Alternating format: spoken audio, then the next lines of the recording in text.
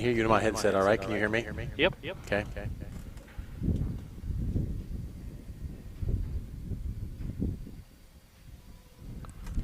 Okay, that's what's going out.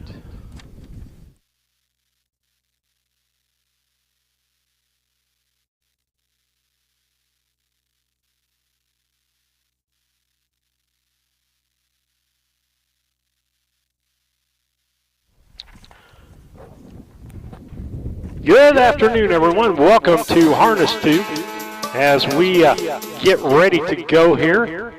And I'll turn the music off so that we don't get their music over our system. But Steve Surratt and alongside Scott Beal.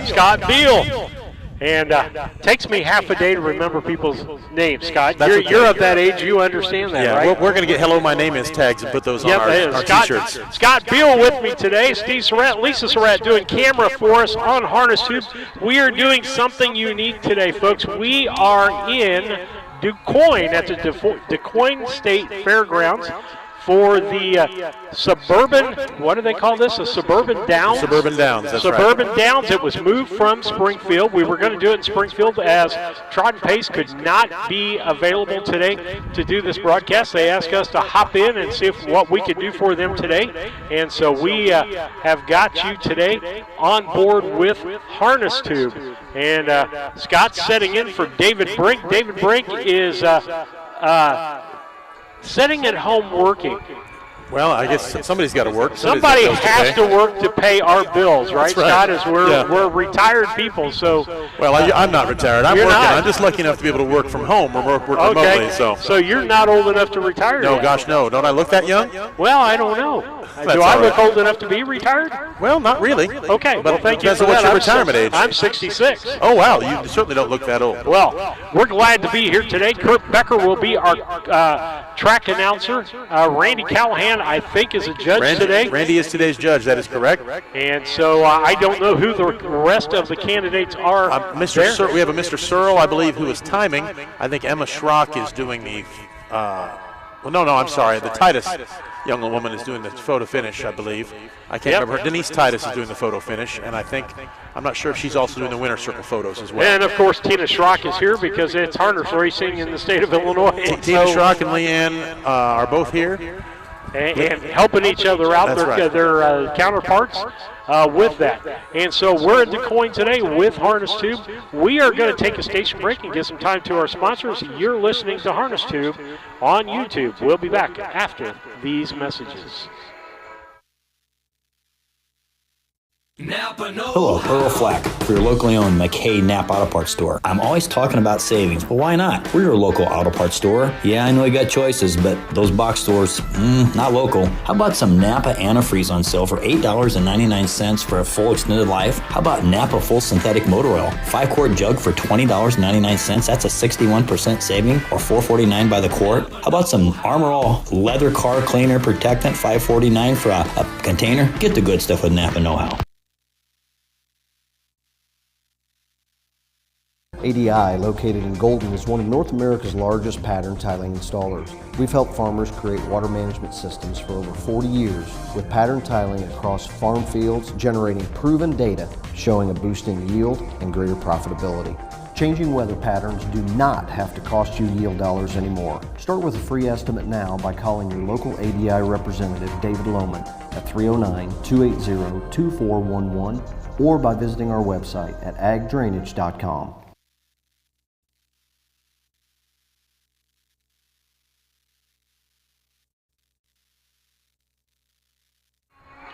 Back with you on Harness Tube. Steve Surratt, Scott Beal with you today for Quoin Racing Suburban Downs at Quoin. Track looks like it's in good shape today, Scott. Yeah, beautiful day here today. A slight breeze coming out of the south. It's sunny. The humidity's kind of low, not too bad. Should be a great day. 18 races on tap, if I'm not mistaken.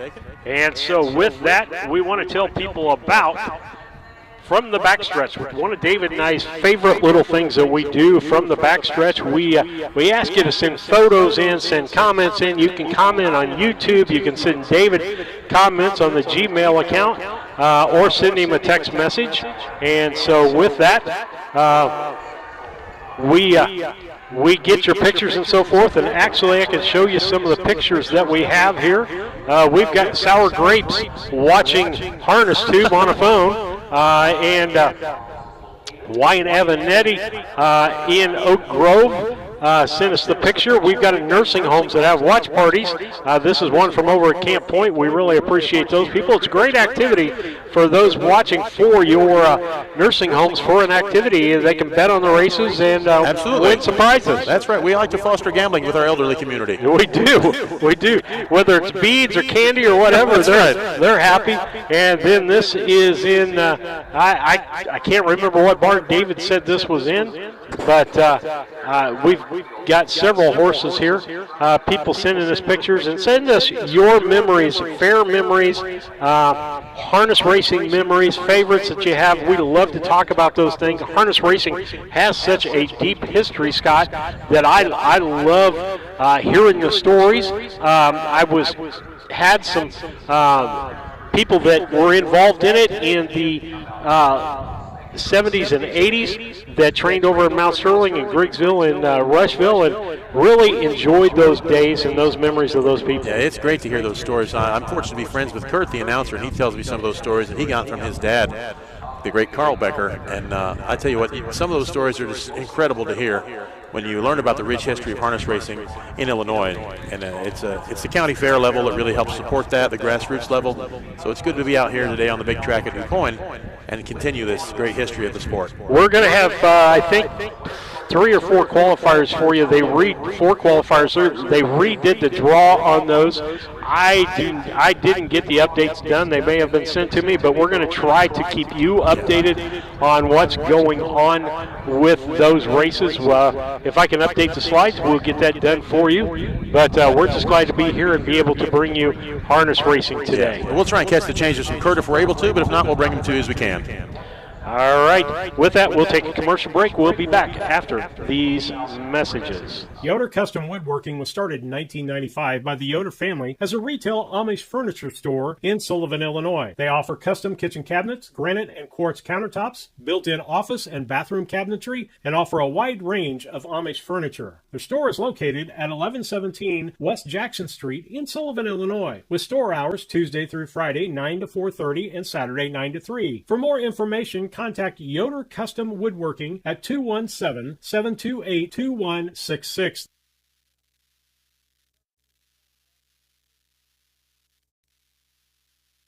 Make plans now to attend the 25th Annual Illini Classic Yearling Sale on Labor Day at the Illinois State Fairgrounds in Springfield. Established in 1999, the Illini Classic has been producing champions for a quarter century, including reigning Illinois Divisional Champions On Higher Ground and Scorecard Dandy. It's the Illini Classic Yearling Sale, Monday, September 2nd at the Illinois State Fairgrounds in Springfield, beginning at 11 a.m. Central. Come join us and finish the summer strong.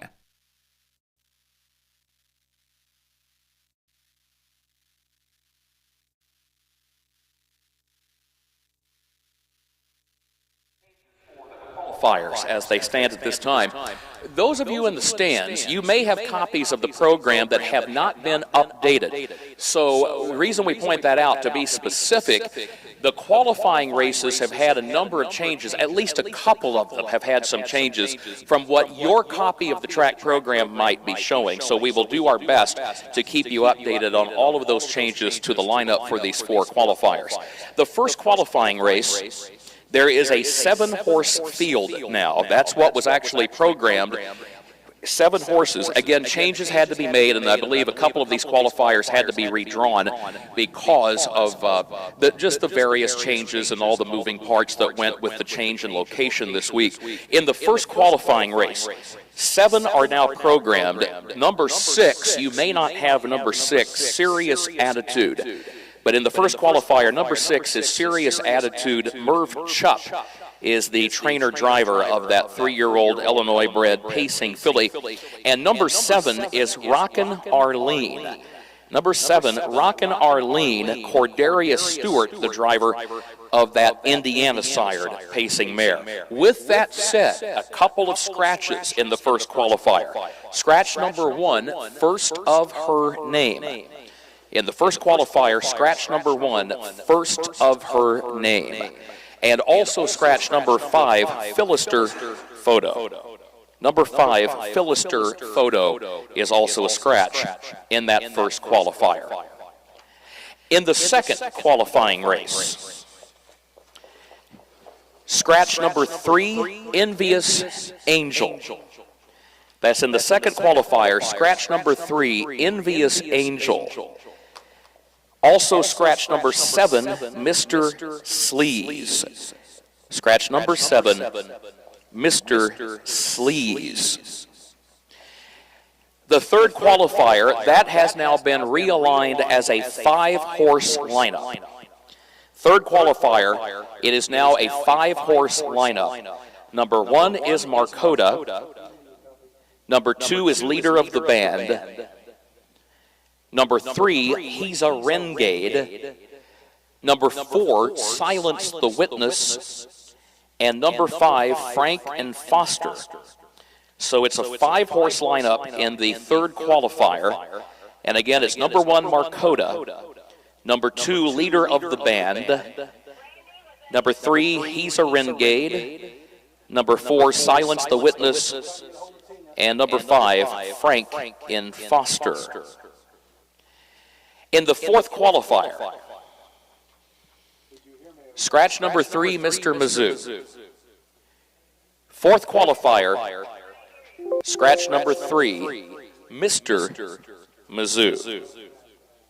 Now, since we do still have a few minutes before the first qualifier comes to the track, a reminder, the first of our 14 purse races is scheduled for 1 o'clock this afternoon.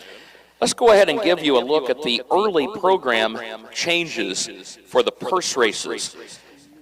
Nothing to report in that first purse race. No changes to report in that second purse race. Purse race number 3. Scratch the 4, Sleazy Sister. That's in the third purse race. Scratch number 4, Sleazy Sister. Again, horsemen and race fans, a reminder, copies of the program are on sale at the racing office, south end of the grounds in the Grand Circuit Barn. Fourth purse race, no changes. Fourth purse race, no changes to report. Race 5. In race 5, scratch the 1, Whiskey Tango. Also scratch number 2, Gershwin. Also scratch number 3, Dream. And scratch number 8, Jimmy Lie. That's in race 5. Scratch number 1, Whiskey Tango. Scratch number 2, Gershwin. Scratch number 3, Dream. And scratch number 8, Jimmy Lie. Race 6. The driver of number 4, Zion's Really Chilly, will be Kyle Houston. That's race 6. Driver of number 4, Zion's Really Chilly, will be Kyle Houston. Scratch the 7, Judge Me Not. That's the 6th race. Scratch number 7, Judge Me Not.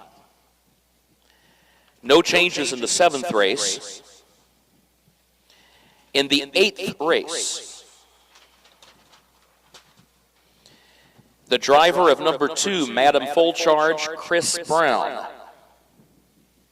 That's the 8th race. Driver number 2, Madam Full Charge, Chris Brown. Scratch number 3, Dandy's Girl. Scratch number 3, Dandy's Girl. The driver of number 5, Lou's Interceptor, Jill Brown. That's race 8, number 5, Lou's Interceptor, the driver, Jill Brown. Scratch the 7, Slip Slide. Scratch the 7, Slip Slide. 9th race. Scratch number 3, Fox Valley Parker. That's in the 9th race. Scratch number 3, Fox Valley Parker. No changes in race 10, none in race 11, no changes in race 12, no changes in race 13. However, if you would turn to the 14th race, in race number 14, the driver of the 2, Hope Starlene, Juan Franco.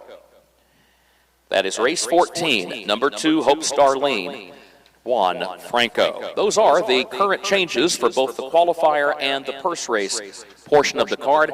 Horsemen, 10 minutes till post for the first qualifying race. So you may begin coming to the track for that first qualifier. We're looking for Roland Ross, Sharia, Fox Valley Langley, Serious Attitude, and Rockin' Arlene. Some interesting horses here, interesting in terms of their achievements here in Illinois. You've got number 2, Roland Ross, a 2-time Illinois State Fair Colt Stakes champion at Springfield. You've got number 4, Fox Valley Langley, who was named the champion juvenile in this state in 2022, broke a bone and missed most of his 3-year-old campaign, and now Jamaica Patton has him back and ready to go here today. We talked to Jamaica earlier this week, and he said excited. That was the word he used. I am excited about having Fox Valley Langley back at the races. Horsemen, come to the track, first qualifier.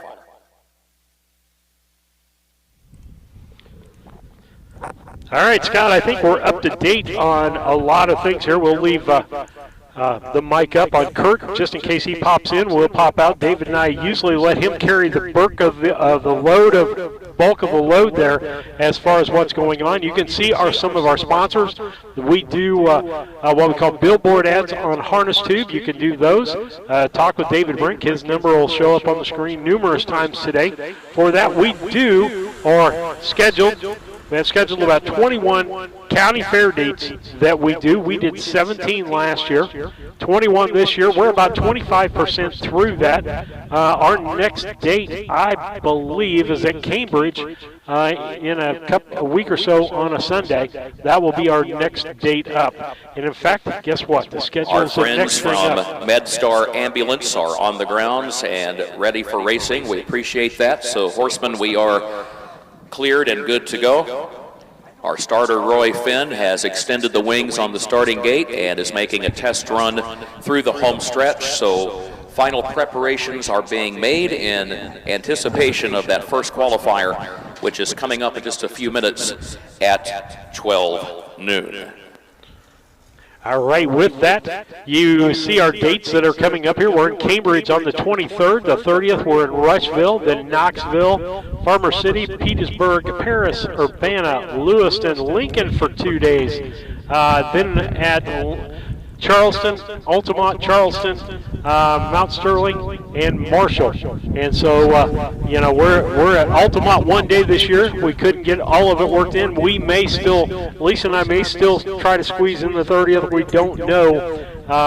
That's the only break we have that week. We start on the 28th, go 29th, 31st, 1st, 2nd, 3rd, 4th, and now the 5th in Marshall. Yeah, you're hitting pretty hard there. That's a tough stretch. Yeah, so that's if we throw that in, that will be a 9-race stretch in 9 days. Yeah, that's an Ironman competition. It is, and it is for the horsemen and everybody else involved, but we enjoy doing this. Well, I know a lot of the people always appreciate watching this. It's a big help to people who can't make it, people in the barn area later, even the competitors. When they can't see the race because they're in it, they can go back and watch how it turned out. It's nice to have this video of it. We're going to get another commercial in while we've got a break here. Scott Beal, Steve Surratt, Kurt Becker, Lisa Surratt on Harness Tube into Quoin. 6 minutes till. I have been interested in truck driving my whole life. I've been fascinated with the big rig since I was a kid. But after college, I got into business on the marketing side of things, kind of shelved the dream.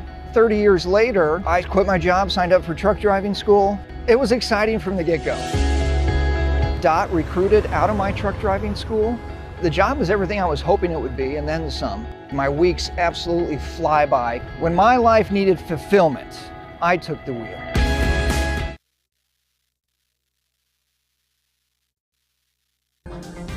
Timewell Drainage Products is a locally owned family company that has provided incredible employment opportunities in our area for over 40 years.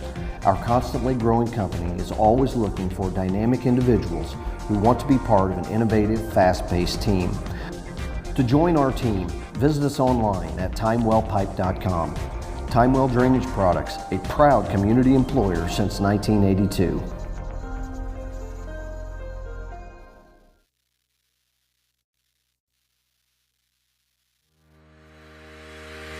Own a little and love it a lot. TheStable.ca is an award-winning fractional ownership operation. Buy as little as 1% of a racehorse and experience 100% of the thrill. TheStable.ca makes ownership easy, accessible, and affordable. Communication and customer service are at the heart of everything we do. Get started at TheStable.ca.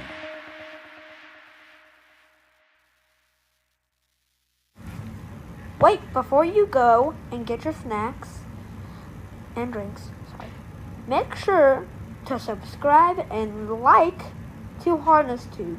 If you can't do that, just give us a thumbs up. Alright, to the show.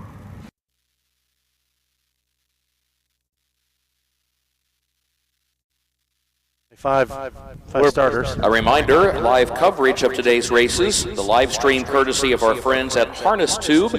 They were kind enough to substitute for Trot and Pace Marketing, who was originally to be here today. Trot and Pace scheduled to be here tomorrow, but they had a scheduling conflict arise here toward the middle of the week, and Harness Tube, Steve and Lisa Surratt, David Brink were kind enough to say we'll get it covered. So you've got Lisa Surratt as your camera operator today, and Steve Surratt and Scott Beal, your co-anchors for the live stream. All you have to do is go to youtube.com and in the search field enter Harness Tube. Let me see if I can get this back up here. Can't hardly.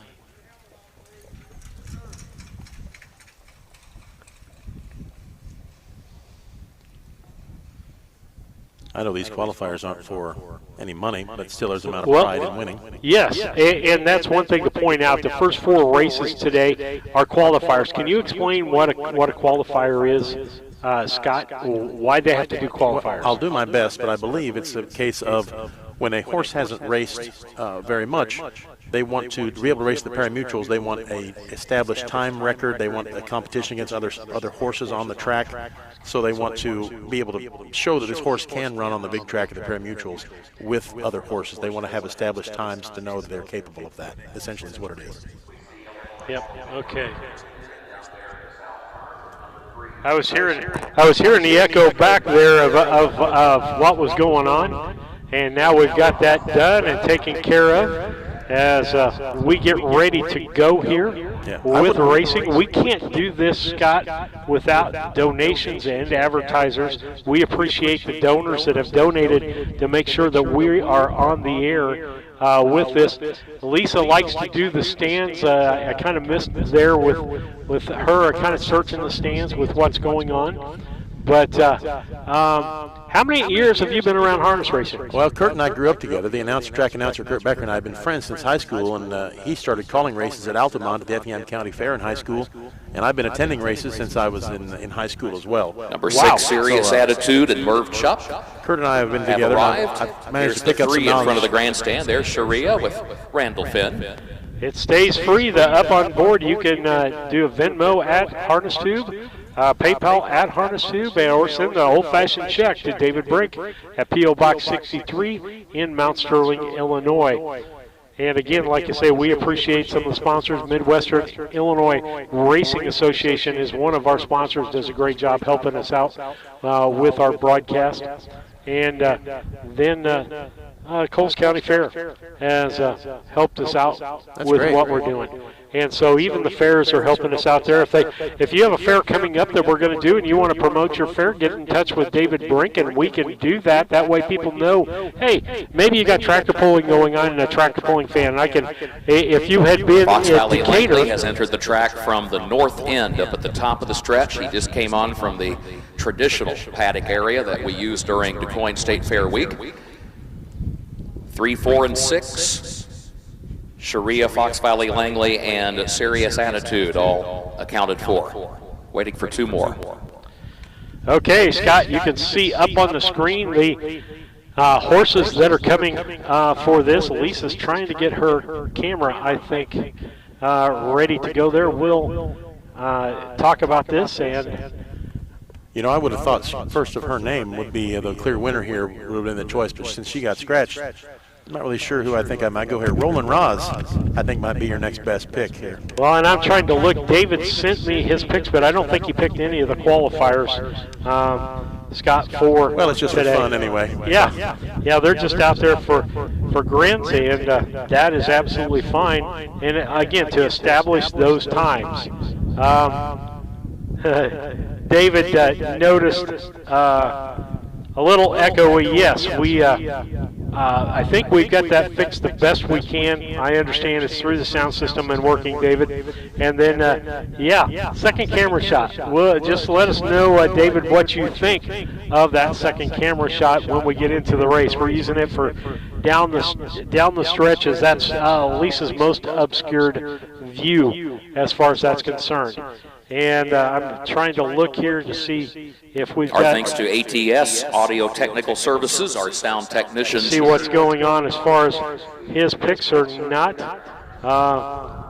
That's the kind of the least of our worries today as far as getting things done is our picks. We lost. Okay. Did we lose him? Lose who? Kurt, was he still in your head right there? Okay. I think so. All right. I guess we'll see. No. He's not in my headset. What did he do? The sound guy's over there, but yeah, Kurt disappeared.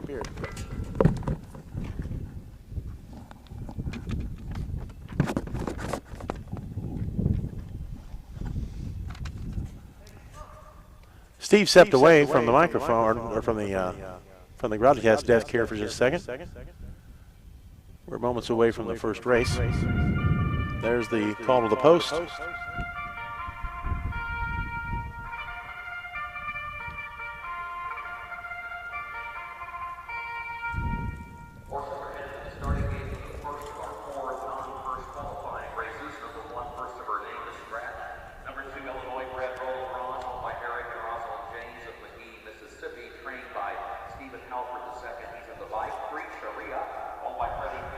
Randall Finn is the trainer and the driver. Number 4, Fox Valley Langley, owned by Lyle Light of Springfield. Also Suzanne Chenoweiss of Petersburg, trained by Jamaica Patton, the driver Travis Siegman. 5, Philister Photo is scratched. Number 6, Serious Attitude, owned by Jonathan Gordon of Champaign, trained and driven today by Murph Chupp. And number 7, Rockin' Arlene, owned and trained by Wayne Brown of Mason, Tennessee, and the driver is Cordarius Stewart. As we have talked in the past, we don't have official published workouts in this game.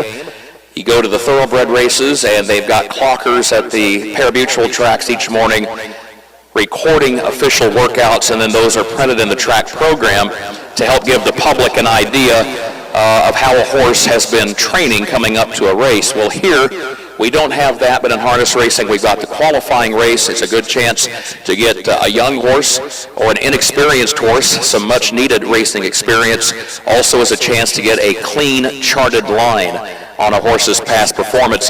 Horseman, a reminder, if you're curious about qualifying standards or have any other questions regarding conditions and overnight sheets and things of that nature, any tool that you would like to have at your disposal, we remind you to go to HawthorneRacecourse.com. And when you go to HawthorneRacecourse.com, click Horseman and then click Harness.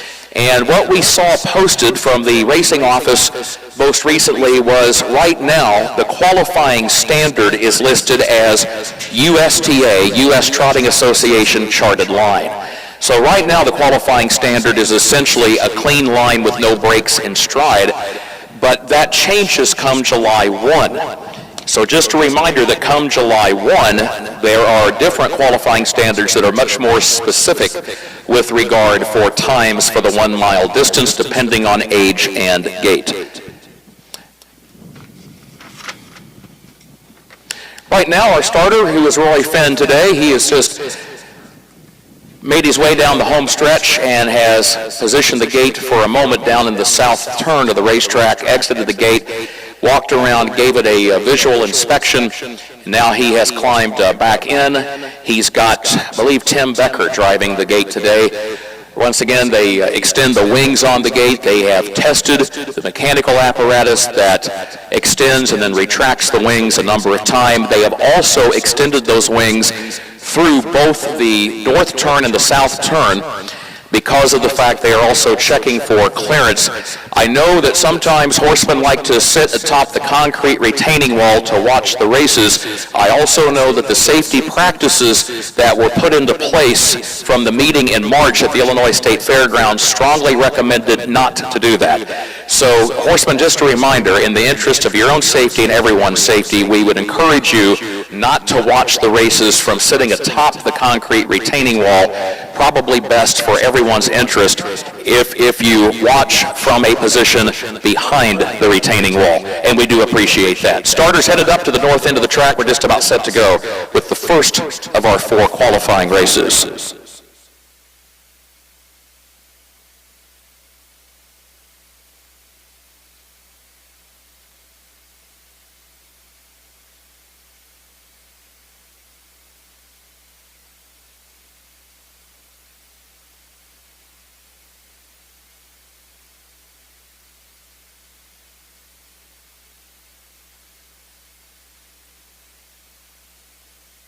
Starter has made his way back to the top of the home stretch and now calls for the field for the first qualifier. Number 4, Fox Valley Langley. We talked about him being named the champion 2-year-old pacing colt or gelding for Illinois in 2022. More on him in a moment. Our starter is going to take another opportunity with the wings extended to come down the home stretch and test the mechanical apparatus, making sure that those wings fold properly. And indeed, it is a successful test run here. The gates close as expected, everything functioning properly.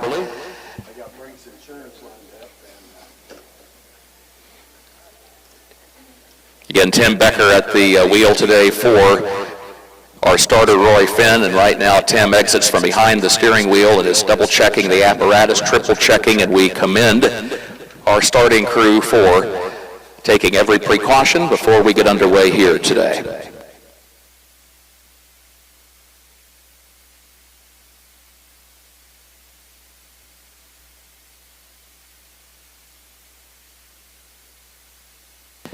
I know sometimes visually everything can appear okay for those of us watching from the sidelines. You might watch and say, well, they did a test run and the wings folded as expected, but you know, we're not the ones sitting in that car. There's Roy Finn, our official starter, and we appreciate the fact they are taking every precaution. You know, sometimes you might hear a noise, you might sense something from that close-up vantage point sitting in the gate that doesn't quite look 100%, so get an update here in just a moment.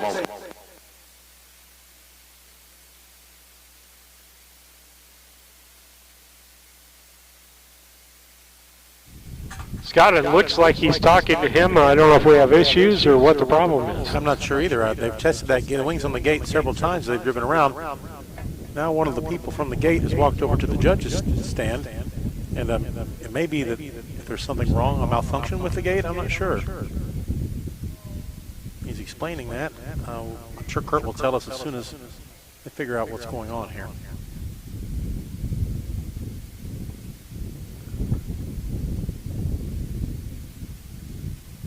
So we appreciate the update from our starter, Roy Finn, and again, he and driver Tim Becker have been reviewing the mechanical apparatus that operates the wings on the gate, and while yes, there have been moments during the test run, as we just saw, where the gates folded, that has not been the case consistently. And again, that's to the credit of our starting crew. They didn't do just one test run and say, okay, we're fine. They've done several test runs, and regrettably, the mechanical wings on the gate are not folding properly when the knob is turned, you might say. Sometimes they do, sometimes they don't. So here's what we're going to do. Starter Roy Finn said that he came to the infield and conversed with our presiding judge Randy Callahan and associate judge Tim Searle. He said, I think the best we can do, we can use the gate to start these races today, but probably what we will do is just start the races with the gates already folded.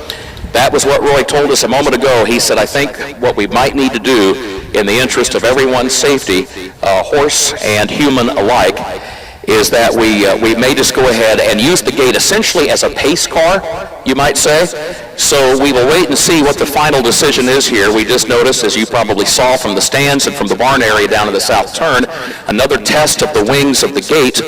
And again, yes, we can all, those of us on site here, see that the wings are folding, but the question is, do the wings fold at the proper rate, at the proper speed, one might say, and are they folding consistently every single time the second that the starter turns the lever and expects those wings to do what they're supposed to do? Consistency is obviously not only the goal, it's imperative.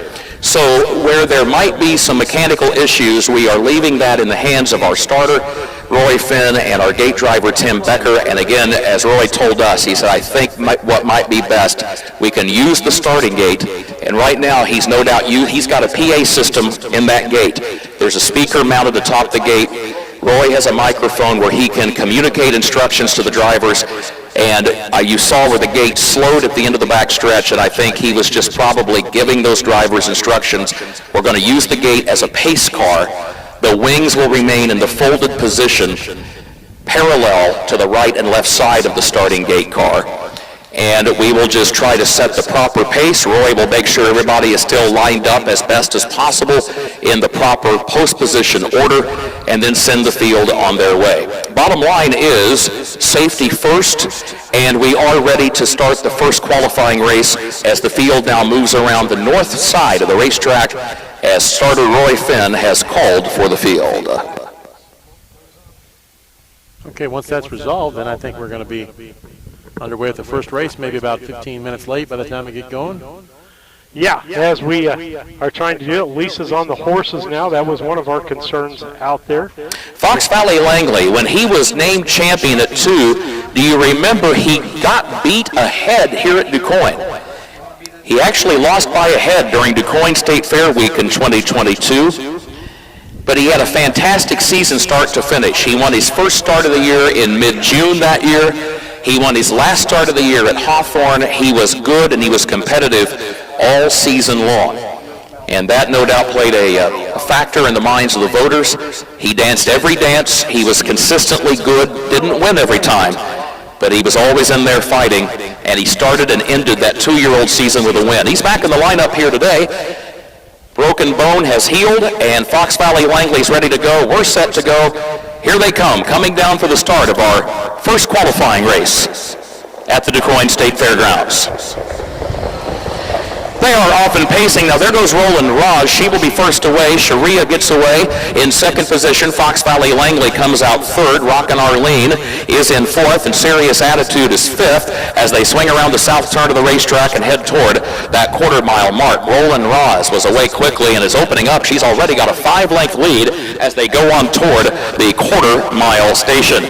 Rockin' Arlene has found herself in a good position here early on. Sharia is in second position, though, as Fox Valley Langley goes third, and then Rockin' Arlene, who is in fourth position, finally found a spot right there near the back of the pack at 29 flat for the opening quarter. 29 flat. Serious Attitude is the trailer for the move up the back stretch. They head on down toward the half. There's Fox Valley Langley.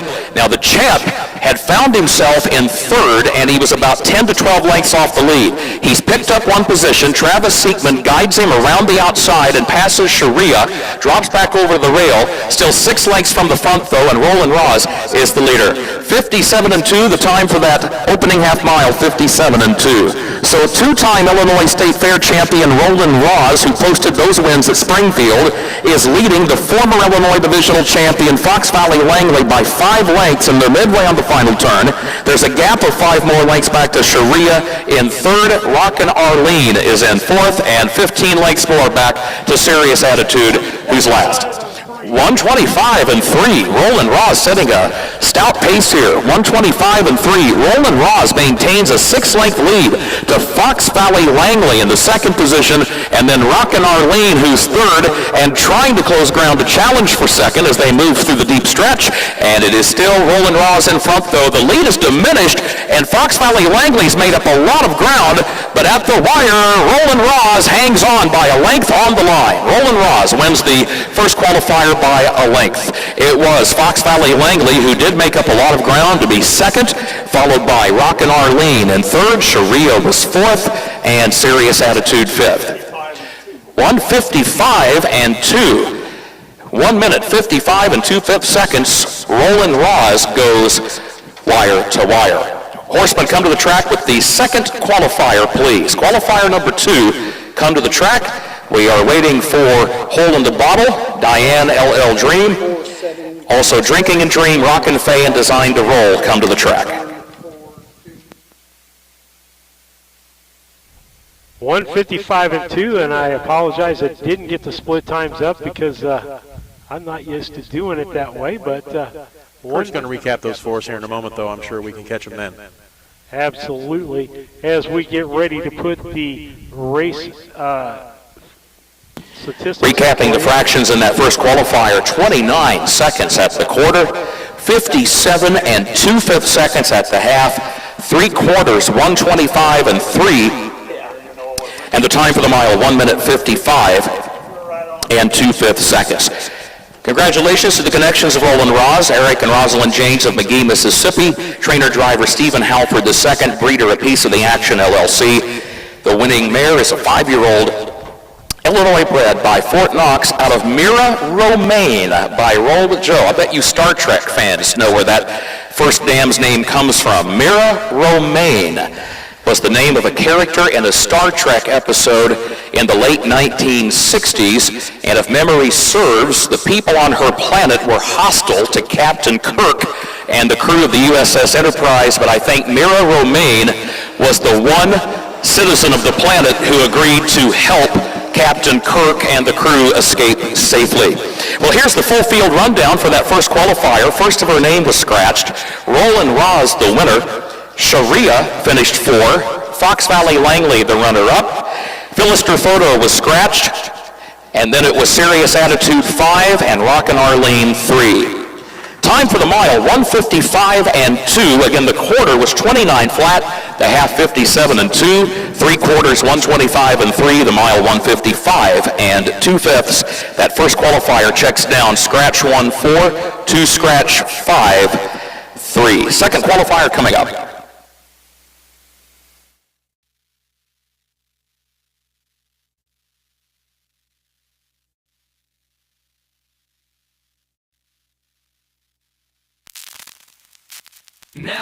Hello, Earl Flack for your locally owned McKay Napa Auto Parts store. Let's talk about June savings. You're always talking about savings. Well, when you got a deal, you talk about it. Save up to 38% on Mobile One Advanced Full Synthetic Motor Oil for $34.99 for a 5-quart jug or $6.99 for a quart. I know some of you guys are used to going to the box store, but you don't have to go there. Stop by McKay. We're pretty good guys. Also, make sure you got your lawn and garden battery, your motorcycle battery, your golf cart battery, your automotive battery. Heck, we even got flashlight batteries. Get the good stuff.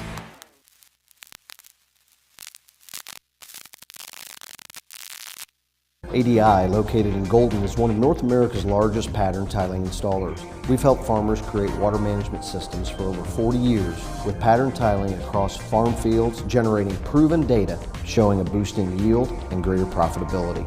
Changing weather patterns do not have to cost you yield dollars anymore. Start with a free estimate now by calling your local ADI representative, David Lohman, at 309-280-2411 or by visiting our website at agdrainage.com.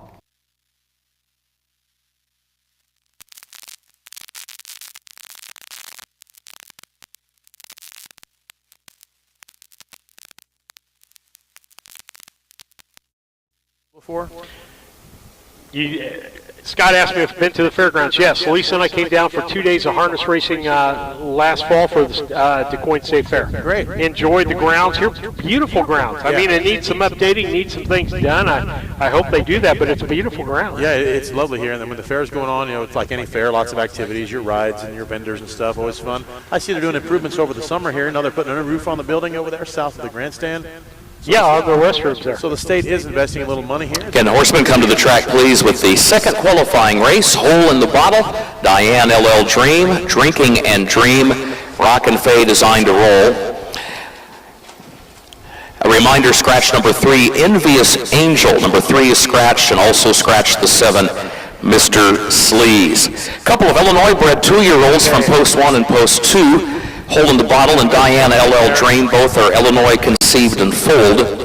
The ICF notation is not in the program, but we did look up the Illinois Department of Ag database online last night, and indeed the 1 and the 2 are duly registered Illinois breds. Number 3 is scratched, the 4 Drinking and Dream, and Indiana bred, took a good record as a 2-year-old of 155 and 3 last year.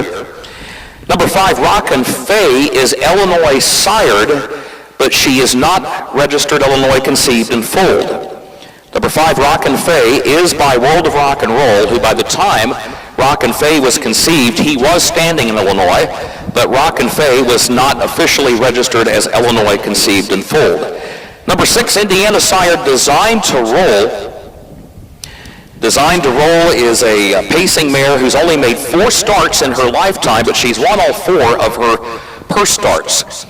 She's had an issue with a knee, and then the Knit stable, they decided they had retired her from racing. They bred her. She did not get in foal. I think that was in the spring of 22 that they bred that mare, and now she has been rehabilitated and brought back to the races. Designed to Roll, number 6, Indiana sired mare. I know Dale Knitz has been fighting some health issues. We talked to his wife, Kathy, chatted with her on Messenger last night about this pacing mare, and I know that Dale has had some trips to see the doctors, a time or 2 up in the Effingham area, so I want to pass along our best to Dale Knitz and Kathy as we get ready here for our second qualifier.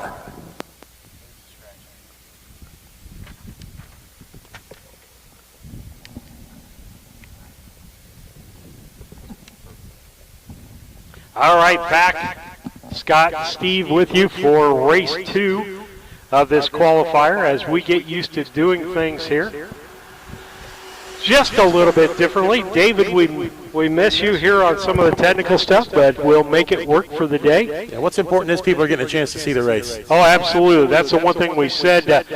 You'll notice we have a little different view than the other as when you get to be about 60, mid-60s, climbing straight upstairs or ladders are not a thing that you do. So Lisa's up in the grandstands, and I think we've got a great view. And as we talk about this at the fairs that we go to, the county fairs, you're seeing it how you would see it in the stands. So you'd be looking through that fence if you were a fan watching the race here on in person, as we've been here to watch them in person. Yeah, we do have some fans here. There's a handful of people in the stands here that made it down, probably mostly horsemen and their friends and relatives.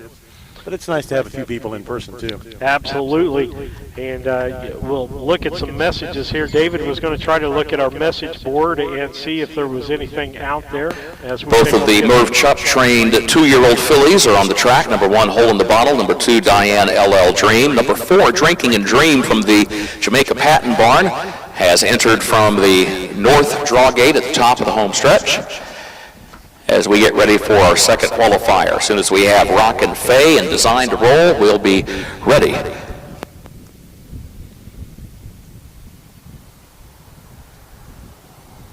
Still practicing with the gate there. I see they're maybe see if the wings are going to work. It looks like Herman Wheeler out there is going to pick the horse Dream in this one. He likes that horse out there in the chat. We're glad Herman is out there watching us today. As the Diane LL Dream, that's his pick? I don't know if it's Diane LL Dream or Drinking and Dream. Oh, yeah, could be either one of the Dream horses. Yeah, so Well, I guess Herman could... he's got 2 picks for the price of 1 there with the word Dream in them. Yeah, absolutely. And so that's out there and available. And so you're kind of watching what we're seeing here today. Additional change for later today in race 6. Please note in race 6, driver change on number 2, Radiant Diamond. And that'll be Cordarius Stewart. Race 6, number 2, Radiant Diamond. Make the driver Cordarius Stewart. Remember that in that same race, the driver of the 4, Zion's Really Chilly, is Kyle Husted. And also a reminder, the 7, Judge Me Not, is scratched. Race 6, the 7, Judge Me Not, is scratched. That freed up Cordarius Stewart from that commitment, and he will now drive the 2, Radiant Diamond. Also, a late scratch in the 3rd qualifying race. In the 3rd qualifying race, scratch Silence the Witness, which is number 4 in the updated qualifying lineup for the 3rd. Keep in mind, for the qualifiers, the copy of the program that our horsemen and race fans have in the stands or by the draw gates may not match the updated or revised qualifying lineup. But we will tell you that in that 3rd qualifier, Silence the Witness is a scratch, and that is number 4 on the updated revised lineup for that race.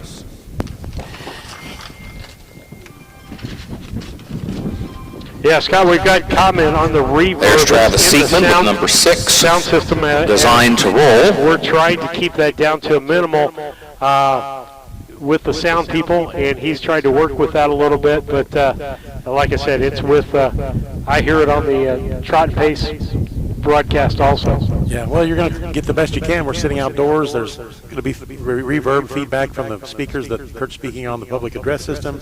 It's coming back to our mics too. So you're going to have a little bit of that. But we'll do the best. As soon as we have number 5, Rock and Faye will be set to go.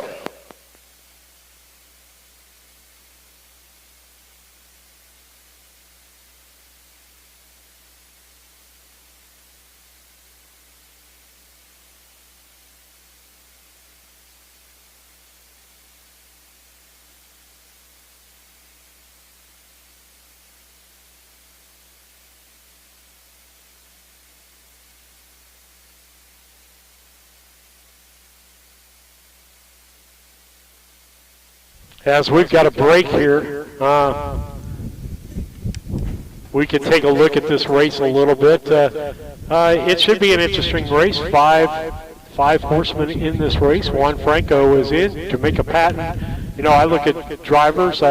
You've got some top-line drivers in this race right here, Scott. Absolutely you do. Juan, you know, there's a great story. Came from Guatemala, and he's really had a really successful career here, moving into the standard-bred harness driving industry. I think David calls him the Guatemalan gas pedal or something like that. I think so, yeah. I heard that the other day when we were at Decatur. That's right. But, you know, Jamaica Patton's been around for many years. He does an excellent job. Cordarius Stewart, all these guys, they're old hands on the harness racing circuit. I tell you what, this Designed to Roll. Still waiting for number 5, Rockin' Faye. Designed to Roll kind of stands out. Has hit the board the last 5 races. So has been doing very well. 4 wins in the last 5 starts. So that's pretty impressive. I know, again, this isn't for money. Gets everybody a chance to get out and work out, be in competition. But I'm sure that it's still a matter of pride, too. You want to come in first. But these first 2 with no real qualifiers before, no big starts, it's going to be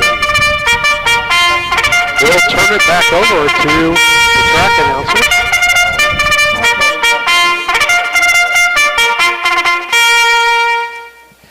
Ready to go with our second qualifying race. This race for Pacers, let's meet the field. Number 1, Hole in the Bottle, owned by Chupp Racing Stable Incorporated of Merv and Kelly Chupp of Crete, trained and driven by Merv Chupp. Number 2, Diane LL Dream, is owned by Andrew and Diane Hudzik of Plainfield, trained by Merv Chupp. The driver is Juan Franco. Number 3 is scratch. Number 4, Drinking and Dream, owned by Herman Wheeler of Monroe, Louisiana, co-owned by the trainer-driver Jamaica Patton out of Rochester, Illinois. The 5 is Rockin' Faye, who has come onto the track now down at the south end, owned and trained by Wayne Brown of Mason, Tennessee, and indeed Cordarius Stewart has now climbed into the race bike and is set to go. Number 6, Designed to Roll, owned by Kathy Finn Knitz of Olney, trained by Dale Knitz. The driver is Travis Seekman. Scratch the 7, Mr. Sleaze is scratched. Head to the gate for race 2.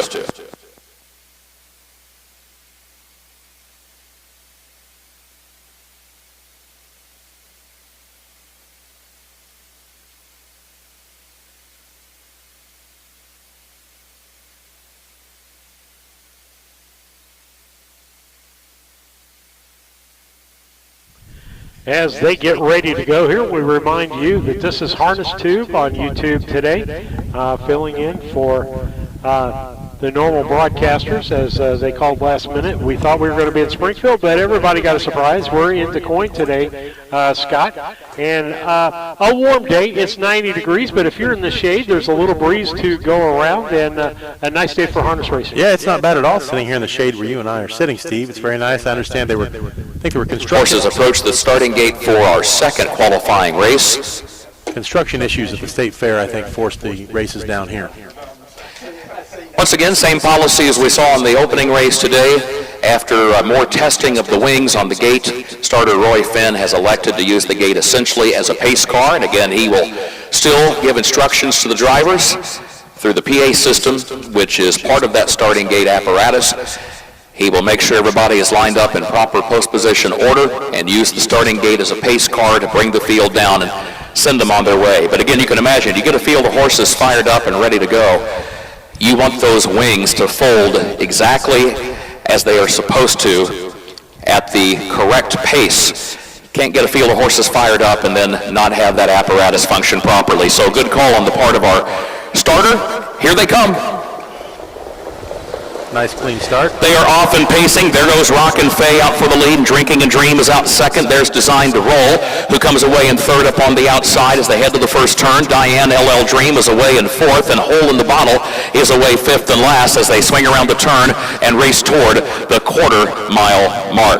Rockin' Faye got away quickly and got right out for the early lead, and Rockin' Faye is on top by a length as they move around the south turn of the racetrack, leading Drinking and Dream by just one length, and then Designed to Roll is tucked away in the third position as they go on by the quarter-mile mark. 31 flat for the opening quarter, 31 seconds flat. Diane LL Dream is a close fourth, and then a gap of 8 more lengths back to Hole in the Bottle, struggling to keep up here early, but again, first time that 2-year-old has seen the starting gate. Fifth and last for the move up the back stretch. Rockin' Faye is your leader. Rockin' Faye shows the way, leads it by a length. Drinking and Dream races along in the second position, and Designed to Roll is third, so no shocker here. The three experienced racehorses go 1, 2, 3. 101 flat. Thank you, Ron Bergdorf. Our timer for today, 101 flat was the time for the first half mile. Rockin' Faye is the leader as they move onto the far turn. Now, Rockin' Faye is on top by a length and a half. Drinking and Dream is second by 2 lengths. And then Designed to Roll is third. A gap of nearly 10 more lengths back to Diane LL Dream, and another 7 lengths back of her. Hole in the Bottle is last as they turn for home. Rockin' Faye still the leader. 1:28 and 3, the time of the 3 quarters. 1:28 and 3. Rockin' Faye opens up on a 3-length lead as Drinking and Dream is second, takes a peek toward the outside there, but hasn't yet closed the gap on the leader. And then Designed to Roll is third, is still 7 lengths from the lead. Rockin' Faye, strong with the lead, opens back up here and leads it by 4 lengths coming to the wire. Rockin' Faye wins this qualifier for Cordarius Stewart. Close for second, maybe Drinking and Dream by a nose over Designed to Roll, but that was close for the runner-up spot. Then there was a gap of nearly 20 more lengths back to the 2-year-olds. Hole in the Bottle, who came across the wire in the 4th position, and Diane LL Dream was 5th. 1:56 and 3, the time for the mile. 1 minute 56 and 3/5 seconds. 2-minute mile, that's pretty good. Sub 2-minute mile on that. That's a good qualifier. And again, Scott, the difference between a county fair track and a 1-mile track. Here, Hawthorne, Springfield, you're going to see faster time. Absolutely. Because you only have 2 big, wide turns. Recapping the fractions in race 2, it was 31 seconds flat for the opening quarter. 1:01 flat for the first half mile. 3 quarters, 1:28 and 3/5. The time for the mile, 1 minute 56 and 3/5 seconds. Here Here's the full field rundown for that second qualifying race. From the top, Hole in the Bottle finished 4th. Diane LL Dream finished 5. Envious Angel was scratched. Drinking and Dream, the runner-up. Rockin' Faye, the winner. Designed to Roll was 3rd. Mr. Sleaze was scratched. Again, 31, 101, 128, and 3, 156, and 3. Reads down 4, 5, scratch, 2, 1, 3, scratch. Everything is in perspective. It takes context to really understand things properly, and I've got to think, if I'm Merv Chuck, those 2-year-olds gave a pretty good account of themselves, and when the winner goes a mile in 156 and 3, yeah, visually you might look at it and say, well, those 2-year-olds got beat by several lengths. Yeah, but the mile was 156 and 3, and I'll bet Merv is satisfied with that performance. So race 2 in the qualifying portion of the card goes into the books. Third qualifying race coming up. A reminder, it is a 5-horse field, and again, the track program that our race fans and even some of our horsemen have may not reflect that updated lineup in race 3. But it is 5 horses which drew into the third qualifier. Number 4, Silence the Witness, is a scratch. Updated number 4, Silence the Witness, is a scratch. We're waiting for Marcota, leader of the band. He's a Renegade, and Frank and Foster. You've got an Illinois-bred 2-year-old from post 1 with Marcota. Number 2, leader of the band, an Indiana-sired 2-year-old. Number 3, he's a Renegade, an Illinois conceived and foaled 3-year-old pacer. And number 5, Frank and Foster, Illinois-bred 2-year-old pacers. Yeah, we take donations. Yeah. I thought you might be. I watch a lot of you. Yeah, I think my wife and I sat close to you up here for the...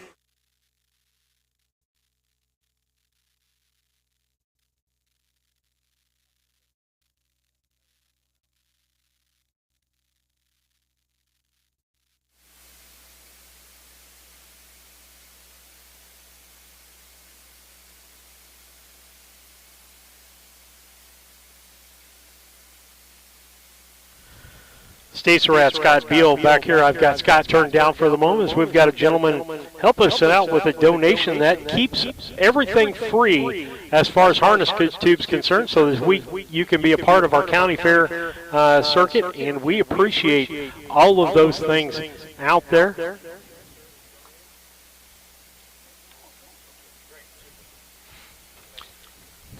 And that's made out the harness tube. But we're glad that you can do that. We keep it free with donations, with sponsors. And again, we're about 25% through our broadcasting schedule. We're going to do 21 dates total this year. So we're glad that we could be a part of it and keep it on the air, and appreciate the fans that are out there watching it. So David, you can be reminded that I've got something for you when we come back. These are some of the photos that people have taken as they send those in to us and do feedback with us.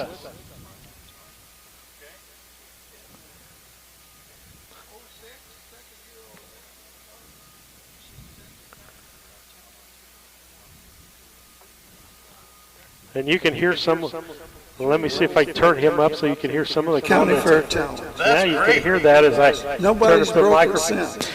Again, horsemen come to the track. Third qualifier, Mark Coda, leader of the band. He's a Renegade. And Frank and Foster. Well, horsemen, race fans, if you want some good news, we've got some that we can pass along. I know that when you're as fortunate as we've been in Illinois to have dedicated folks who have served as racing officials, whether on the county fair circuit or the parimutuel circuit, you get spoiled. You get used to that. And then you look up one day and folks start saying, including those current officials, they say, you know, we could use some help. We could use some more people. getting involved, helping from behind the scenes in this game. So took a look up in the grandstand a while ago and noticed Amy Richardson from here in Southern Illinois, and also Mary Alice Tetrick, who have been on hand lending some assistance, and great to have them both with us, and we appreciate all of our racing officials, and always great to see folks, in some cases maybe that were licensed officials, haven't been as active in recent years but are now ready to get back involved again, or in other cases stepping forward and saying, you know, I've been an owner of racehorses, I'd like to do what I can to help out. Do you need help? You know, if so, how do you need help? What kind of positions need to be filled as far as racing officials on the Illinois Fair Circuit? So appreciate you one and all.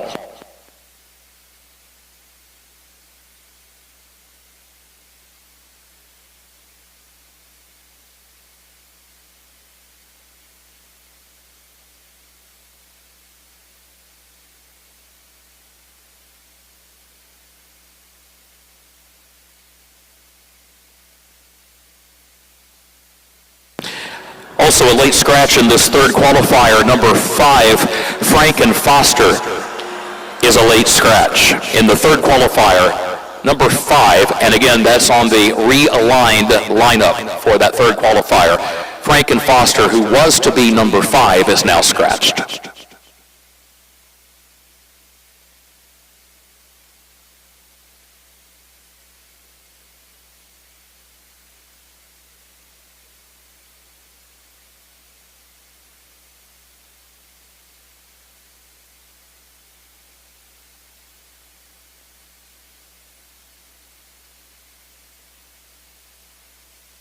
Where you got Enrico Palazzo. 4 should be silence the witness.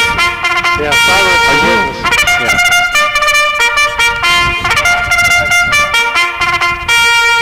And that's a scratch. Hello, Dwayne Wells. Correct? Yes. Welcome back, sir. Good to have you with us. We appreciate our outriders very much. And it's good to have Dwayne Wells here. I believe if this were Tuesday, you'd be tied up at Fairmount Park. Is that right, Dwayne? So we're glad that we're racing on Thursday and you could be here. Thank you. Always fun to see Dwayne. They're headed to the starting gate for the third of our 4 qualifying races. In this third qualifying race, just 3 horses getting ready to answer the starter's call. And there will be a late driver change. Let's go ahead and meet the starters. This is 4 Pacers. The late driver change applies to number 1, Marcota. It'll be Juan Franco, your driver. Contrary to the program, number 1, Marcota, the driver is Juan Franco. Marcota, Illinois-bred 2-year-old, is owned by James and Terry Blackman of O'Fallon, trained by Merv Chupp with Juan Franco in the bike. 2, leader of the band, is owned, trained, and driven by Jimmy Molitor of Chicago. 3, he's a renegade, owned by MM&D Racing, LLC of Charleston. Mitch and Mike Titus and Dennis Wright. The trainer, Mike Titus. The driver, Casey Leonard, who comes to us out of Harvard, Illinois.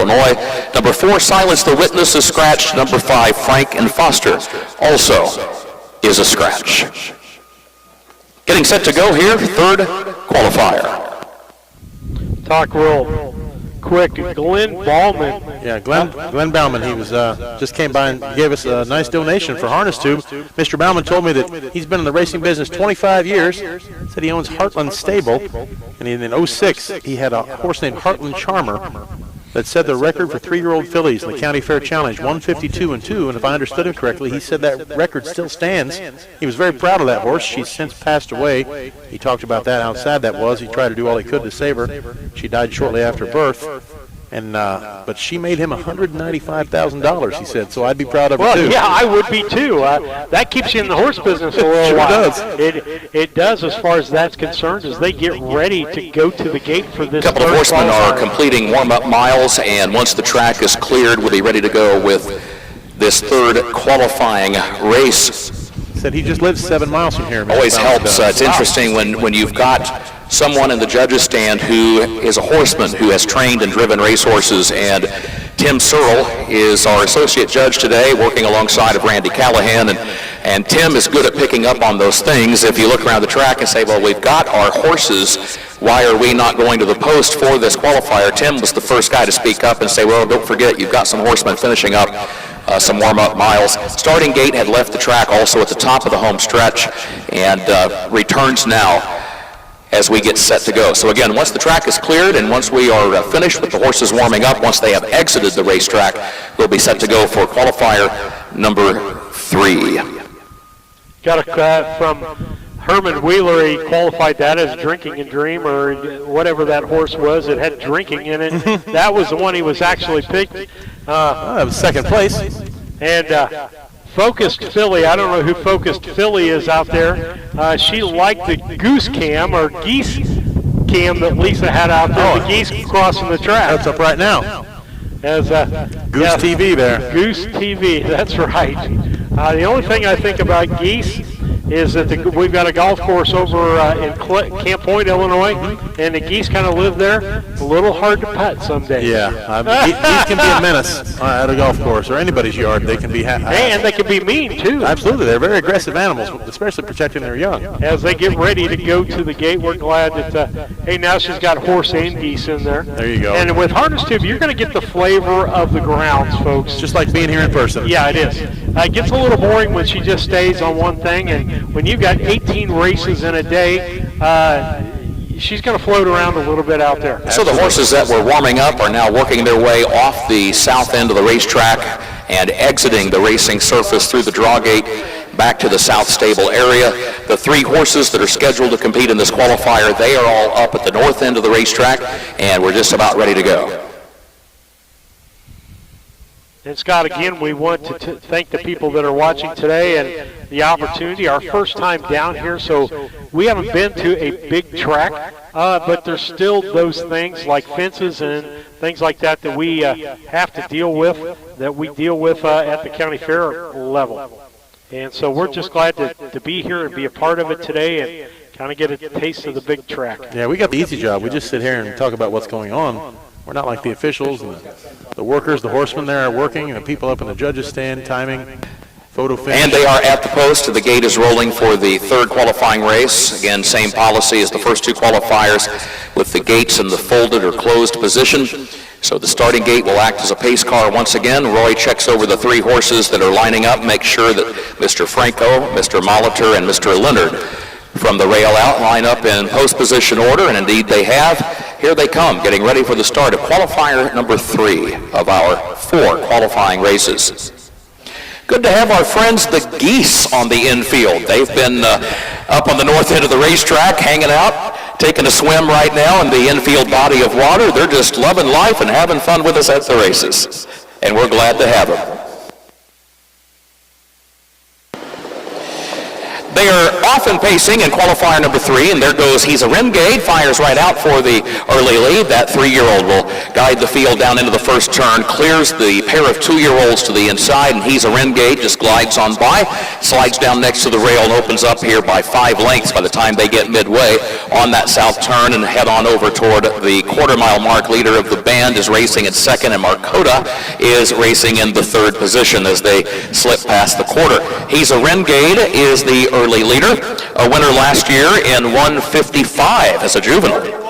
31-1 for the opening quarter, 31 and 1/5 seconds. So He's a Renegade guides the field off the first turn and up the back stretch, and after 3/8 of a mile he leads it, and the lead is still some 3.5 lengths. Leader of the band is a closer second now, and is second by just 1 length, and Marcota is last of the 3rd as they reach the midpoint of the back stretch here at the beautiful Quoin State Fairgrounds, and with the wind at their backs, they head off the end of the back stretch with He's a Renegade, the leader.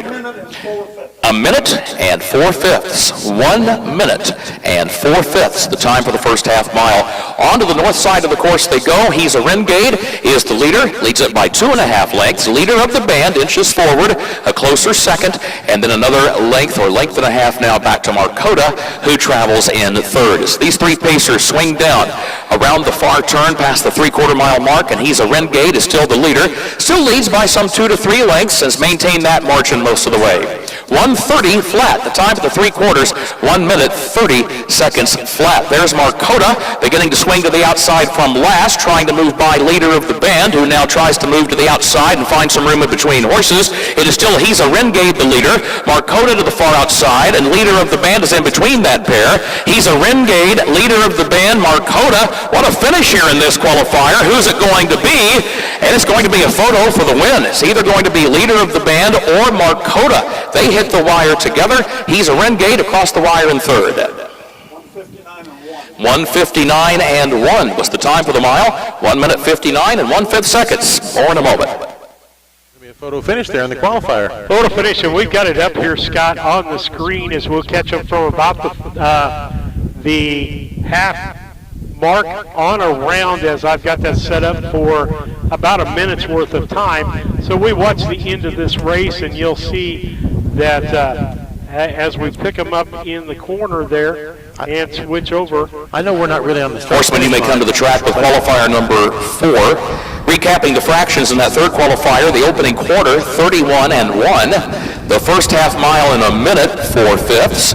3 quarters in 1 minute 30 seconds flat. The time for the mile, 1 minute 59 and 1/5 seconds. In that photo finish, it did appear that number 2, leader of the band, got his nose across the wire first. It was close, but our presiding judge, Mr. Randy Callahan, I believe is going to double-check that result with our photo finish technician at East Titus. And we're good to go. Indeed, number 2, leader of the band, is the winner of the third qualifier. So here's the full field rundown. From the top of the page, Markota was the runner-up, leader of the band, the winner, and he's a renegade, was third. Silas the Witness was scratched, and Franken Foster was also scratched. Again, the opening quarter, 31 and 1. The first half mile in a minute 4/5. 3 quarters, 1:30.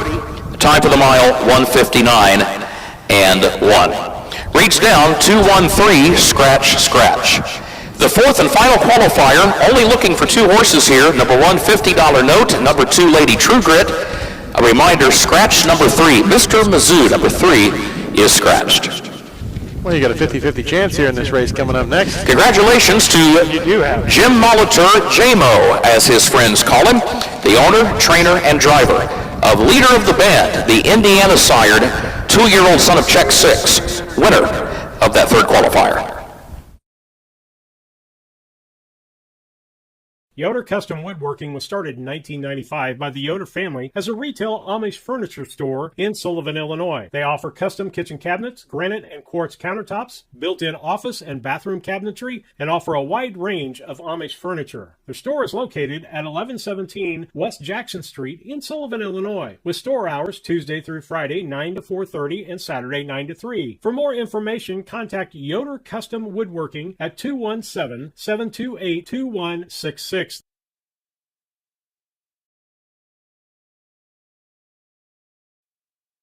Make plans now to attend the 25th Annual Illini Classic Yearling Sale on Labor Day at the Illinois State Fairgrounds in Springfield. Established in 1999, the Illini Classic has been producing champions for a quarter century, including reigning Illinois Divisional Champions On Higher Ground and Scorecard Dandy. It's the Illini Classic Yearling Sale, Monday, September 2nd at the Illinois State Fairgrounds in Springfield, beginning at 11 a.m. Central. Come join us and finish the summer strong.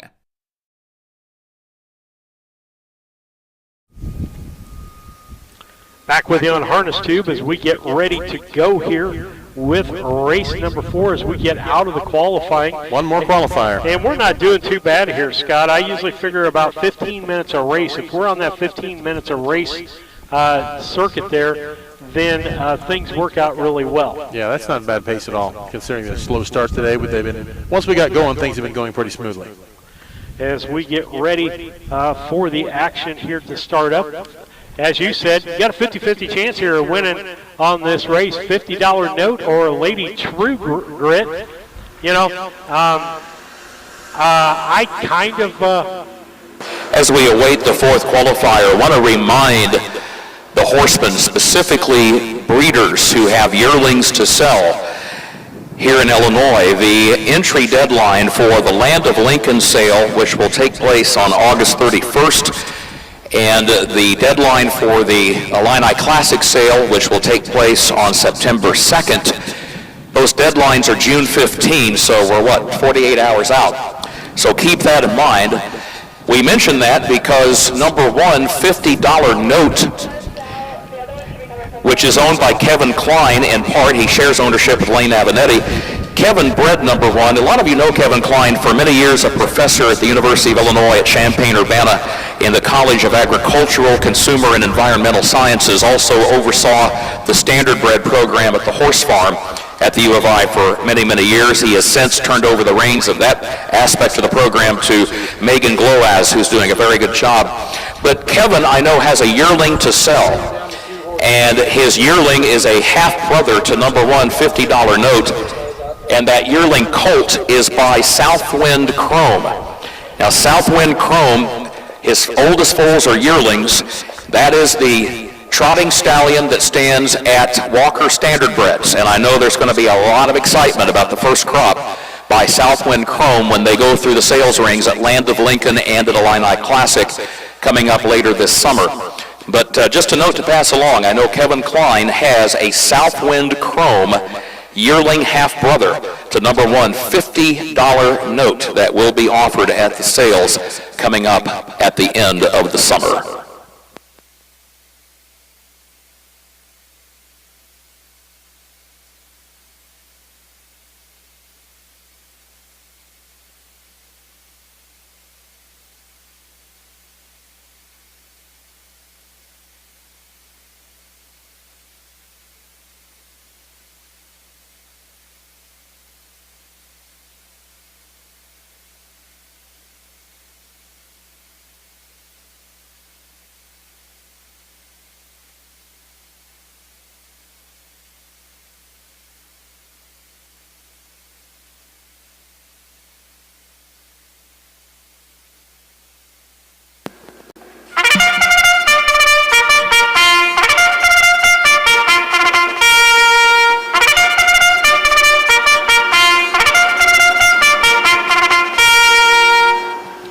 Horses are on the track for the fourth and final qualifier, which will begin in just a moment, but there are still some other race horses that are finishing up warm-up miles and jogging and such around the racetrack, so we won't be able to go to the post just immediately. We will have to obviously wait till the track is cleared, so all good. We understand a lot of horsemen have a lot to do today, and they're just trying to do their job. Fourth qualifier, though, let's meet the starters. Number one is, and this four trotters, number one is $50 note.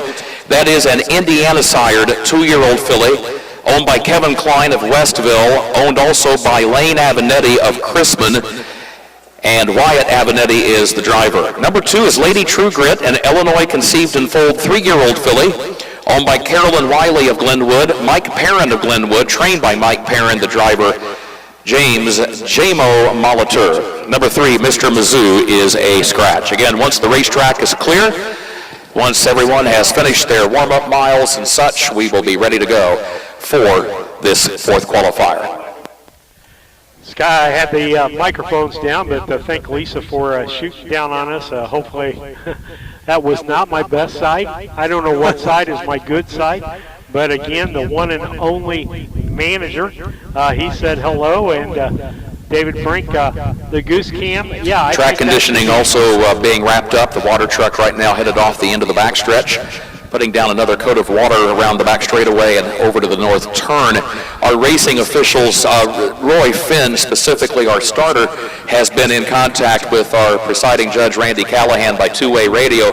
They've been keeping an eye on the geese that have continued to enjoy themselves right now grazing on the grass up on the north end of the infield, because, as our racing officials have said, it doesn't hurt to keep an eye out there, because we don't want injury or incident to come to any of our friends, whether they be of the equine variety or of the feathered variety, and of course also safety of horsemen is paramount as well. But right now the geese are just having fun up there. They were in the water for a little bit on the north end of the infield, and now they're over there just enjoying having a late lunch, munching on the grass and pecking around to see what else they might find on the infield up there on the north end of the racetrack. I'm just glad we don't have alligators in this infield lagoon. I know sometimes in Florida they'll have situations where if they've got a body of water in the infield, a gator will come out in the middle of the program and work its way across the track. So, hey, geese are great. We can deal with geese. Glad we don't have to deal with gators.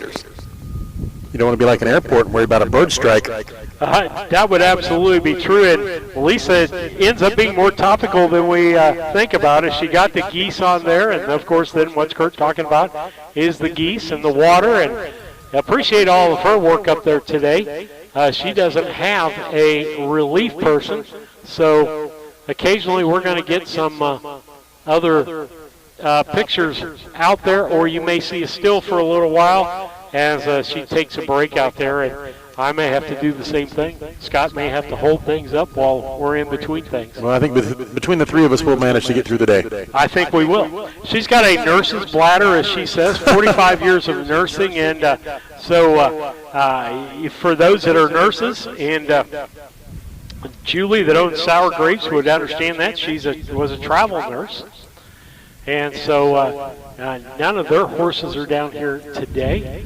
And so as we get ready for this race,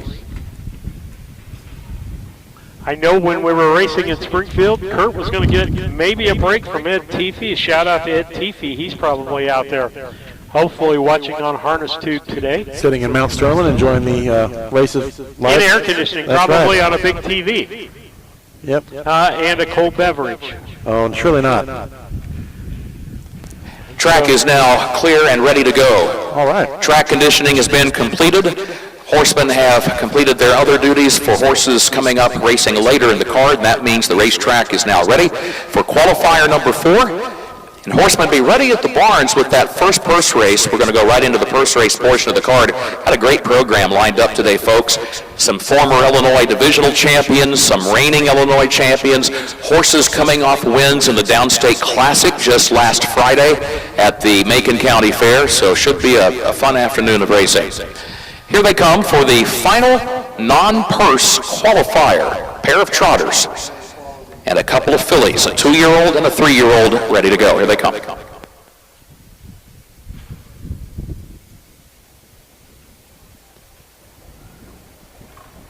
It is literally a 2-horse race. They are off and trotting. There goes Lady True Grit from the outside. Lady True Grit goes right for the lead, and $50 note will come away in the second position and gets over to the rail, and will follow the leader around that first turn as they scoot around the south end of the racetrack. Lady True Grit is the leader. J-Mo Molitor already with a win in the qualifier race 3 in the qualifying portion of the card. Going to try to see if he can go back-to-back here, as he is the pilot for Lady True Grit, and they lead by 2 lengths going past the quarter, but give credit to the 2-year-old, $50 note. She's staying right there with her. 32 and 2, sensible pace, 32 and 2/5 seconds the time for that opening quarter. So this pair of trotting fillies work their way off the south turn and onto the backstretch. The 2-horse race, for some of us, these 3 and 2-horse races at Du Quoin, it kind of brings back memories. Remember the days in the Hambletonian and the World Trotting Derby? Sometimes you get those heat winners that would come back when a horse had to win 2 heats, so you would have sometimes 2, sometimes 3 different horses that had won heats, and they would come back just race amongst themselves to settle it. 103 flat was the time for the first half mile. 103 flat. Thank you, Ron Bergendorf. These trotting fillies work their way down the north side of the course, and it is still Lady True Grit who is the leader. Lady True Grit is on top as they reach the midway point of the final turn and leads it by just over 2 lengths. $50 note is right there in second position. These fillies both seeing the starting gate for the first time in their young careers here today, and the 3-year-old filly, Lady True Grit, leads off the final turn. 132 and 4. The time for the 3 quarters, 132 and 4. $50 note comes to the outside now to challenge Lady True Grit. So you couldn't ask for more than this. Only 2 horses in the race, and they are right there close together as they work their way down the stretch in through the final 8th mile. It is Lady True Grit with a lead to the inside. $50 note trying from the outside. $50 note will make a final bid for the lead and for the win, and that is another photo finish. These qualifiers have been competitive. These 2 hit the wire together, $50 note and Lady True Grit. We'll check with our photo finish technician, Denise Titus, in just a moment. 2:02 and 1, that's the time for the mile. 2:02 and 1.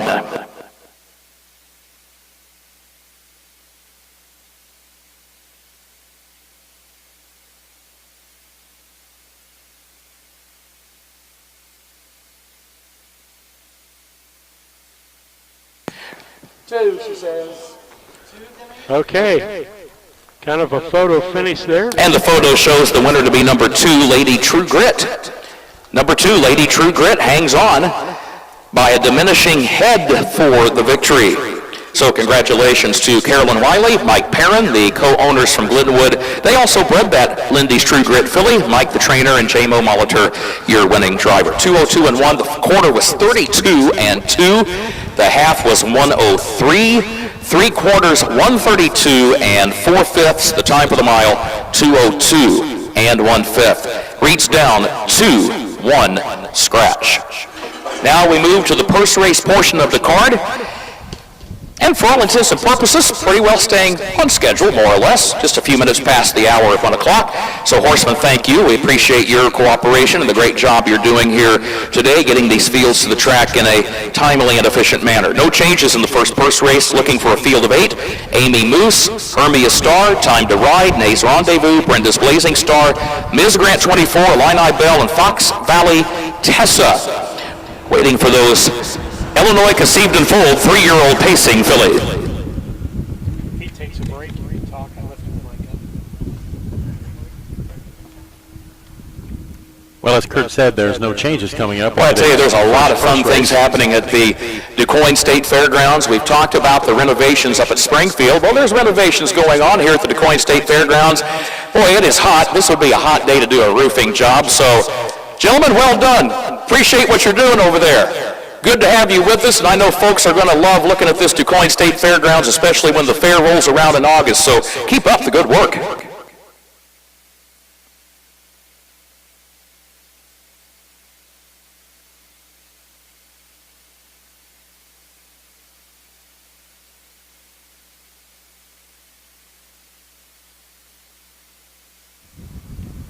For giving a shout out to the state employees putting in a roof on the restroom building south of the grandstand here. We're a few moments away from today's first race. 8 entries coming up. As he said, no changes. They'll go through those. Looking down through the field, though, lots of good horses in here. Many of them have had good recent history. Time to Ride hit the board in all 5 of its last entries. That's the 3-horse Time to Ride, driven coming up today by Wyatt Avenatti. Also, Illini Bell hit the board all 5 times it's been out in the most recent 5 races. Illini Bell with Cordarius Stewart in the bike. Illini Bell finished second in its last 3 races. Maybe that horse is looking for its first win in the last 3 tries. 14 purse races ready to go at the Quoin State Fairgrounds, Suburban Downs at Quoin. Ladies and gentlemen, at this time, we ask that you would please rise in tribute to our national anthem.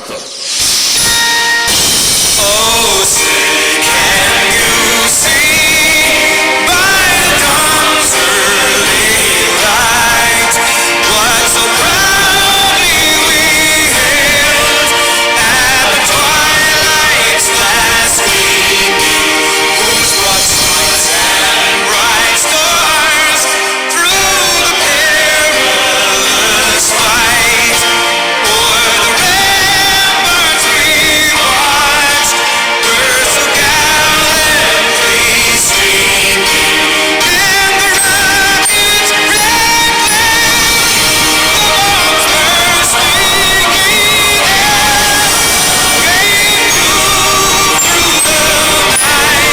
that our flag was still there. Oh, say does that star-spangled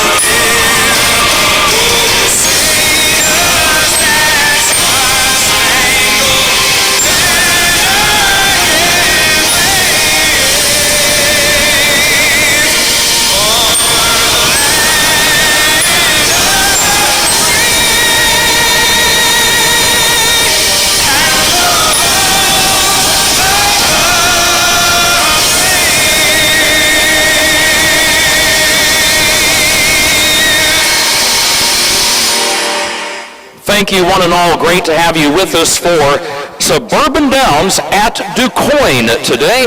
This is day 2 of this spring and summer meet, the 3rd straight year that we've had a downstate spring and summertime Suburban Downs meeting. Great to take advantage of these 1-mile racetracks and all that they offer, both at Quoin and also at Springfield. And our thanks again to Quoin State Fair Manager Luke Davison, as well as the grounds crew and the track crew, as they got called into action on short notice because of the ongoing road paving at the Illinois State Fairgrounds at Springfield. Races were moved here after they originally were drawn for the State Fairgrounds at Springfield. More in just a moment.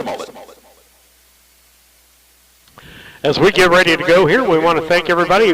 We need you to like and subscribe, as one of the slides said earlier. Like and subscribe us to our channel. That gets us a lot of different things with YouTube as we try to move this thing along. And our goal out here is to lift up harness racing, get people involved in harness racing, and also it's a twofold. We have many horsemen. Also, horsemen and race fans, we have just confirmed with our starting gate crew, our starter Roy Finn and gate driver Tim Becker, that indeed for the duration of the card for these purse races, it'll be the same policy we saw for the qualifying races. The starting gate will essentially be used as a pace car with the wings in the closed or folded position. So keep that in mind. And again, all is good. The starter is able to communicate with the drivers through the PA system, the public address system that the starting gate has. He can speak with the drivers, he can give them instructions, and everything, as we saw, the qualifiers will be fine, and we commend the starting gate crew again for that decision, erring on the side of caution. Tim Becker driving the gate, he said, here's the situation. We just threw out repeated tests here today so far of the wing apparatus. The wings just do not consistently fold in the manner that they're supposed to. You know, you turn that lever or throw the switch, you've got to have those wings fold and close against the car, and you need them to respond immediately, and you just can't afford to take a risk that might not happen. So Tim said the other thing is this. He said, we do have someone on Monday who is going to address the mechanical issues with the gate.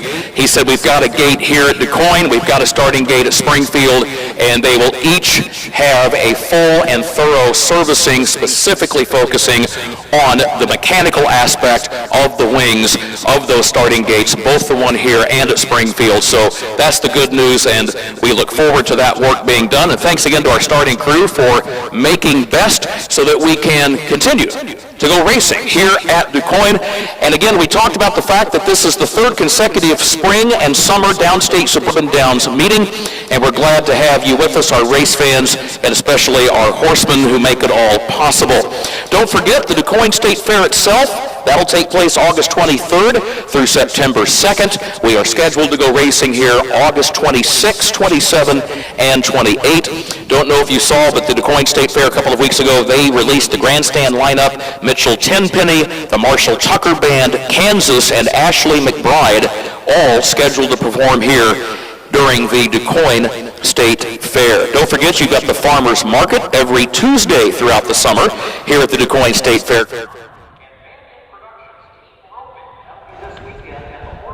Okay, he is mostly doing what's going on here at the fair. Let's talk about this race just a little bit as I look at David's picks here. His number 1 pick is the Miss Grant 24, the 6-saw horse. MS Grant 24 is his pick for first. Second, Time to Ride, Wyatt Evanetti. Let's see, who's the driver? Is there a driver change? I've got Wyatt on Time to Ride. Wyatt on Time to Ride. Who's got the 6? 6 is Travis Siegman. Okay. And then the 4 horse, Nays Rendezvous. Cornelius Cabot. And, you know, I tell you what, I haven't gone out and picked some of these. I've been so you've been busy this focused on this. Casey Leonard driving that last horse there, as I probably need to make that change. That changed in your program, and I did not get that done. So Casey Leonard driving that horse as we get ready for the first race here. I think if I had to pick one here, I'm going to go against the Miss Grant 24. She did very well, won her last 2 races. But I think I'll pick Illini Bell. I'm an Illini fan. She's finished 2nd the last 3. Maybe today's her day. Okay. And who's driving that 8 horse? Casey Leonard. Casey Leonard. Okay. We'll get that in there as we got the change. Got Matt and Wyatt Evanetti against each other today. I'm sure they compete against each other quite often. Yeah, that's always a fun race, brother against brother.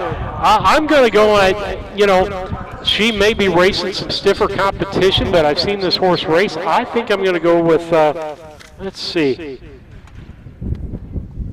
Who am I going to go with? I thought I was going with a horse. I'll tell you what, I'm going to go against this pick, and I'm going to go Fox Valley Tessa. Okay. She had a good outing. So David's on the 6, I'm on the 7, and you're on the 8. Yeah, we'll see what happens here. It really doesn't make any difference what we pick. Not at all. No betting money involved here, just a little fun conversation and things, and we'll get to those as we get going here. The way things are set up here, you're in a little bit more sun than I am. Poor planning on my part. We've already moved this once, and it was quite the ordeal trying to get the tables moved. There's a lot of cords here. Yeah. My wife was a little nervous while we were doing that, of course. As we get ready, full field here, 8 horses in this race. And that will make things interesting in itself. It does. You spoke earlier about the distances in the track, the longer track, fewer turns. That's why we got the shorter miles here. But Kurt mentioned in the past that the turns here are tighter than Springfield. The straightaways are longer than at the state fairgrounds. Okay. All right. Big difference. Yeah. So they're making there's narrower turns, so they still have to deal with that. But it is a long straightaway. It's a long way. I don't remember how many feet it is, but Kurt said it's one of the longer straightaways that they will deal with.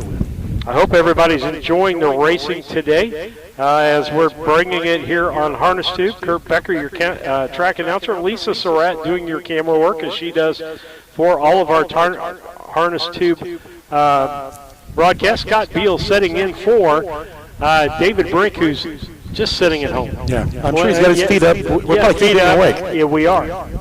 David, get your work done. We'll be your boss today.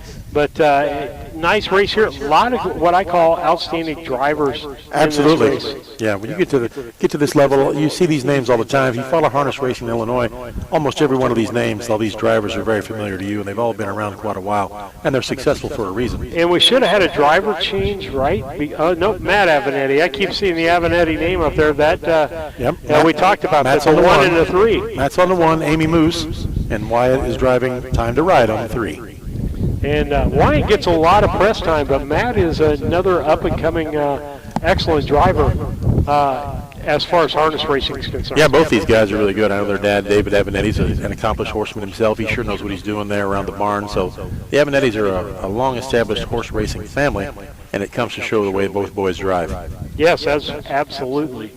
As we get ready to go here with race 1 of the 14 that we'll have for you today. Got the field starting to gather up on the north side of the track. As soon as we have Illini bell, we'll be ready to go here with our first purse race of the 14 that are scheduled here today. Now, something a little different that he hasn't talked about. First race will include Ms. Grant 24.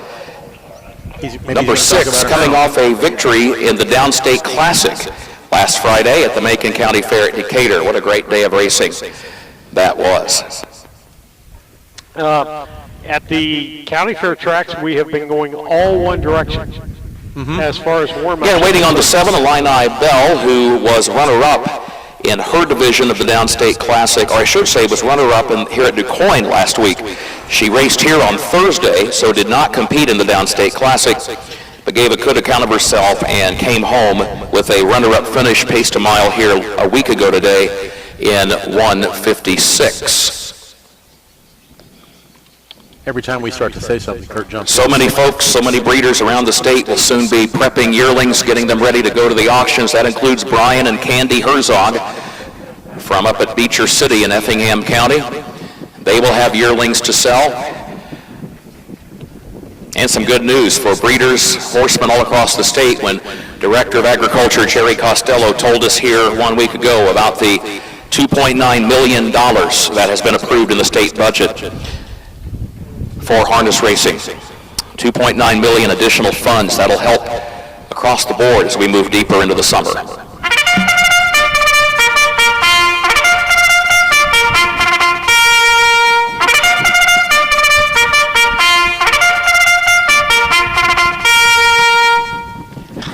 First first race, Illinois conceived and foaled 3-year-old pacing fillies for a purse of $6,600. There are no scratches, no driver changes in the first race. Number 1, Amy Moose, owned by Alan Beals of Hoffman Estates, trained by Dane May, and the driver, Matt Avenatti. 2, Hermia Star, owned by Brian and Candy Herzog of Beecher City, trained and driven by Freddie Patton Jr. 3, Time to Ride, owned by Mark Fritz of Chicago. The trainer, Jim Meaton, the driver is Wyatt Avenatti. 4, Nays Rendezvous is owned by Debbie Benjamin Wolf of Riverton, Jeffrey Wolf of Riverton, trained by Dossie Minor. The driver is Cornelius Cabot. 5 is Brenda's Blazing Star, owned by Chubb Racing Stable Incorporated of Crete of Merv and Kelly Chubb, the trainer Merv Chubb, and the driver Juan Franco. Number 6, Ms. Grant 24, Tommy Lee Grant of Jackson, Mississippi, the owner, Jamaica Patton, the trainer, Travis Seekman is in the bike. Number 7, Illini Bell, owned by the Irvin Miller Stable of Irv and Heidi Miller of Wind Gap, Pennsylvania, owned by Doug Overheiser of New Smyrna Beach, Florida. The Ingle Stable of Illinois of Marty Ingle of Northbrook, trained by Irv Miller, the driver Cordarius Stewart. And number 8, Fox Valley Tessa, owned by Steve Searle of Grant Park, Brian Code of Bradford, James Nellinger of Peoria, Gretchen Barnett of San Diego, California, trained by Steve Searle, the driver Casey Leonard. They are at the post and the gate is rolling. Good to have you with us here in DuQuoin on a Thursday. We just about had an accident there. Oh, yeah? Horse cut out across in front of the gate as the gate was moving. Good grief. And now everybody... Number 8, Fox Valley Tessa, ducked around the outside of the gate and meant to the front of the starting gate, bypassed the gate, in other words, so that is the reason everybody is going to have to regroup up at the top of the stretch once again. Yeah, that's what will happen. And again, one of the challenges, given the situation with the gate today, when the wings don't function properly, it does open the door for a horse, especially if a horse might be a little bit high-strung, and some of them can be. We see that from time to time. Can be a little easier for such horses. A lot of times you'll hear the phrase duck to the gate when they can actually duck and go under the wing. But here, the wings folded against the starting car for reasons we explained earlier. And that made it even more easy for, in this case, Fox Valley Tessa to circle around the gate and go right past it. If this were NASCAR, she'd be starting at the tail end of the field. Right now, they're lined up and ready to go. But this is the original horsepower. They are at the post, gates rolling, 1/8 of a mile from the start. We're going to try this again. Here they come.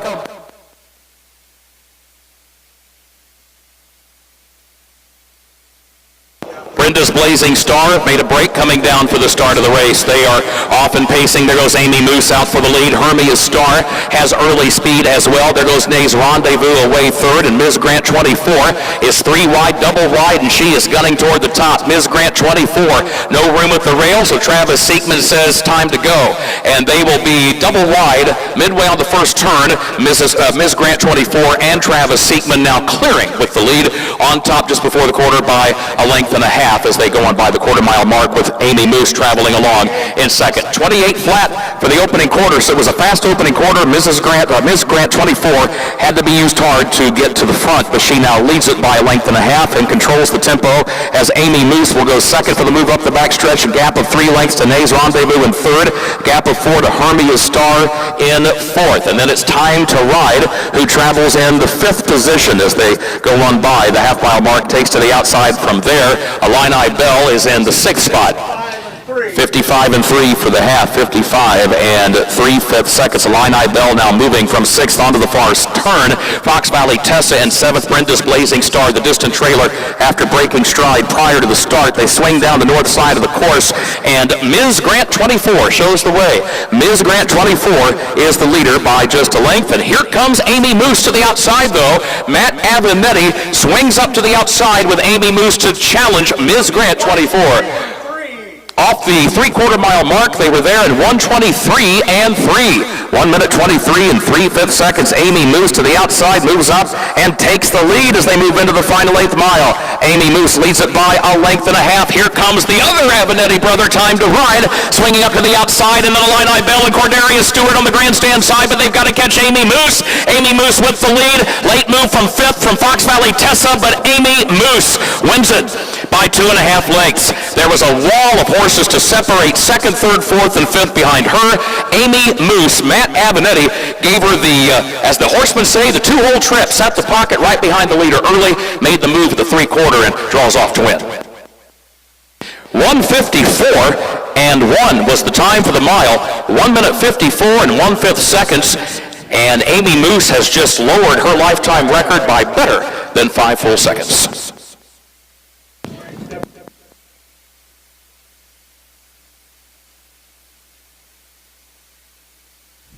Well, Scott, as you said, kind of off air, none of us were right on that race. Me, you, and David all got it wrong. And the fastest mile of the day as we see the repeat coming up here. Recapping the fractions in that first race, the opening quarter in 28 flat. The first half mile, 55 and 3/5 seconds. Three quarters, 123 and 3/5. The time for the mile, 1 minute 54 and 1/5 seconds. Horsemen, you may come to the track with race 2. Fox Valley Durham, Gorgeous Big Guy. Scrappy coming up. Fox Valley Kodiak, You Never Can Tell. Fox Valley York Guitar Man. Enrico Palazzo come to the track.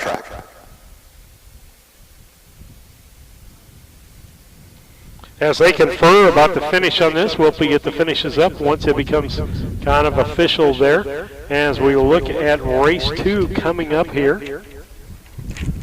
No changes. No changes as far as yours, but on things that I need to change, it looks like because I've got the earlier draft of that. Wyatt Abinetti is on the 1, Fox Valley Durham. Okay. Let's see, you've got Gorgeous Big. Denise Titus is our photo finish technician and also our trackside winner's circle photographer, and she is awaiting to take the picture of Amy Moose, winner of our first race. There's the trainer, Dane May, just climbed off the courtesy vehicle. Thank you to Maureen Leonard as she pilots the courtesy car. We appreciate Maureen being with us here today.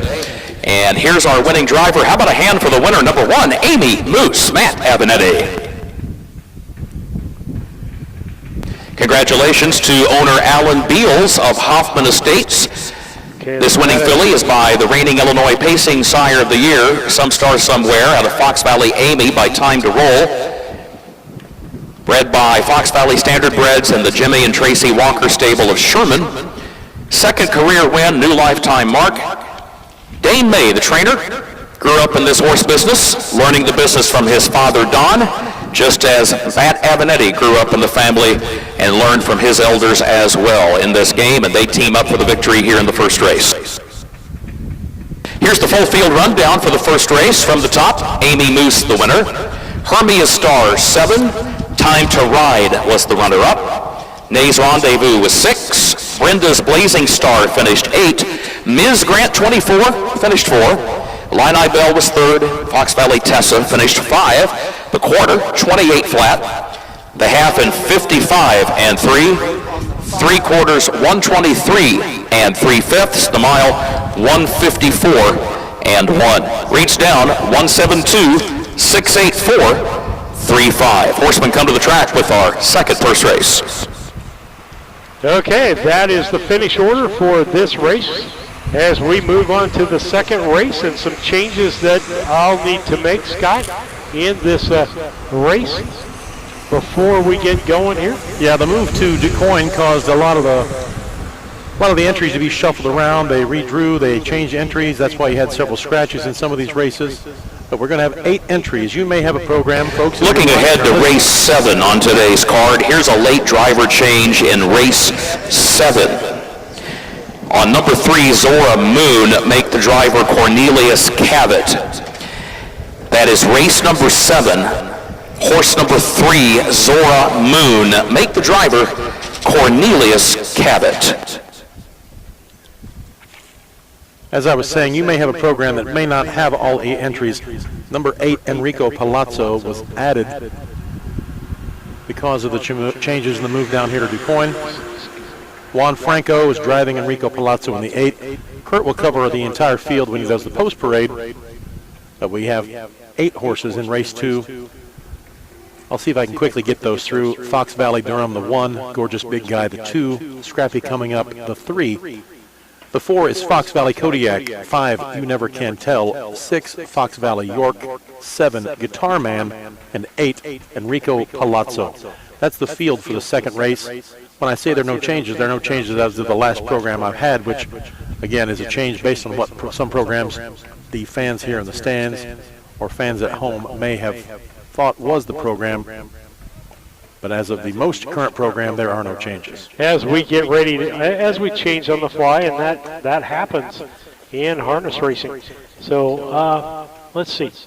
Let's see if we can do some side-by-side action here as we get ready to go into this next race. As I get out of that. Advertise with us. There's ways you can do it. 30-second commercials. We can make one up for you. You can have one that you've used other places. We can do that for you. You can be a part of the race card for all the harness tube races. Don't be confused with the ones that normally take effect into Quoin and Springfield. We don't normally do those. We're filling in today as the vendor was not able to be here. But if you'd like to advertise with us, we have banner ones that would look like a business card or a billboard that you would put up there available. And we keep all of our races free on Harness Tube simply because of donors and other people that are willing to help us out here, as we had someone today who walked up, a gentleman walked up and gave us a check for today's races. And very nice gentleman, Glenn Bauman. He told me he's got a horse coming up in the race later on today. I'm trying to think. Delightful Moon, I believe he said maybe it's the third race. Let me see if that was his horse or not here. Yeah, Delight Moon. That's owned by Glenn Bauman of Milky Town. So he came down, made a donation. He's got a horse in today. He was very kind, had very kind words to say about Harness Tube. Really appreciates being able to watch these. So it's nice of folks like Mr. Bauman to donate money to these efforts. Absolutely. And again, on the screen, you can see how to donate for those as we get ready for this next race. 8 horses in the race. And let's see, I'll take a look over here to see what... Moving in front of the stands right now, number 2, Gorgeous Big Guy, your reigning Illinois-bred champion, 2-year-old pacing colt or gelding from 2023. So far, so good for him. 2 wins and 2 starts thus far this season. And David Brink picked the 2-horse. Gorgeous Big Guy. Gorgeous Big Guy to win this in this race.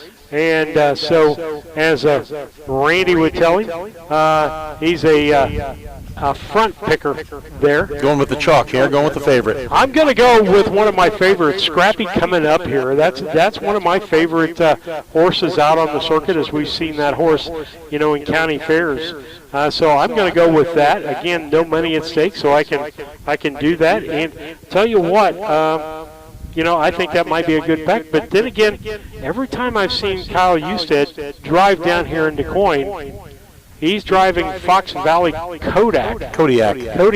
And boy, you almost can't not pick him. I mean, a couple of days we were down here to the fair, he had a really hot hand. Kyle's very talented. I know a few years ago at the state fair, probably more than I can remember, at least 3 or 4 or 5 years ago, Kyle had a day where I think he won 5 or 6 races in one day at the state fair. He had an amazing day. Very talented young man. Spent his life around the harness industry and has really proven himself in the race bike. Number 8, Enrico Palazzo. One of the most impressive winners on the Downstate Classic card at Decatur last Friday. He broke stride before the start, sustained broken equipment, and still made a last to first move to win.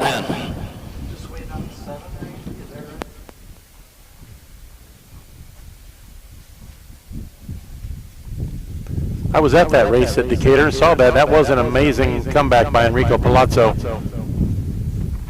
He had broken equipment, and you thought, well, he wasn't going to finish at all. Then coming around the last turn, right before they got to the stretch, coming down to the wire, that horse just came out of nowhere, swung out, and just blasted away, and came away with a win in what looked to be in dominating fashion.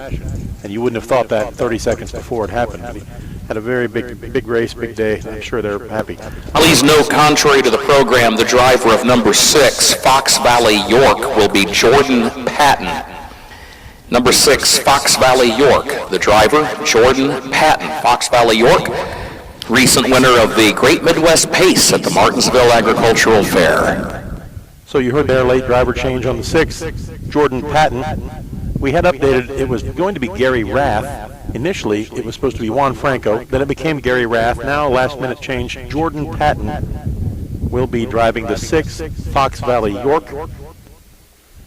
That's what happens. You get down here. We moved races. You know, the guys are shuffling around back in the barn area. Might have a drive, might not be here. So they hand these drives off and get the changes up to the officials. We'll get her straightened out here.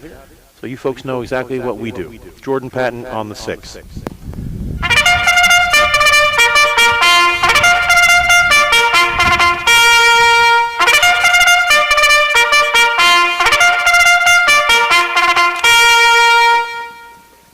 Headed to the starting gate for race 2, moving by the grandstands right now is Guitar Man, or as some might say, Guitar Man. And that is a horse who won his division of the Downstate Classic at Decatur. So the 2 Downstate Classic winners from last week in the 3-year-old Colton Gelding Pace line up side by side, Guitar Man and Enrico Palazzo. Number 1 is Fox Valley Durham. This is for Illinois conceived and foaled 3-year-old pacing colts and geldings for a purse of $6,600. 1 Fox Valley Durham, won by the Irv Miller Stable of Wind Gap, Pennsylvania, Jerry Graham of Salem, Illinois, Ingle Stable of Northbrook, and Lewis Willinger of Louisville, Kentucky, trained by Irv Miller, Wyatt Avenetti in the bike. 2, Gorgeous Big Guy, owned by Doug Overheiser of New Smyrna Beach, Florida, Mark Winship of Canton, Illinois, the trainer Irv Miller, the driver Cordarius Stewart.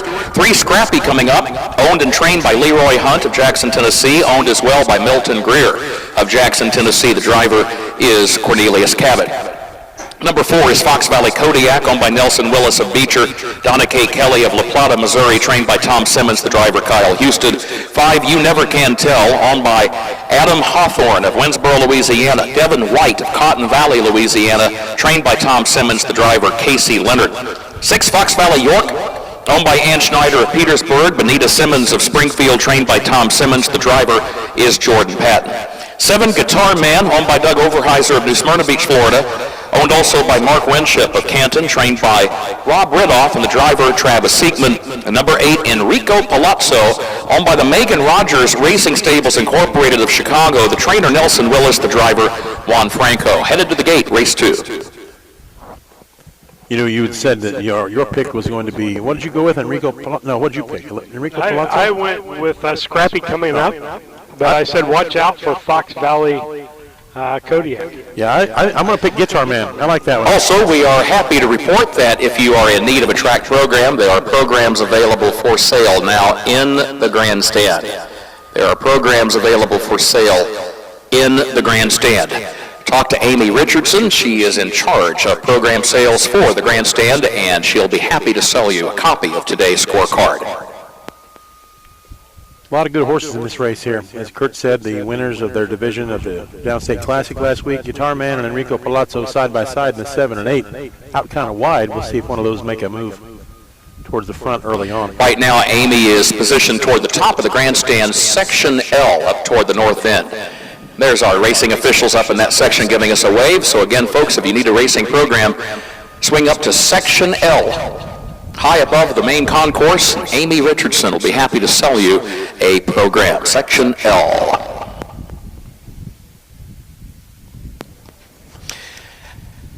Tell you the name Tom Shin at DuQuoin. If that doesn't bring back memories, we talked about the fact Tom and his sister Leanne are charters.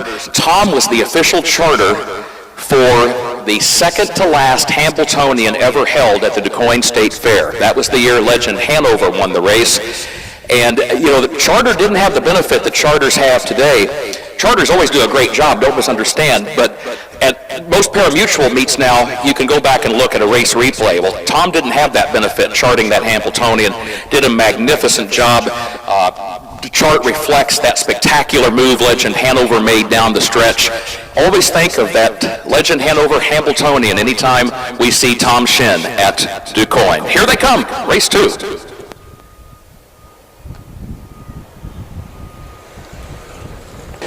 They're off and pacing. There goes Scrappy coming up out for the lead. Fox Valley Durham is away in second. Scrappy coming up. Fox Valley Durham, they will go at it for the top spot here early. Gorgeous Big Guy comes away racing in the third position. Fox Valley Kodiak is in fourth as they swing around the first turn and work their way over to the quarter-mile mark. And there goes Fox Valley Kodiak from fourth to third to second. Scrappy coming up has made the top and leads it by a length. Fox Valley Kodiak draws alongside the leader to challenge now for the lead. And then Fox Valley Durham, who is now third. Fox Valley Kodiak has taken over, 28-3, the time for the opening quarter. So Fox Valley Kodiak leading. Scrappy coming up in second. Fox Valley Durham in third. Gorgeous Big Guy is in fourth. Guitar Man, right toward the center of the pack, is in fifth. You Never Can Tell is racing in sixth position and now takes to the outside from there. Fox Valley York further back travels along in seventh. Enrico Palazzo is last, just like he was Friday early on in the Downstate Classic. They go on by the half-mile mark. Here comes a challenge for the lead. Gorgeous Big Guy is rolling up 59-1.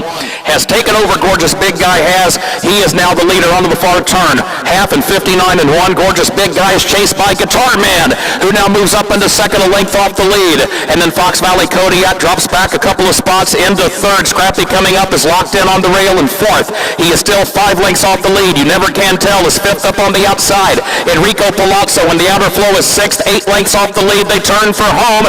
Gorgeous Big Guy, Guitar Man, they're side by side.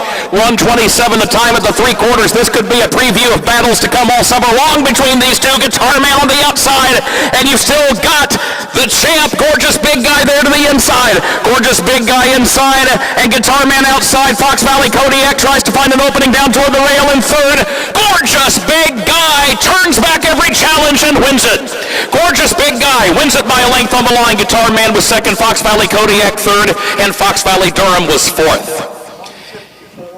1:54 flat the time for the mile. 1:54 flat. Number 2, Gorgeous Big Guy, your winner. Folks, I apologize. Fat Thumbs put that up on the screen in the comment section. I was just looking for comments, and I didn't realize how to get it off. So I apologize to our viewers for that. As you couldn't see the bottom part of the race as part of it here. As I got it when it crossed the finish line, it was about all I was able to do there.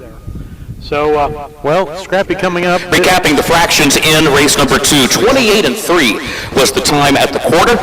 The first half mile in 59 1/5 seconds.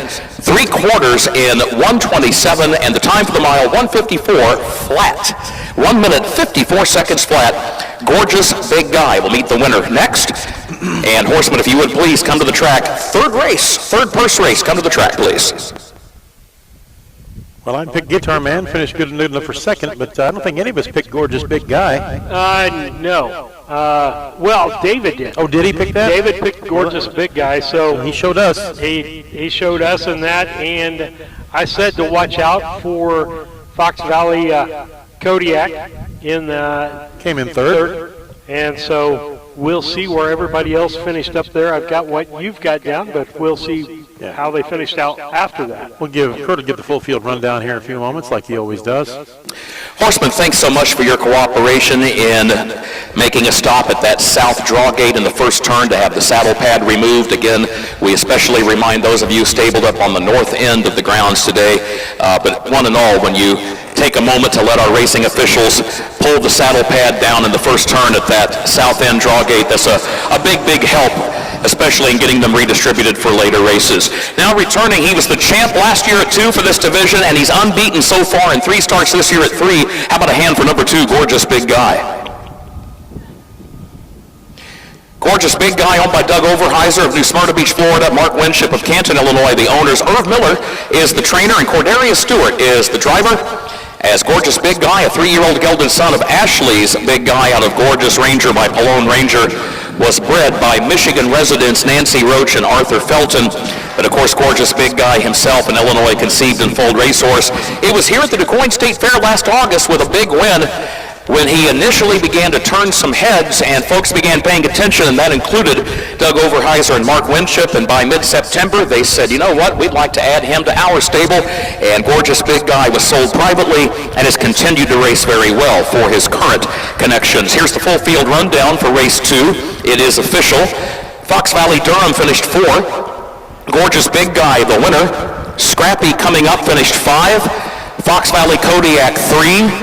You Never Can Tell was 7. Fox Valley York was 6. Guitar Man, the runner-up. And Enrico Palazzo finished 8. The quarter, 28 and 3/5 seconds. The half in 59 and 1/5 seconds. 3 quarters, 1:27. The time for the mile, 1 minute, 54 seconds flat. Reads down 4:15, 3:76.28. And as you might have noticed, as those top 2 finishers came across the wire, Cordarius Stewart and Travis Seekman, they both know it's a long summer campaign coming, and they both know that there's a good chance that these 2 will meet again. And that's why you noticed neither one of them was particularly emphatic about urging their horse down the stretch. And always the sign of a good horseman, thinking about the fact that, you know, there are a lot of races coming up.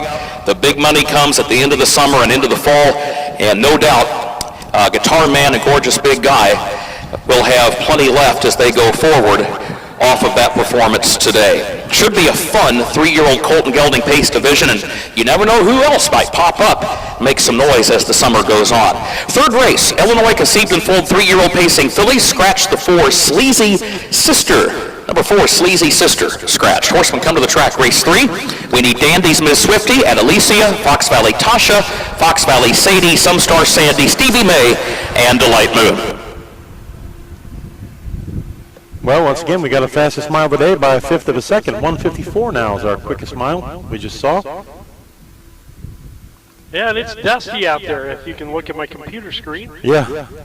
So, got a lot of dust. A lot of dust out there going on. Again, from the backstretch, folks, you can send us pictures and so forth today. We're a little undermanned technology-wise, but we're getting by. We're getting having some good progress here as we move along. A little glitch here and there, but again, people have done that for us, and we really appreciate that. As you can see, some of the pictures that have been sent through on the chat.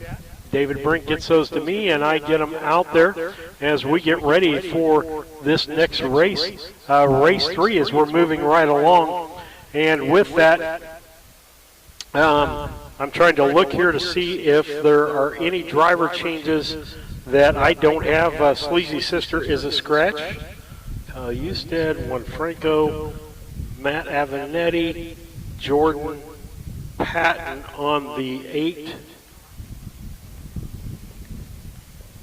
Yeah, previous programs had TBA. Jordan Patton will be driving number 8, Delight Moon. And there's no... Also eligible, Big Flicka. Apparently she did not draw. Just conversing with our racing officials on the infield about favorite pizza places.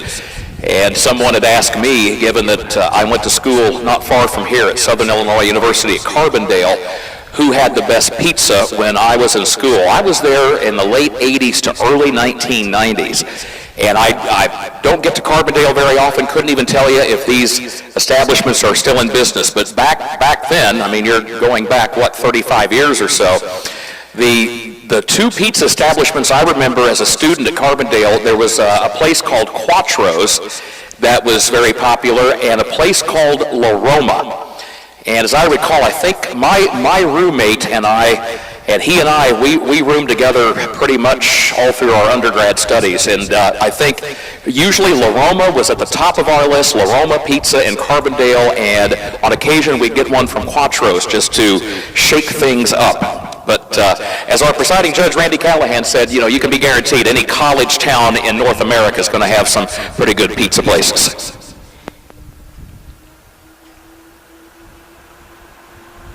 As I try to make some updates to the program here, folks. Let's see. Nope, I don't want to do that. Get a little heavy on the stick here. Third race coming up, 1 mile pace, $6,600 purse. Illinois Conceived and Foaled fillies, 3-year-old. I spoke a minute ago. We had Mr. Glenn Bauman come over and make a generous donation to Harness Tube. Mr. Bauman's got a horse in this race. He told us he really enjoys what Harness Tube does. Said he's been in the horse business 25 years with Heartland Stables. That's his stables. So it's good to see him, and he was, I don't think he's telling, we're not telling any secrets here. He was older than us. He was a very nice old gentleman, very friendly and very supportive. It's great to see people like that, been supportive of harness racing for years. And again, Sean Mesa, of course, a DuQuoin-based standardbred trainer. He just called us up and he said, I heard the discussion about pizza, and he said, I can assure you that if you head to Carbondale, Quattro's Pizza is still very much in business, and he said it is fantastic. So brings a smile to the face of this old Saluki to know that the folks at Quattro's are still cranking out good pizza in Carbondale. Do some shout-outs here real quick. David got the trifecta on the last race. Oh, did he? I didn't notice. We didn't look at the 3 races. A shout-out from Charlie Cheswick, won there Stewart. Won there Stewart, had his lines in his laps. The manager, Enrico, the one and only the manager, okay. Let's see.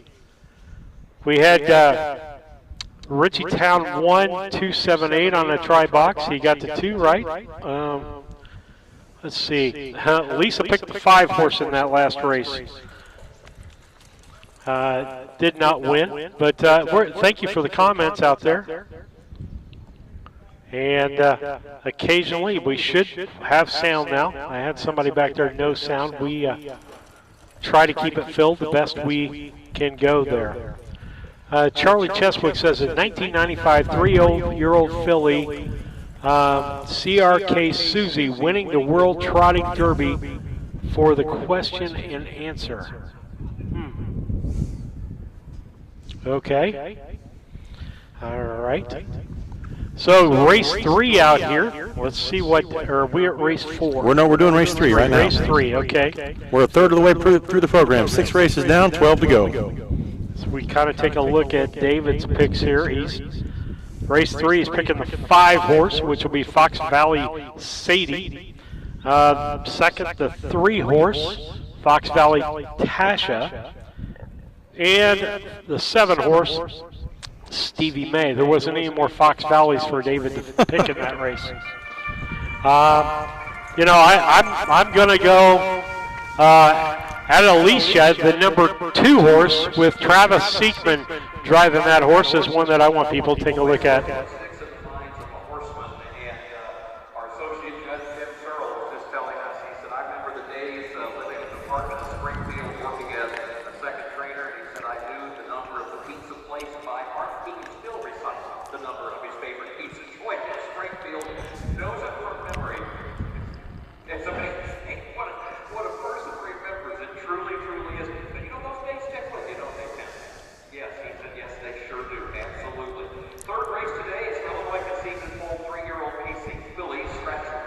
Sleazy's sister, number 1 Dandy's Ms. Swifty, is owned by Terry Leonard of Harvard. He's also the trainer.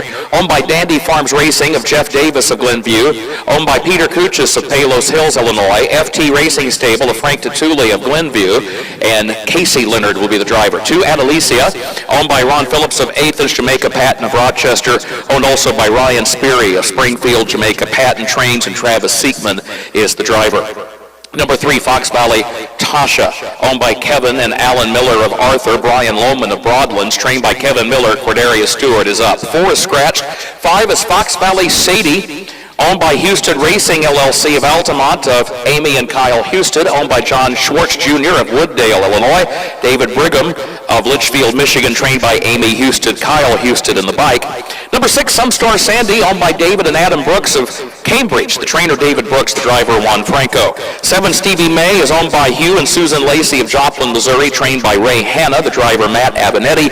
And number 8, Delight Moon, is owned by Glenn Bauman of nearby Mulkeytown. Owned also by Manita Simmons of Springfield, the trainer Tom Simmons, the driver Jordan Patton. Headed to the gate up on the north end of the course.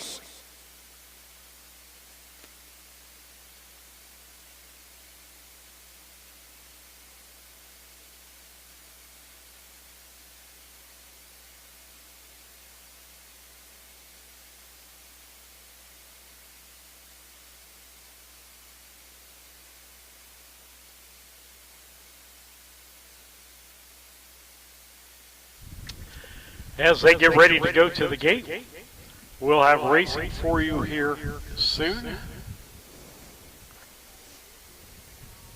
As they approach that gate, Lisa will get the gate, and then I'll switch over to the other camera. Yeah, the field's bunching up.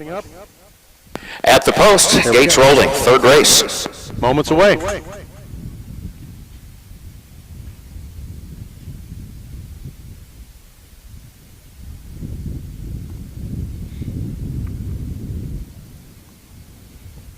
Eighth of a mile from the start. Here they come.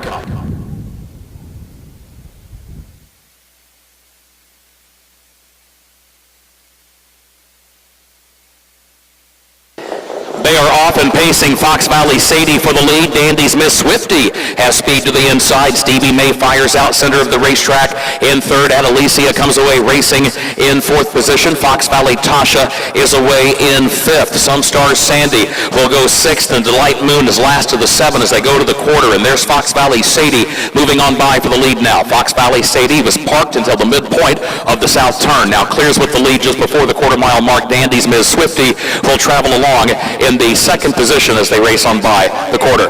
28 and 3 for the opening quarter, 28 and 3/5 seconds. Fox Valley Sadie leading Dandy's Miss Swifty, who travels along in second. Adelicia in good position, a close third against the rail, followed by Stevie May, who is settled against the inside for the move up the backstretch in fourth. And then Fox Valley Tasha, she's in fifth. Some Star Sandy is sixth. The Light Moon is last of the seven. Single file formation as they go on by the half-mile mark. The first to move is Fox Valley Tasha from position number 5.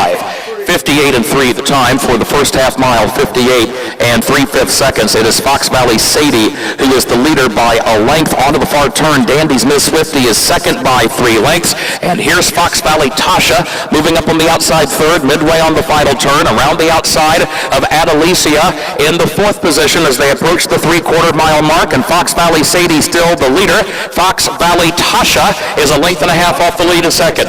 1:26 flat the time at the 3/4, 1:26 flat. Dandy's Miss Swifty is still in the third position as they swing off the far turn, and then Stevie May out toward the center of the racetrack in fourth, but she is still 6 lengths from the lead. Fox Valley Tasha, Fox Valley Sadie, Dandy's Miss Swifty finds an opening down to the inside. Any one of these three could win it. Dandy's Miss Swifty inside of Fox Valley Sadie, who's trying to fight her off. Fox Valley Sadie wins it by almost a full length on the line. Dandy's Miss Swifty was second, Fox Valley Tasha third, then Adelicia followed by Stevie May, and then further back Delight Moon was sixth, and Some Star Sandy was seventh. Time for the mile, 1:55 flat. 1 minute, 55 seconds flat. Your winner, number 5, Fox Valley Sadie. We'll meet the winner in a moment. Horsemen, you may come to the track with race 4.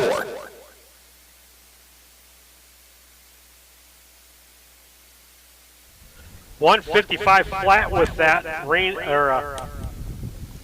Scott is a recap of the fractions from today's third race. The opening quarter in 28 and 3/5 seconds.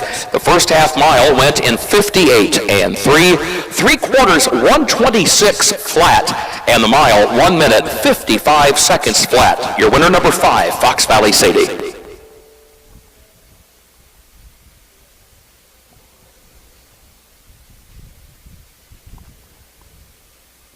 Certainly a pretty good time there for that mile for these 3-year-olds, 1:55 flat. As we, get it back up on the screen, and let's see.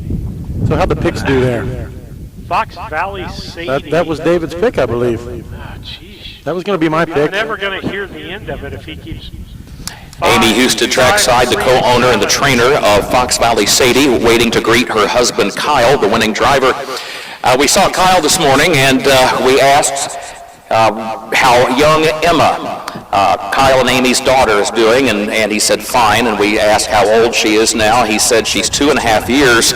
Somebody overheard and looked at Kyle and said, "Oh, the terrible twos, huh?" And he said, "Yeah, that's been going on for about 2 years now." So the next generation, young Emma Houston, and this winning filly, Fox Valley Sadie, is owned by the Houston Racing LLC, owned also by John Schwartz Jr. of Wooddale, Illinois, and by David Brigham of Litchfield, Michigan, bred by the Fox Valley Standardbreds of Dr. Kenneth and Patricia Walker. Your winner in race 3, how about a hand for number 5, Fox Valley Sadie. This winning 3-year-old filly by Time to Roll out of She Likes It All by the Big Dog has now won 7 times in 11 starts. How would you like to win 7 of 11 races and earn over $60,000 and still not be the superstar in the barn? I think all of us would take a filly like this. I think she would suit a lot of us just fine. And I know the Houstons love her, as do the co-owners, Mr. Schwartz and Mr. Brigham. But when you've got Chickabell in the barn, Amy Houston will be the first to tell you. She'll say, poor Sadie has done really well for us, but she just gets overshadowed by the reigning Illinois champion, also from the Houston barn in Chickabell. Well, here's the full field rundown. It is official for today's 3rd race. From the top, Dandy's Miss Swifty, the runner-up. Adelicia, 4. Fox Valley Tasha finished 3. Sleazy Sister was scratched. Fox Valley Sadie, the winner. Some Star Sandy was 7. Stevie May finished 5. And Delight Moon was 6. The quarter, 28 and 3. The half, 58 and 3/5 seconds. 3 quarters in 1:26. The time for the mile, 1:55 flat. Reads down 2:43. Scratch 1:7.56. When I started at DOT, I realized I could make a career out of this. It's just amazing the people you get to interact with when you get here. It's a family atmosphere for me. One of my main jobs is talking to people, trying to understand what's going on, where they're at in life, what they're needing from me to get their job done. I've met so many people, and it's been a real blessing to be a part of all that. Big company in a small town, that's a fact. When my life needed growth, I chose DOT, and I never left.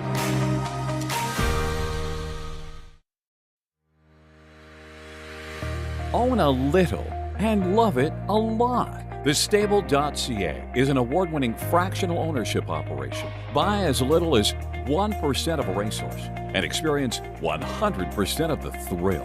The Stable.ca makes ownership easy, accessible, and affordable. Communication and customer service are at the heart of everything we do. Get started at thestable.ca.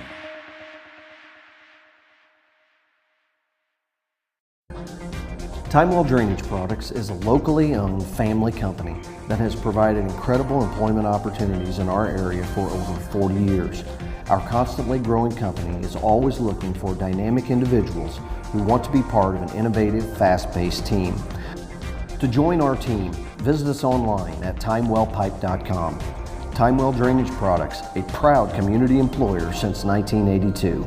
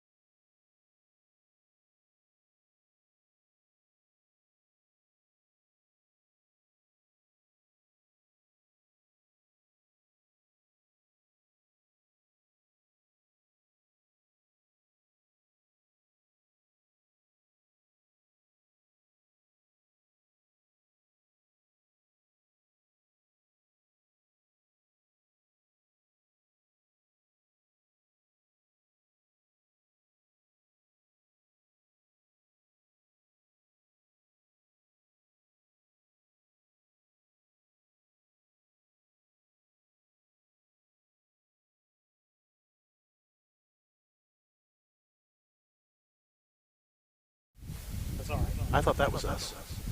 This is the main. Oh. It has its own commercials. All right. What were you saying? Lisa said she got the first 2 right. I didn't see her in the comments there. I was just covering over the changes. I think there might be a change. Lou's Mandalorian was initially published as being driven by Travis Siekman, and it's going to be Juan Franco. Just a reminder, there is a concession stand operating here on the grounds toward the south end near the stable area. Also a reminder, horsemen, for the winning racehorses today, there is a testing area for post-race testing of our winning horses, which is located near the Grand Circuit barn. Most of the activity during the Suburban Downs summer meet when we come to Quoin is usually on the south end of the grounds, but again, at least a few stables today stabled up on the north end near the traditional paddock that is used for the DuQuoin State Fair races. I'm not positive if I've talked to some folks before about what year did they build the racing office at the head of the stretch, and when did they put in that paddock? I'm going to guess maybe when pari-mutuel betting came here, maybe 75, somewhere in that neighborhood, possibly.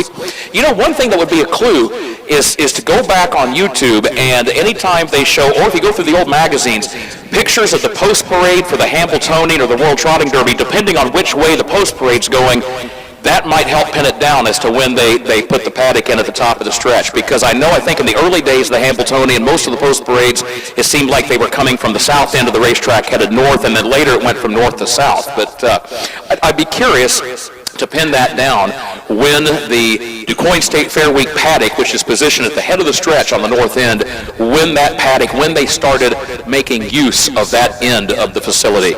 Waiting for the trotters for race 4 here today, and a couple of horses coming off some impressive performances, getting ready to go in this 4th race. Lou's Mandalorian, number 4, just won his division of the Downstate Classic at the Macon County Fair at Decatur. And Jules for Champ is a horse that did not race as a 2-year-old, but he is making his presence known so far this year at 3. And we went back, we did a little digging online last night. Jules for Champ. I remember my late father, Carl Becker, used to always talk about the influence in the trotting game of the great Illinois-bred mare Lady Ann Reed. Lady Ann Reed raced in the 1950s. In fact, she raced here at DuQuoin as a 2-year-old in 1957 and won a stakes race here. She went on to beat the boys in the Illinois State Fair Colt Stakes at 3, and then was sold to an East Coast owner, and then from there became one of the greatest trotting broodmares in the history of the sport. Lady Ann Reed died in 1979. And she still has direct descendants winning races today. She is the 6th dam of number 6, Jules for Champ. Yeah, you got to go back several generations, but she's in that pedigree. So however many greats that would be, great-great-great-great-great-grandmother, 6th dam of Jules for Champ is the great Illinois-bred Lady Ann Reed. Her final resting place is at Blue Chip Farms in upstate New York. They have an equine cemetery. She's got a headstone with her name and her year of foaling and the year that she passed inscribed on it. And the great Lady Ann Reed, her influence being felt even still today, some 45 years after her passing. Okay, we'll talk real quick about this next race. David Brink picked the 6 horse, and I'll turn him down in our ear. He picked Jules for Champ as the winning horse. He picked, let's see, the number 2 horse, Shady Maple All-Star, 2nd, and Lou's Mandalorian, 3rd. Lisa, she went, let's see, where's Lisa 1 at? Can't find. Okay, we'll look back up here. 3. Oh, there's 2. There's her winning horse was the 4 horse. Lisa 1. Oh, that's an L1. It's not a 4. Yep, Lou's Mandalorian. That's what I'm going to go with. I like that one And every too. time I pick that horse, it doesn't win. So guess what? I'm not picking it today. The 2, she picked Shady Maple All-Star. And in her 3rd pick was Dinbo, or Dinbo. Denbo, I think the way they pronounce it. Mine, I'm going with Dooleyville Lou. Is raced really well. I'm going to go with Dooleyville Lou for my first. My second is Jules for the Champ. And my 3rd place horse is Lou's Mandalorian. So, what's your picks out of there, Scott? Well, I said I'll take Lou's Mandalorian for the 1. I like that. But let me take a look here. You know, I like a lot of grit. You know, Darla is a good driver. She's had a lot of success at Decatur last week over 2 days. And if nobody else picked her, I'm going to pick a lot of grit 2nd. I like that. And let's see, third place, I'll do the Jewels for Champ in third. Okay. All right, with that, we'll go back to the track announcer. Flacco, trained by Roshan Trigg, Juan Franco on the bike. 5, Lot of Grit, owned by Chuck Doring of Brownstown, Darla Martin Lohman, the trainer-driver. And number 6, Jewels for Champ, owned by the Irvin Miller Stable of Wind Gap, Pennsylvania, Lewis Willinger of Louisville, Kentucky, the Ingalls Stable of Illinois of Northbrook, trained by Irv Miller, the driver, Cordarius Stewart.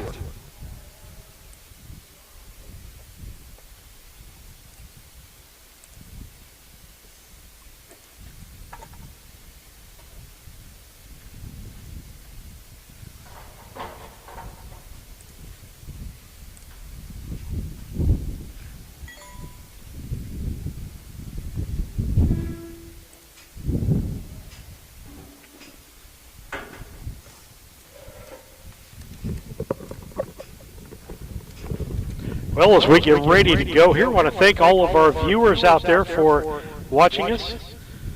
And I hope you're having as good a time as we are. Horses approaching the starting gate for race 4. Good to have you with us on a Thursday afternoon. More racing here tomorrow. No qualifiers tomorrow, just purse racing, and the first race will go to the post 1 o'clock.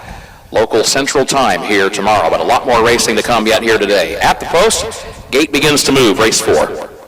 Moments away from today's fourth race, a $6,600 1-mile trot for 3-year-old Colton Geldings. As we get ready to go,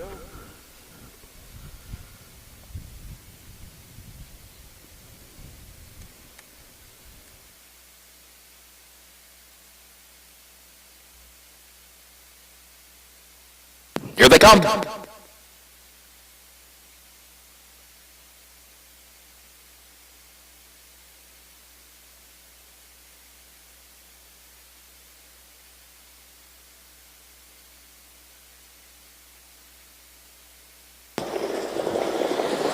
They are off and trotting. There goes Denbo. Denbo out for the early lead. Shady Maple All-Star is off stride. Shady Maple All-Star on a break. Denbo is the leader heading into the first turn. There goes Lou's Mandalorian into second around the outside of Dooleyville Lou in third. Jewels for Champ is fourth. Lot of Grit is in fifth. And a long way back, better than 20 more lengths back to Shady Maple All-Star, the distant trailer after breaking stride. Denbo is the leader as they go on by the quarter-mile mark, and Denbo leads it by a length and a half as Lou's Mandalorian travels in second. 29-4 for the opening quarter. Sensible pace, 29-4. Denbo is the leader by a length and a half up the back straightaway. Lou's Mandalorian goes second, then a gap of 6 more lengths. Dooleyville Lou is racing third by a length. Jewels for Champ is in fourth. A gap of 8 lengths more back to Lot of Grit in fifth, and a dozen lengths back of that one to Shady Maple All-Star, who is last of these 6 trotters as they go on by the half-mile mark with Denbo the leader. Denbo leads Lou's Mandalorian. 59-1, the time for the first half mile, 59 and 1/5 seconds. It is Denbo leading it by a length to the far turn. Lou's Mandalorian second by just a length, and Jewels for Champ is a closer third now and moves within striking position, 5 lengths off the lead.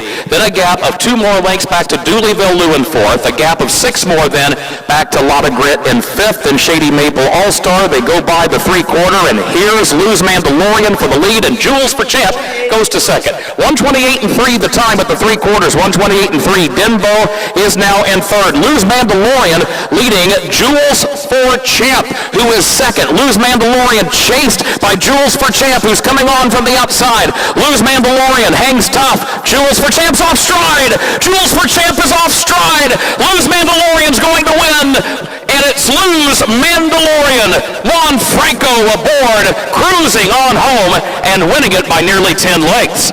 Denbo salvaged second at the expense of Dooleyville Lou, who did come on to get third. Lot of Grit was fourth. Costly break for Jewels for Champ, who was fifth after breaking stride, and Shady Maple All-Star was sixth. 1:58 and 2/5 the time for the mile. 1:58 and 2. Lou's Mandalorian, number 4, your winner.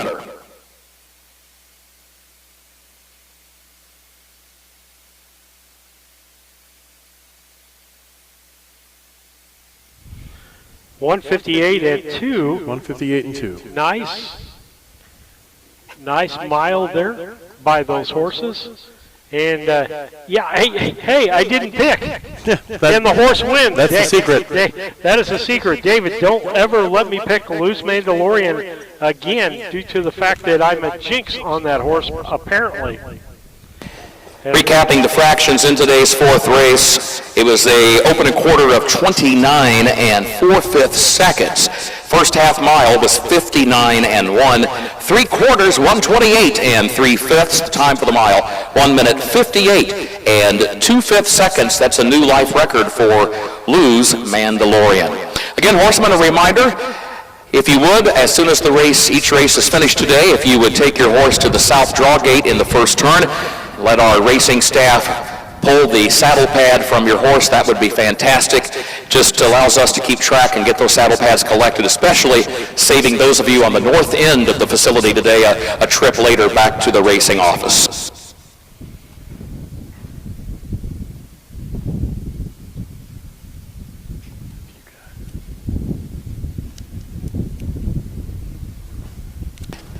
Well, some of us have been looking at this 3-year-old Colton Gelding Trot division in Illinois this year and thinking maybe it's going to be Luz Private Eye versus Jules for Champ.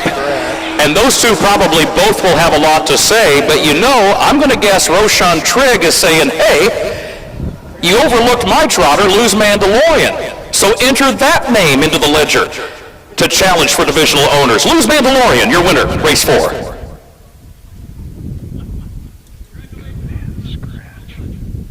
Luz Mandalorian races for the Flacco Family Farms LLC of Alexis. Dr. Richard and Arlene Flacco and Rick and Tabby Flacco. They'll be getting things ready to go racing in July at their home fair in Knox County at Knoxville. This is a homebred for them, a son of their flagship stallion Luz Legacy, the reigning Illinois Trotting Stallion of the Year out of Snarky Lane by Uncle Peter. 7 wins now and a new lifetime record of 158 2. The Downstate Classic winner Luz Mandalorian backs it up here today with this win at Quoin. Full field rundown, it's official for race 4. From the top, Dooleyville Lou was 3rd, Shady Maple All-Star 6th, Dimbo, the runner-up, Luz Mandalorian, the winner, Lot of Grit finished 4, Jules for Champ finished 5, the quarter 29 4, the half in 59 1, 3/4, 128 3/5. The time for the mile, 158 2/5. Reads down 3, 6, 2, 1, 4, 5. Race 5 is on the way. A reminder, scratch the 1 Whiskey Tango, scratch the 2 Gershwin, scratch number 3 Dream, and scratch number 8, Jimmy Lie. That's race 5. Scratch number 1, Whiskey Tango. Scratch number 2, Gershwin. Scratch number 3, Dream. And scratch number 8, Jimmy Lie. Waiting for Hot Like Mama, Walkerville, Arcase Tony, and Tyler Ty. Those are the 4 that will go to the gate to contest race 5. So, Scott, when they change places like this, they expect scratches. We have scratches normally, either something's wrong with the horse or, several different things. Could be any reason. But when you change locations, that scratch goes up a lot more, particularly when you're going from Springfield to Quoin. Yeah. And sometimes vice versa. Some southern guys, they can't make that trip up. You might add a lot of horses entered at Springfield if you stable there, but then suddenly you find out you've got to ship them all 3 hours south.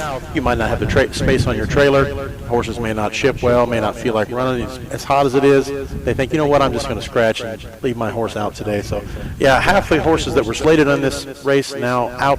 It goes from an 8 field down to 4 horses in this field.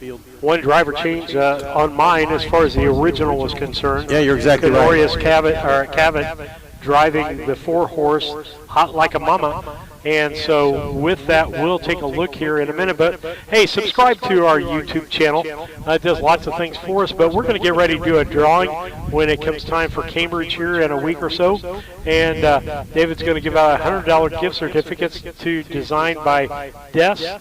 And you can spend your money there. And we'll get up to some of our, what I call our banner or poster sponsors here on gate, Flacco Farms, people like that help us. You can do that by donating. You can do the banner or billboard ads. You can do it several different ways to help us out. Or you could just walk down and hand us a check. You could. Like Mr. Glenn Bauman of Milkytown. Yeah, you could definitely do that. And I think I sat close to Mr. Bauman during the races here at Quoin at the fair last year. And so we're looking at race 5 here as we get ready. We want to remember Bobby Papa Deck and Tommy Decker passed. Wait, and before that you with that, go, and then get your snacks and drinks. Sorry. Make sure to subscribe and like to Harness Tube. If you can't do that, just give us a thumbs up. All right, to the show.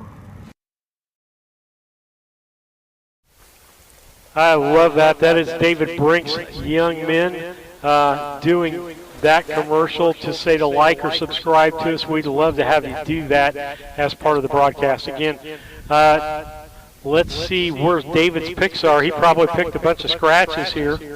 Let's see. This is the 5th race. He picked the 8 horse. Scratch. The 1 horse. Scratch. The 7 horse. Oh, there you go. So I take it, David, that horse has got to go up to your number 1 pick. Since you picked it 3rd and the other 2 horses are scratched. So we'll move that one up to his winner.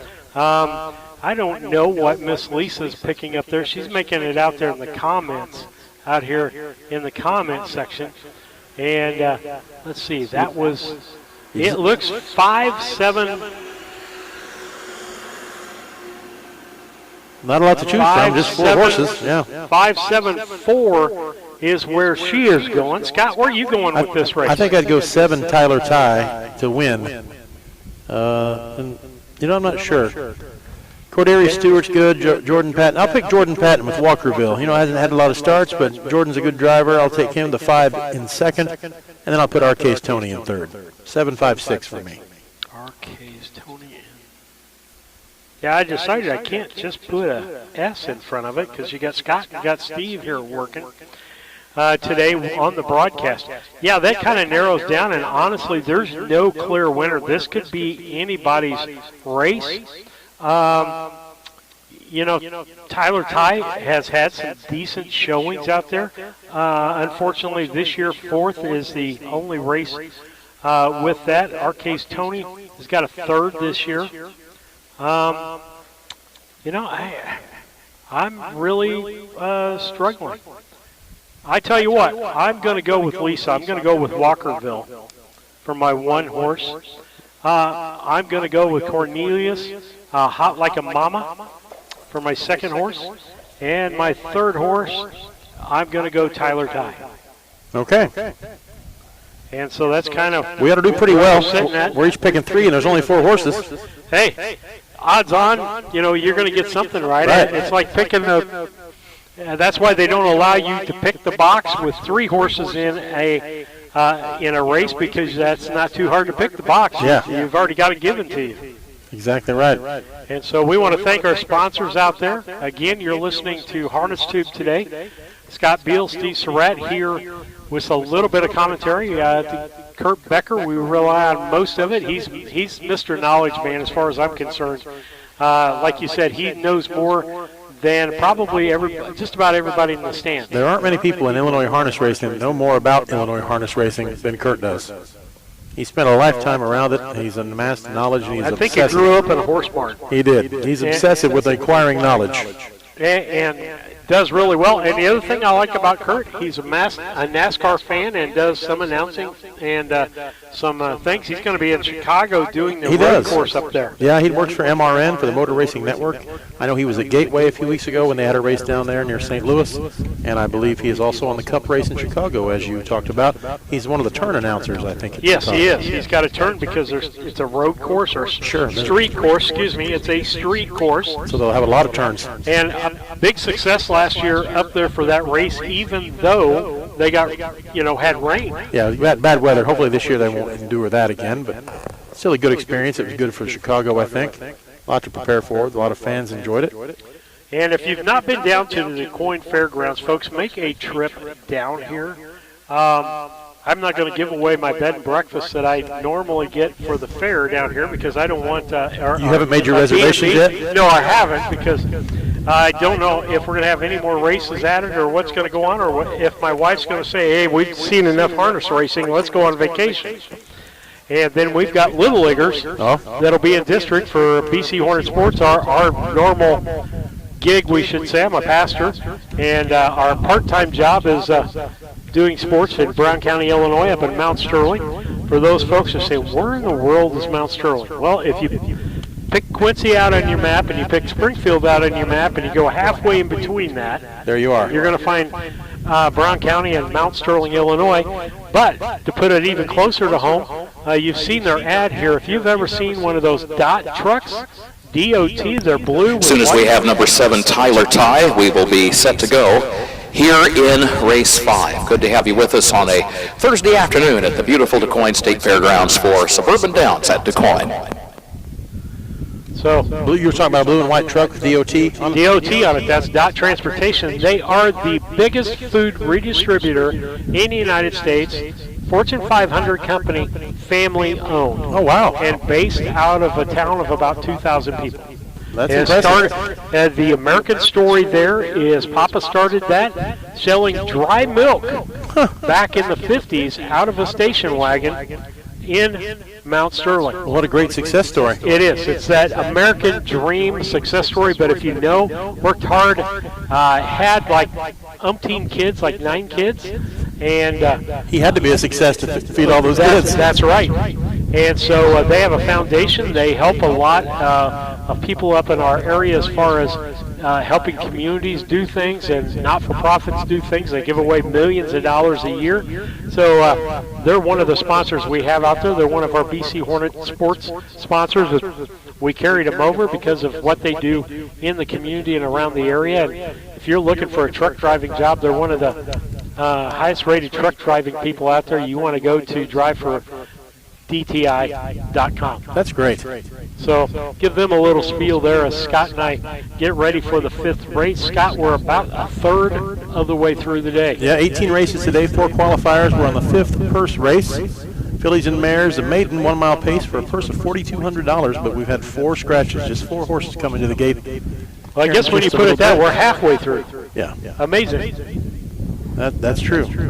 I don't know if by the time we get done I'll have shade over on this side or not.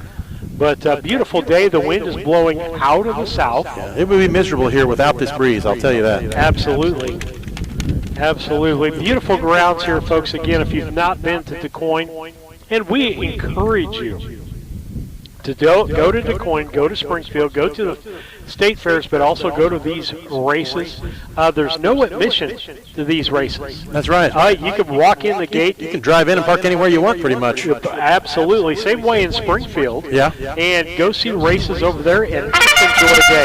That's a call to the post. Coach Becker will be on here in just a moment.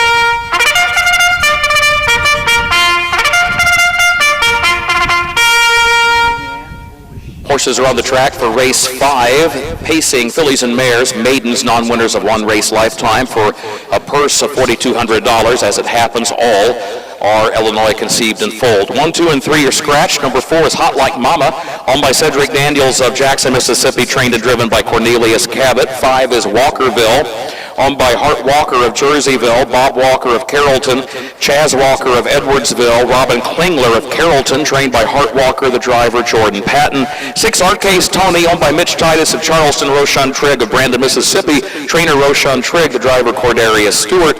And number 7, Tyler Ty, owned by Hosea Williams of Chicago, trained by Stephen Halford II. Juan Franco is in the bike. Getting ready to go here in race 5. Just thinking about the year 2021 as we emerged from the COVID year and got things back on somewhat of a so-called normal pattern, and we resumed racing across the state. That was the year we had so many fast miles by Illinois breds at the DuQuoin State Fair. And it was like a game show where you're allowed to phone a friend. I remember being on the phone constantly at the races calling or texting Tom and Leanne Chin. Is that an Illinois record? Is that a season's record? Is that an all-time Illinois record? And we were just talking here in the infield in the judges' stand how Tom and Leanne have kept track of all of those Illinois records for years. And we have made liberal use of that hotline, calling up Tom and Leanne over the years, and really appreciate what they have done for the history of the sport. Here they come, race number 5 here at the beautiful Quoin State Fairgrounds, ready to go.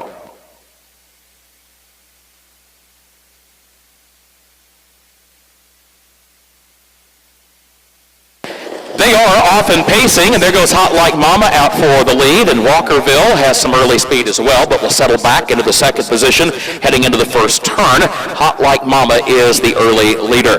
It is Walkerville in the second spot, and then Arcase Tony is third, and Tyler Ty is last of the 4 as they swing around the south turn, work their way over toward the quarter-mile mark. Hot Like Mama is showing the way here as they race on by the quarter-mile station. A good battle there early on as the field left the gate, but then quickly straightened out to go single file past the quarter. 30 seconds flat the time, 30 seconds flat the time for the opening quarter.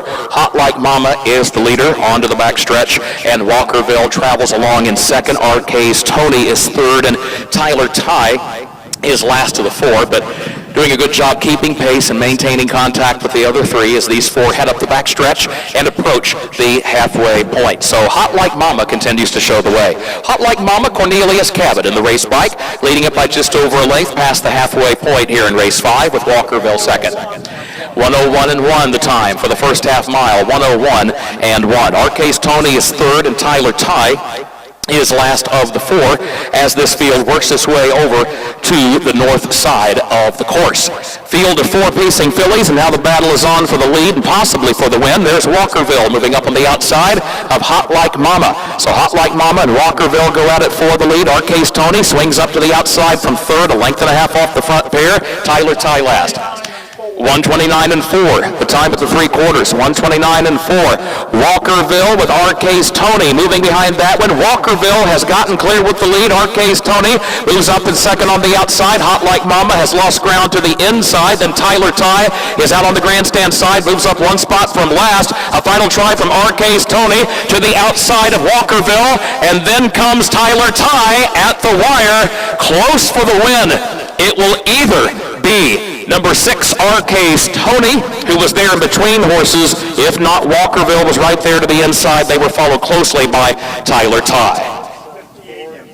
1:58.4 was the time for the mile. 1:58.4 seconds. We will check with Denise Titus, our photo finish technician. More in a moment.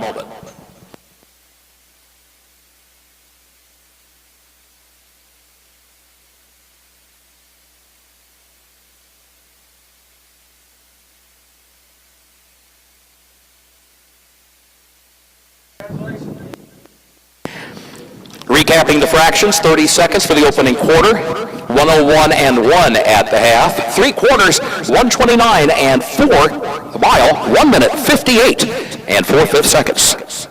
Check the result of that photo shortly.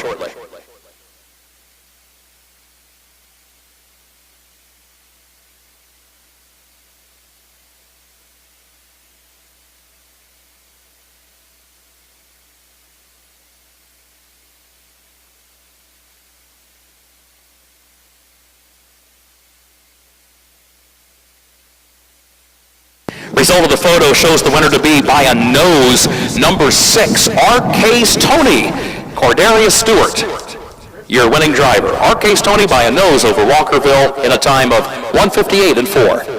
We'll meet the winner in a moment. Horsemen, you may come to the track for race 6.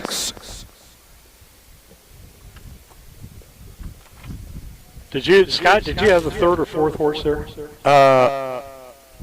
What do you mean, did I pick the 3rd horse? No, I meant order-wise. Honestly, I don't remember. Okay. All right. We'll get it here in just a few moments, but we have the 1-2 being Arcase Tony, which, let's see, nobody picked. Walkerville, you picked that horse to be second. Lisa and I picked it to be first. Well, trainer Roshan Trigg goes back-to-back on the card. as he trains the winners of races 4 and 5 here today. Here's the winner of race 5. How about a hand for number 6, Arcay's Tony Cordarius Stewart, the driver.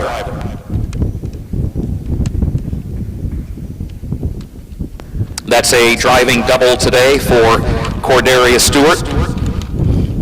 From the way too early to talk about this department, this is only day 2 of what, a 28-day Suburban Downs downstate meeting for the spring and summer, but Cordarius Stewart already is in a good battle with Casey Leonard for leading driver, and that win puts Cordarius on top at this very early juncture. That's 5 wins for Cordarius. Remember, this meet opened a week ago today. And Roshan Trigg going back-to-back on today's car. Congratulations to Mitch Titus of Charleston, who's trackside, and to Roshan Trigg, the co-owners. The breeder Dennis Wright and Mitch Titus, the winning filly, a 3-year-old by Revenge Shark over out of Tony Mac by Armbro McIntosh. And how about that? This filly breaks her maiden here today, 21st career start, and wins in 158 and 4.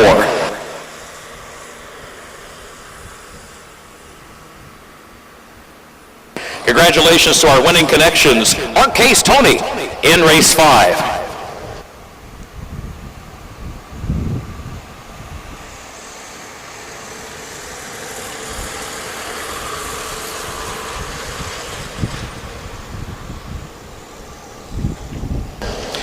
Here's the full field rundown for race 5. From the top, Whiskey Tango was scratched. Gershwin was scratched. Dream was scratched. Hot Like Mama finished 4. Walkerville, the runner-up. Arcay's Tony, the winner. Tyler Ty finished 3. Jimmy Lai was scratched. The quarter, 30 seconds flat. The half in 1:01 and 1/5. 3 quarters, 1:29 and 4. The time for the mile, 1 minute 58 and 4/5 seconds. Reads down, scratch, scratch, scratch. 4-2-1. 3 scratch. Race 6 is on the way. Scratch number 7, Judge Me Not. Scratch the 7, Judge Me Not. A reminder, a couple of driver changes on number 2, Radiant Diamond, the driver Cordarius Stewart. That's number 2, Radiant Diamond, Cordarius Stewart, the driver. And on number 4, Zion's Really Chilly, Kyle Houston. Kyle Houston drives number 4, Zion's Really Chilly. Waiting for Aunt Priscilla, Radiant Diamond, Caballo 6, Zion's Really Chilly, Tank Me to Disneyland, Just Another Bag, and Luz Andiamo. All right, Scott, as we get ready for race 6 going down here, and I'll look to see if I need to get some changes put out there for people on the card. Let's see. We've got Cornelius Stewart. Cordarius. Cordarius. Cordarius. Cordarius. On Radiant Diamond. And then on the 4, Zion's Really Chilly, Kyle Houston is now the driver. I think those are the only changes we have from the previously published program. 7 is a scratch, Judge Me Not. Luz Andiamo at 8. And we had an also eligible, Just a Hint of Spice, that did not draw into the field. Okay. All right, as we take a look at those things, again, you can be a part of our broadcast here, as I'll get those changes up for 6 just here in a moment as we talk about this upcoming race. And Scott, anybody stick out to you in this race? This coming up race here, let me see. I haven't taken a look that far ahead. Big field, $6,500 purse. Let's look and see. You know what? Wow, jumps out right at you is Aunt Priscilla winning $250,000 lifetime. That's pretty impressive. $32,000 last year and winning. That might have to be your first pick. Well, my first pick anyway. But then you got Tank Me to Disneyland and Just Another Bag, both good horses. Wyatt Abinetti driving Just Another Bag. Dennis Gardner's a good driver too, with Tank to Disneyland. I think those might be my top 3 as far as, you know what, I'm going to go. Aunt Priscilla did win, or is doing pretty well, but I'm going to go take Just Another Bag as my first choice. And then Tank Me to Disneyland, I'll do 2, and Priscilla in 3. That'll be my picks there. Okay. All right, as we get ready for 6, and I made my changes in the wrong spot. Yes. This is the 6th purse race of the day, the 10th race overall out of 18 races coming up today. We're moving along pretty well. It is 2:37 in the afternoon here at Quoin. average about, like you said, 15 minutes or so per race. We're moving right along. I think Kurt told me last week that these were wrapped up, and he was in the car on the way off the grounds by about 4:50. So we've got about, I'm not good with math, 8 more races to go. Oh, that's all. That'll fly by. And again, going with David and I have talked about this a little bit. In sports in general, there's been this move to get things in a no more than 3.5 hour time schedule. That people don't like events that last too long. People have short attention spans nowadays. Yeah, and I tell you what, even for older people that are fans, it's a rough day. We're going to be tired out here after 18 races today. Oh yeah. For me, 11 or 12 is about the limit, attention span wise, and of course we're doing other things down here.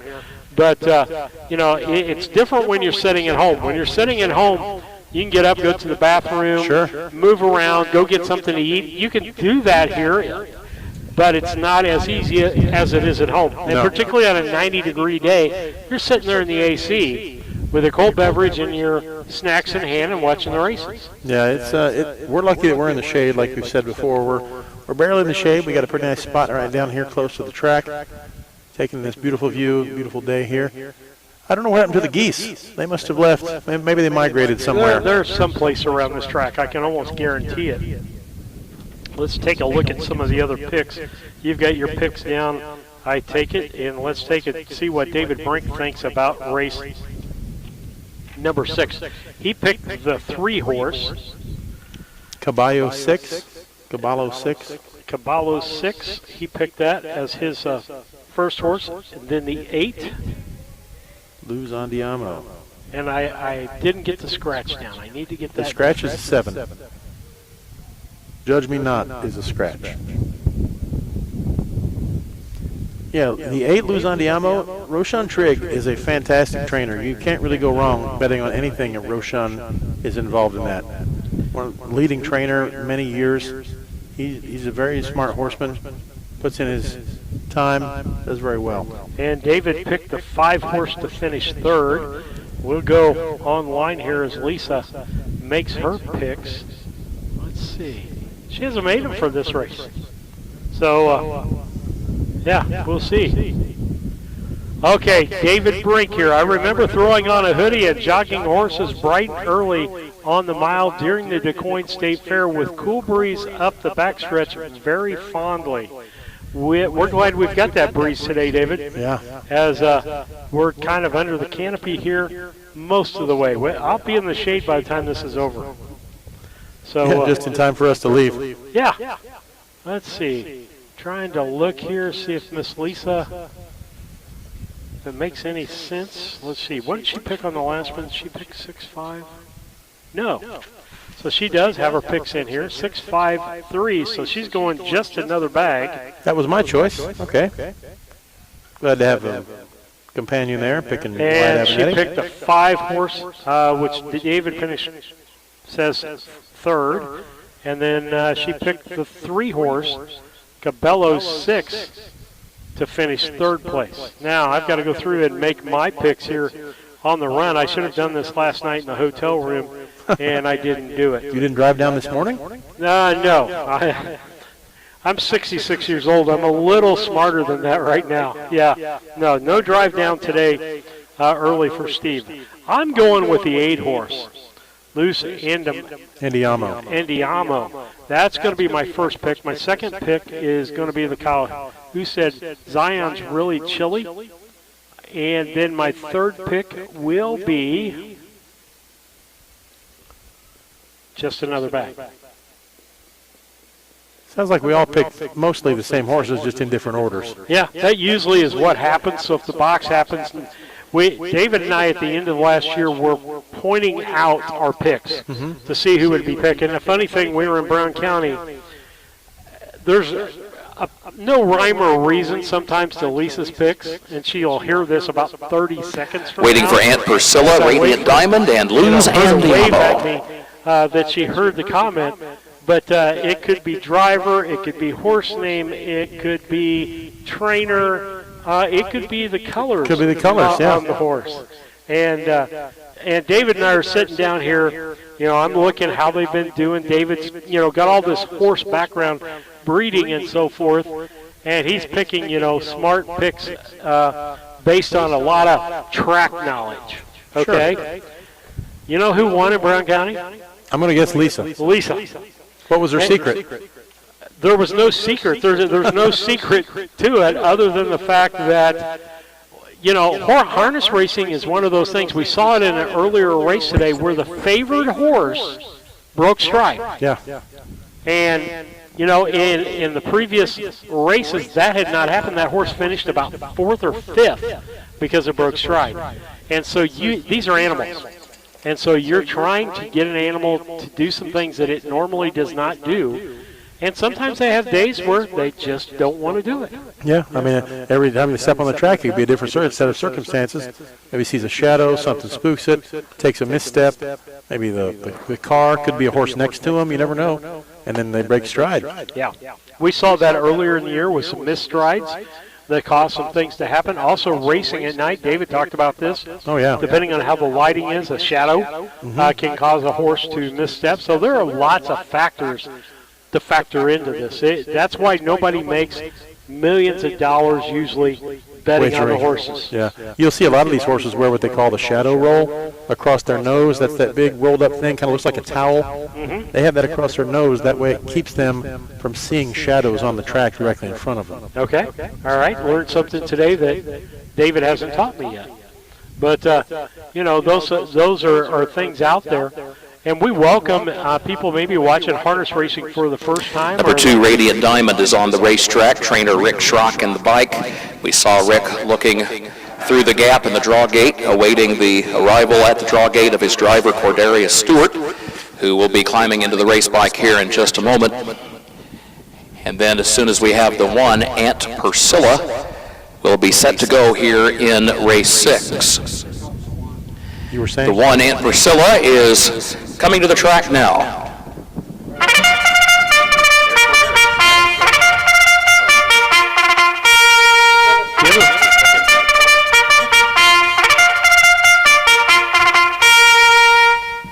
Cordarius Stewart on the run, coming through the draw gate, hustled up, took the lines from trainer Rick Schrock, and we appreciate all of our horsemen, men and women of the Illinois racing community who have a lot of business to do here today, a lot of horses to look after, and we appreciate the way they indeed are hustling to keep the program moving. So thank you, folks. Number 1 is Aunt Priscilla. This is for trotters, non-winners of $10,000 in their last 5 starts. Also eligible conditions may imply.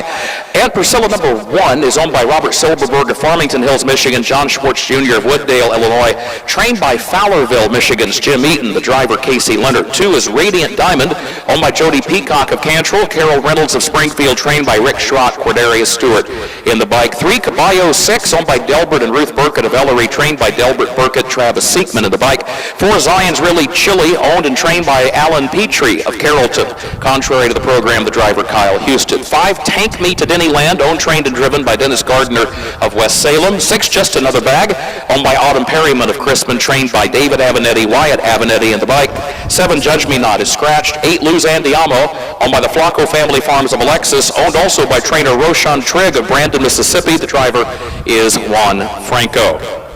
Number 3, Caballo 6, returns to the site of a big win last summer at the DuQuoin State Fair when he won the Illinois Top Line 2-year-old trot and broke the stakes record for that event here at DuQuoin in 157-4. The New Jersey-bred Caballo 6 from the Burkett stable in Ellery, Illinois.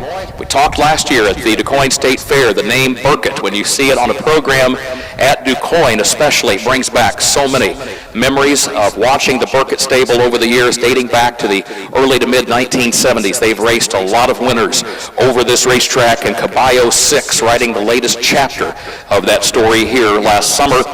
He gets ready to go. Zion's Really Chilly getting ready to go as well. Number 4, a 2-time County Fair Challenge winner over this racetrack. Just Another Bag, number 6, comes in off an all-age track record mile at the Macoupin County Fair in Carlinville. So a lot of horses with plenty of credentials in this race, and we're set at the post. Gates rolling, race 6. Here we go, moments away from race 6 on the day, race 10 overall.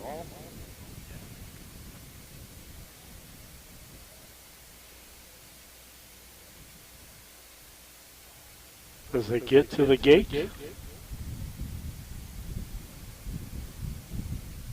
Here they come.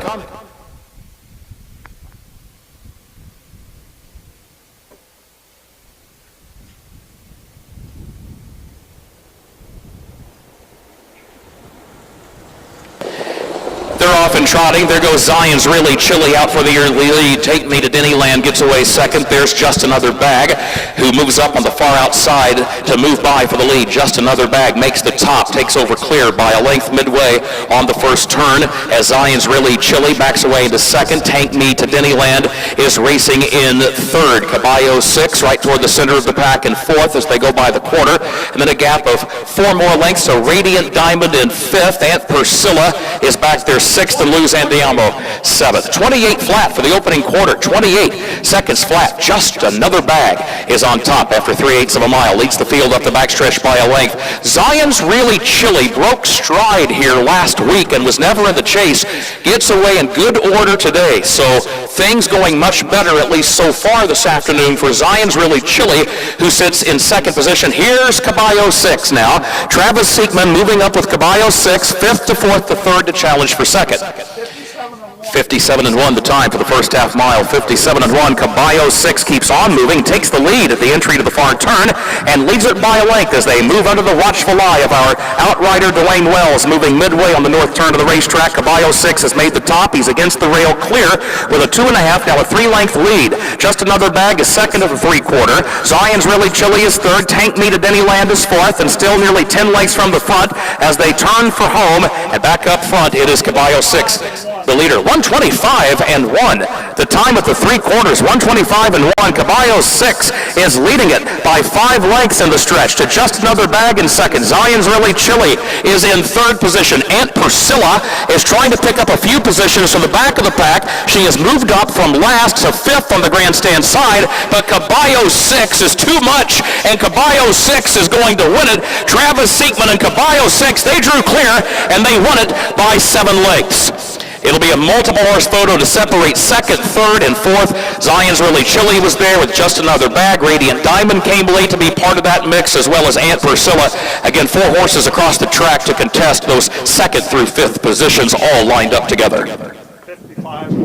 1 minute 55 and 4/5 seconds. New lifetime record by a 1/5 of a second for Caballo 6, 1:55-4.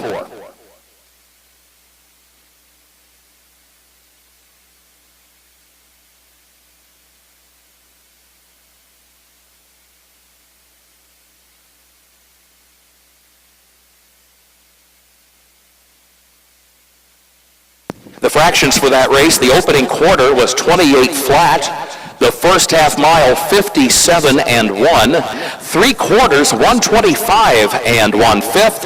And the time for the mile, 155-4. Your winner, number 3, Caballo 6. We'll meet the winner in a moment. Horsemen, come to the track, please, for race 7.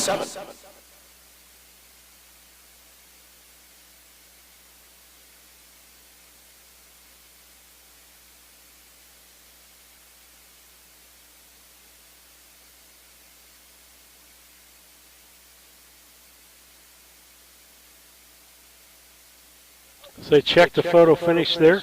We'll see how things finish out here in this race.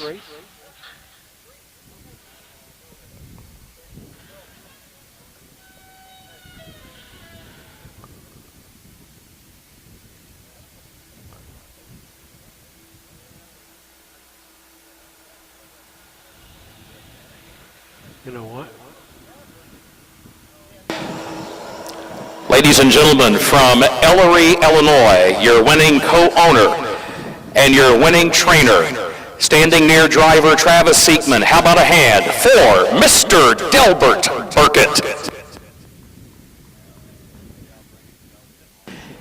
Delbert and wife Ruth are the co-owners of Caballo 6. This was a $15,000 yearling purchase out of the Lexington Selected Sale. This is actually a New Jersey bred by Six Pack, bred by the Joie de Vie farm, Winner in stakes record time is a 2-year-old here at Quoin. Winner today in a new lifetime personal best, 155-4, Caballo 6. We talked about Delbert Burkett's tremendous record for his career, and specifically here at Quoin when we gathered at the Quoin State Fair last year. We went home, we must have rattled off 10 or 12 stakes-winning trotters he's raced at Quoin over the years. We got home and realized we missed about 10 or 12 others that we didn't even get mentioned that night. Just what a resume and what a horseman Delbert Burkett.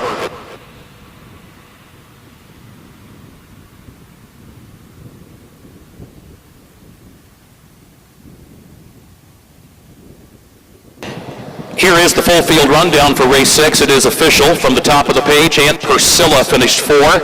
Radiant Diamond 3. Caballo 6, the winner. Zion's Really Chilly, the runner-up. Tank Me to Disneyland 6. Just Another Bag finished 5. Judge Me Not was scratched. And Luz Andiamo 7. They got the quarter in 28, the half in 57 and 1. 3/4, 125 and 1, and the mile 155 and 4. And it reached down 431, 265, scratch 7. One final note about Delbert Burkett. Just had someone a few days ago at Decatur talk about Gum Corner Lad, whom Delbert trained, a horse that won, right at $700,000. Just an amazing racehorse. And it was a younger person said, I've always heard about Gum Corner Lad. Did you get to see him race? And at a moment like that, you realize how fortunate you've been to see horses like Gum Corner Lad, or even to call them in a race. But it was fun to see someone from a generation, a young person that wasn't old enough to see that horse race, but they were asking, did you get to see him? Did you get to see him? So just part of the impact that these horses and these horsemen can make on this game. Race 7 is coming up. Driver change on number 3, Zora Moon. It'll be Cornelius Cabot. Cornelius Cabot, the driver on number 3, Zora Moon. Waiting for Luz Amazon, Honolulu, Zora Moon, Stand By Your Man, True Fortune, and Calypso Moon. So 6 horses coming up in the 7th, first race of the day. There is a driver's change, as you heard Kurt say. Driver Cornelius Cabot on 3, Zora Moon. And I'm checking the rest of them to make sure that I've got them in, and I think I'm correct. I think our programs match, and you are correct. As we get ready to go here with this next race, number The 7th first race, 11th one overall today. We got those 4 qualifiers earlier. Oh, apparently I missed a race or something.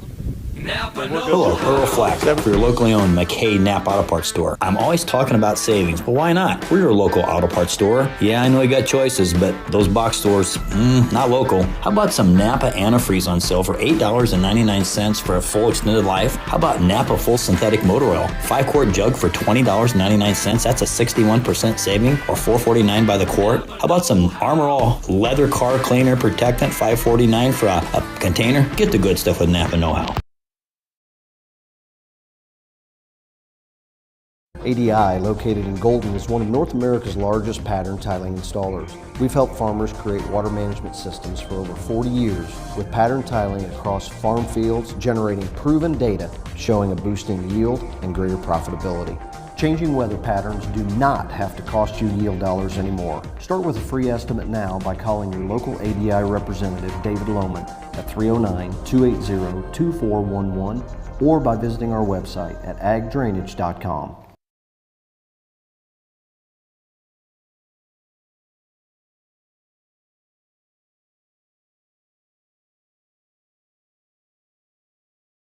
Jockeys just seem to click, and you see that a lot with trainers and drivers in this sport. In today's 7th race, number 4, Stand By Your Man. This is the first purse start of the year for the filly that was the winner of the Fox Valley Flan final on the Night of Champions last fall at Hawthorne Racecourse. So Stand By Your Man. She did not win the divisional honor, but she did win on the Night of Champions, winning that $119,000 Fox Valley Flan. And of course, the divisional honor went to Whiskey Lou, who was named the top 2-year-old trotting filly. And we'll see Whiskey Lou. She will race a little later on today in race number 10. But number 4, Stand By Your Man. She has a Quoin State Fair pedigree. Her second dam, not shown in the program, Stand By Your Man. Her second dam is Filly at Biggs. That's the filly that won the Philly World Trotting Derby on this racetrack. That was a $125,000 race back in 2003. And Stand By Your Man's maternal grandsire, Dewey Cheatham and Howe, won the World Trotting Derby itself. And you race fans might remember, if you were here just last year in August at the Quoin State Fair, Stand By Your Man, with trainer Mike Brink in the race bike, went to the post at 24-1 and ended up winning her division of the First Lady Stakes. So Stand By Your Man, we know she likes this track because it was right here last August when she popped at a big price and paid $50 on a $2 mutual ticket. And again today she makes her season's debut as far as a purse race is concerned. And let's not forget the fact that number 6, Calypso Moon, also won a division of the First Lady last August. She went off, though, as the odds-on favorite in her division. And that was number 6, Calypso Moon, winning here in her division of the First Lady last summer. Race 7 on the way.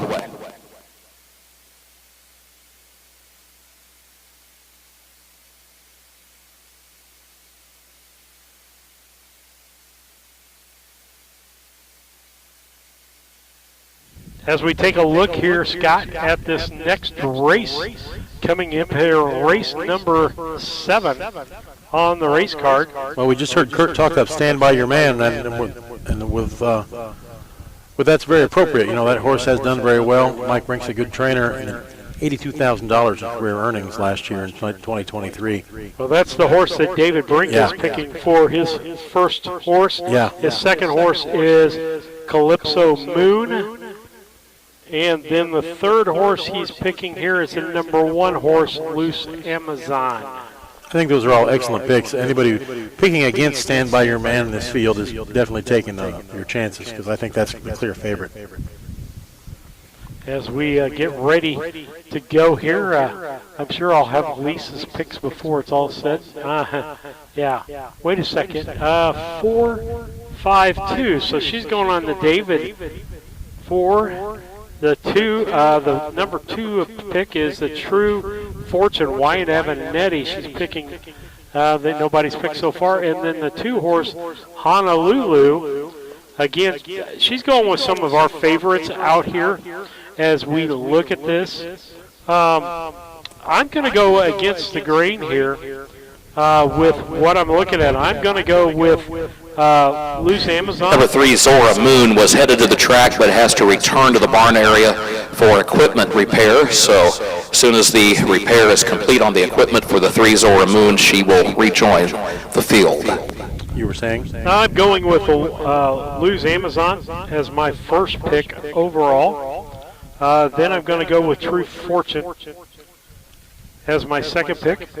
And then my third pick is going to be Honolulu. I'll tie up with Lisa on that. What's your thoughts on this race? Well, I'm going to go Stand By Your Man. That just seems like the obvious thing. I'll take it number 1. Second, I had Lose Amazon, and I'll take Honolulu in third. Okay. Similar picks by everybody.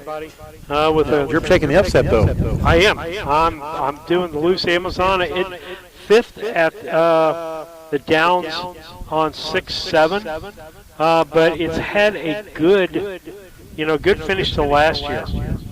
And so I'm going by what this horse did last year, and that a year older and a 3-year-old filly gonna do better. Starting on the rail too. I mean, yeah, get out front early and stay on the rail the whole way. You never know. And we've seen some upsets today, and so that's what I'm going with on that. Lisa's got a picture, trying to decide what we do in between races. This is such a big track that you can't keep on, a group of horses or things like that. What to do in between. some of our dead spots here is we talk a little bit more than some of the other vendors do, and try to give some insight. One of the things I was starting to talk about earlier, Scott, was you can have a horse that's doing really well and have a change in driver and that horse not do as well. You can also have the opposite happen, horse not doing well and a change in driver will make a change. Absolutely. And sometimes the trainers are doing that because it is a... You've got to get a match set, is what I got to say. Yeah. You know, trainer-driver situation with these horses. Different guys have different styles, and you might have for lack of a better word, a particular driver may have a better relationship with a horse, the way it's used to being treated, or the way the driver treats the horse going around the track. And that's how a trainer's responsibility is to find the best fit, to find the best guy that drives that horse as best as possible. I think that's the way to go. I don't think these drivers take personal offense if they switch it up a little bit. They want and we've got a driver up home. He's a vet, and he's talking to his horse all the way around the track. You can hear him. Yeah. That's one of the nuances you miss by not being at the track is hearing him talk to his horse.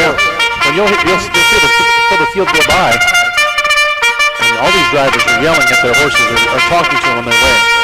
So when you first saw Headed to the gate, race 7, Illinois conceived and foaled 3-year-old trotting fillies, a purse of $6,600. A reminder, the driver of the 3, Zora Moon, is Cornelius Cabot. Number 1 is Lose Amazon, owned by the Flacco Family Farms, LLC of Alexis, of Dr. Richard and Arlene Flacco, and Rick and Tabby Flacco, trained by Steve Searle. Driver Casey Leonard to Honolulu, trained also by Steve Searle, owned by Steve of Grant Park, Brian Code of Bradford, James Nellinger of Peoria, Travis Siegman of the bike. 3, Zora Moon, owned and trained by Charles Arthur of Terry, Mississippi, owned also by Marvin Chandler of Terry, Mississippi, the driver Cornelius Cabot. Number 4, Stand By Your Man, owned by Mike Brink of Springfield. He's also the trainer-driver, owned as well by Mark Brown of Chatham, Jeffrey Clausen of Macomb, Dr. Robert Lacey of Nokomis. Number 5 is True Fortune, owned by Milton Greer of Jackson, Tennessee, trained by Leroy Hunt, the driver Wyatt Abinetti. And 6, Calypso Moon, owned by Dr. Patrick Graham of Lock Ridge, Iowa, trained and driven by Kirk Grummel, approaching the gate, the field for race 7.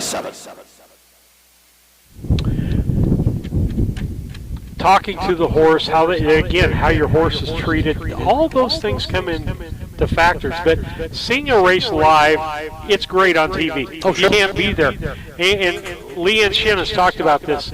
She lives further down here. She lives in this area. She lives near Newton. Yeah. And so for her to see some of the northern track, like Knox County and Cambridge, Henry, Sterling. She's not been to those At tracks. the post, gates so rolling. Last year she was able to see some of those tracks and those horses that race, more regionally on those tracks. And that's the biggest advantage of watching harness racing on TV. But David and I will both say we encourage you, if your local track, go. Absolutely. If you got a track 1/8 of a mile from the start, Illinois-bred 3-year-old trotting These fillies. fairs only keep these races if people turn out. Here they come. Here we go.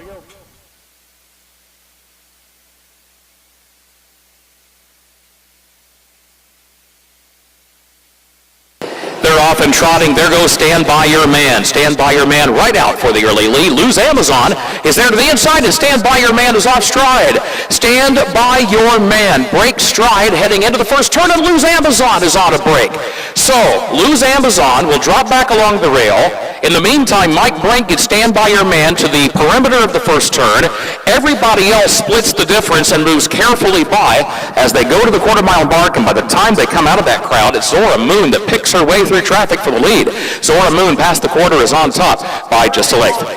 31 flat for the opening quarter, 31 seconds flat. Zora Moon on top. Here's True Fortune. True Fortune moves from third to second, draws alongside the leader, and True Fortune moves up to take the lead for Wyatt Abinetti after 3/8 of a mile. Zora Moon is racing in second by a length, and then Honolulu, who's racing in third. Calypso Moon is a close fourth. Over 25 more lengths back to Stand By Your Man, who is a distant fifth, and Lose Amazon off stride again in sixth, as the leader is True Fortune. 101 for the first half mile. 101 flat. True Fortune leads it by a length to Zora Moon over to the far turn, and then Honolulu racing in third with Calypso Moon still fourth and still 5 lengths off the lead. There's Honolulu coming off the rail from the third spot, moves up to challenge for second, but True Fortune is still the leader as they swing down the north side of the course, and True Fortune leads by a length as Honolulu is just off her flank in second. Zora Moon drops back into third, and Calypso Moon is fourth.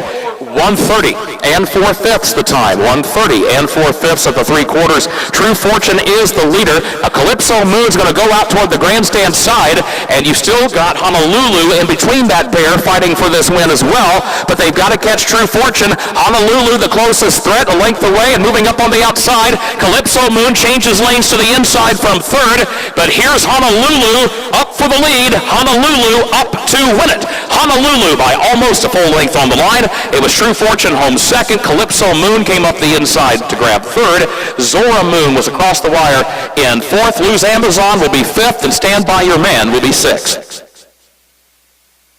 2:01 and 1 was the time for the mile. 2:01 and 1/5 of a second. Number 2, Honolulu, your winner.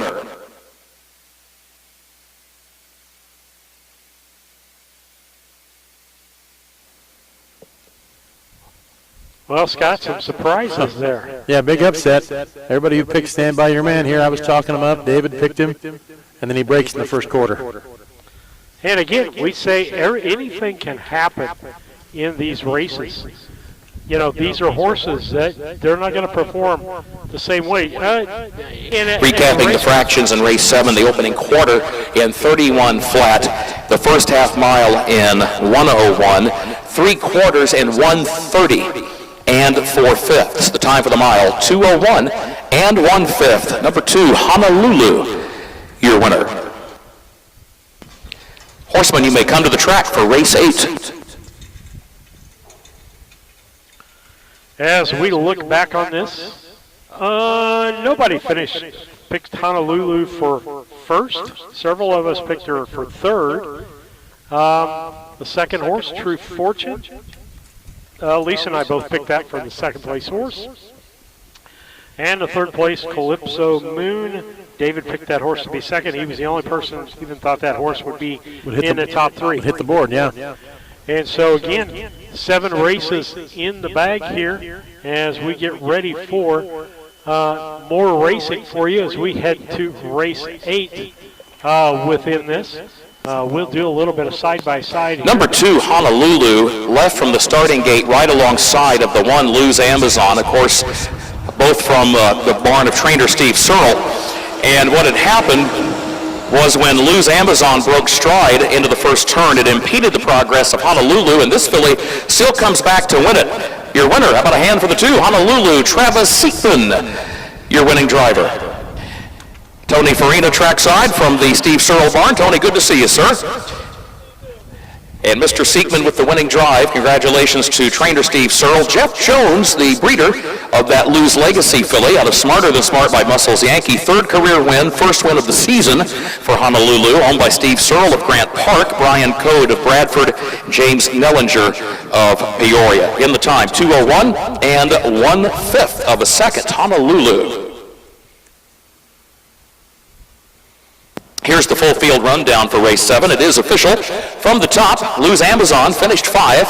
Honolulu was the winner. Zora Moon finished 4. Stand By Your Man finished 6. True Fortune, the runner-up, and Calypso Moon was 3rd. The opening quarter, 31 seconds. The first half mile in 1:01. 3/4 in 1:30 and 4/5. Time for the mile, 2:01 and 1/5 of a second. Reach down, 5:14.623.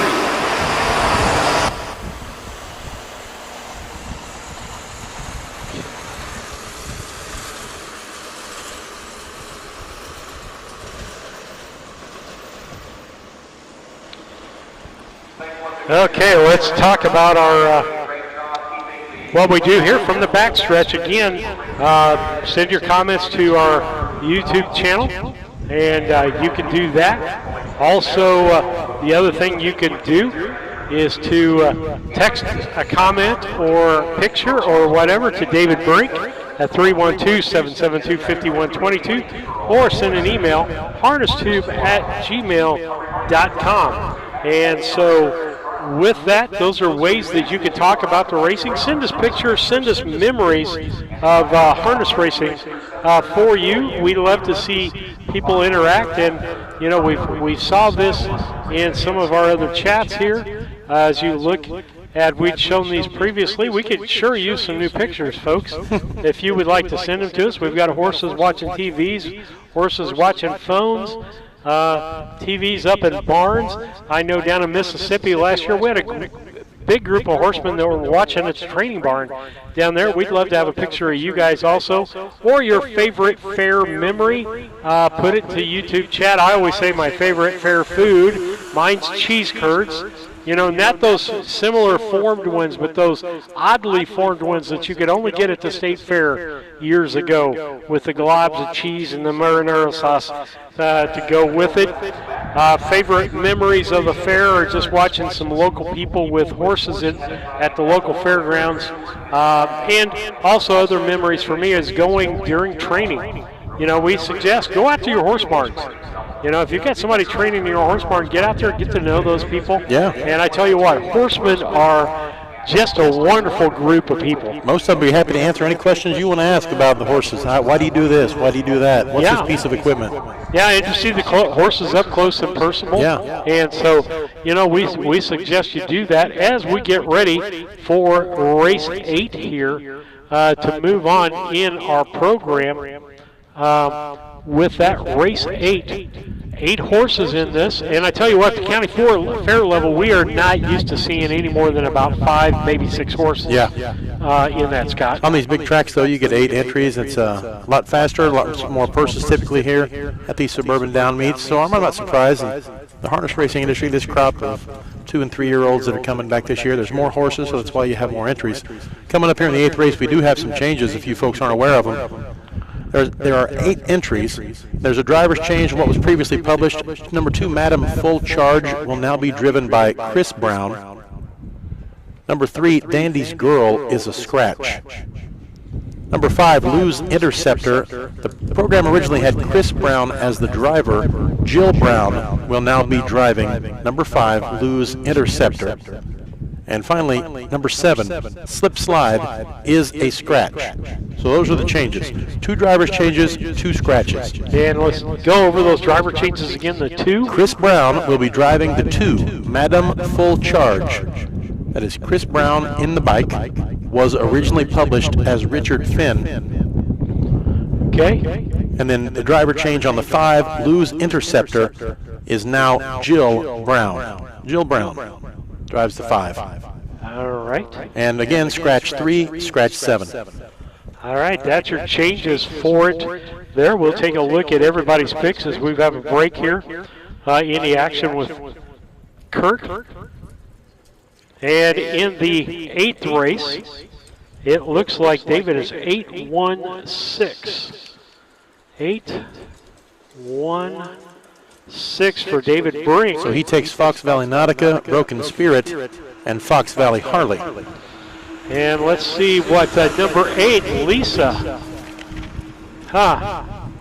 Lisa takes the 8, the 6, and the 3. 8-6-3 for Miss Lisa Surratt as she agrees with David on Fox Valley Nautica. They both have Fox Valley Harley in their name, and again, I'm going to pick on them a little bit here. The only reason why they don't have the same pick or a close pick in 3rd is there was only 2 Fox Valley horses in this race. They've done that a couple of times today, haven't they? Yeah, they sure have. That Fox Valley, it's a very prolific stable, and they produce a lot of good horses, so you can't go wrong there. I've seen some races that have 5 Fox Valley entries in them. Wow. And that's, you know, we were talking to Doc Flacco, Flacco Farms over in Decatur. Sure. And, you know, he's feeling good. They're on a run. But it's no different than buying horses. Sometimes you're on a run, and sometimes you're not. And those knots sometimes can last a while, whether it's breeding. And Doc, Flaccos are on a breeding splurge right now. Yeah. And so you ride it, so to speak, on the horse. Things are going well. You ride that as they go. What are your picks in this race? Let's see. I'll take 4. Illini Isabella to finish first. Luz Interceptor second, and Fox Valley Nautica third. Okay. Juan Franco is a good guy. I think Illini Isabella may come out of nowhere here. You never know. But if I were successful at gambling, though, I wouldn't. I'd have a lot more money. So yeah, you'd be here. You'd be wagering more. Yeah. So absolutely. I mean, that's what I'm looking at. I don't see a reason. Let's see. The Quoin last week, a third. The winning time was a 2:04. There's just nobody standing out in this race. Yeah, it's a tough pick. I tell you what, I'm going to go against the other Fox Valley people. I'm going to go Fox Valley Harley for my first. And then I'm going to go Broken Spirit for 2. And Loose Interceptor for 3. Yeah, well, it's tough here. I mean, it's non-winners of one race, so none of these horses have won. You can't look at it that way. Yeah. We'll go back to see what Kurt's got to say. That we provide a lot of the content for the Horse Talk Today Facebook page, and in our Downstate Classic preview last week, we picked against Alibaba. So when Jim went by, maybe 20, 30 minutes ago, he said, hey, don't pick against Alibaba today. And we yelled down and said, you've got a long memory. He came by just a few minutes ago and he said, a long memory? That's only been a week. Fair point. He's got a point. And of course, Jim says that with a laugh. But a little fun at the old ballpark with our horsemen's community here today. That Downstate Classic was a terrific day of racing last Friday. Don't forget the 2-year-old divisions of the Downstate Classic coming up later this summer in August at the Brown County Fair at Mount Sterling. The Brown County Fair has 2 days of racing. We race Saturday, we race Sunday. And it's midday racing. And so you can see harness racing there during the daytime, and at night you'll see something else. Either I'm trying to think what the order is. There's tractor pulling, there's demolition derby. Pretty much your standard fair schedule. Yeah. Good. And so you can get a twofer for what I call it. Come in at noon, sit in the stands, watch that, go around the fair, come back and see some of the bigger attractions, so to speak, and get into harness racing. Great.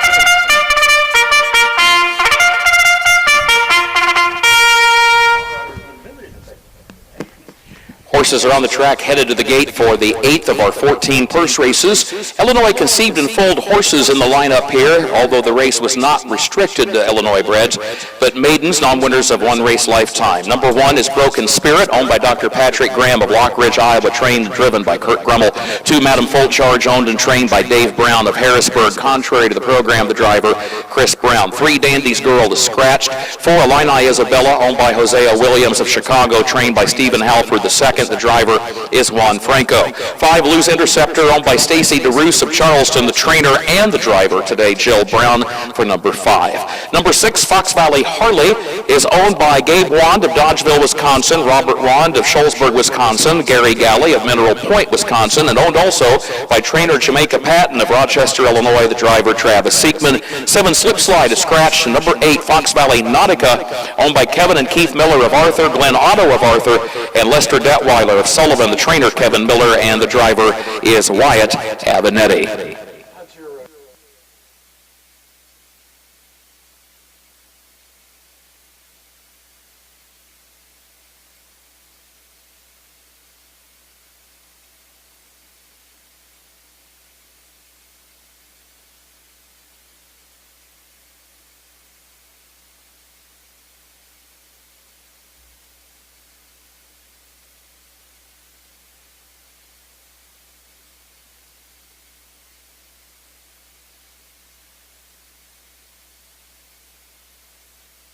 At the post, gates rolling.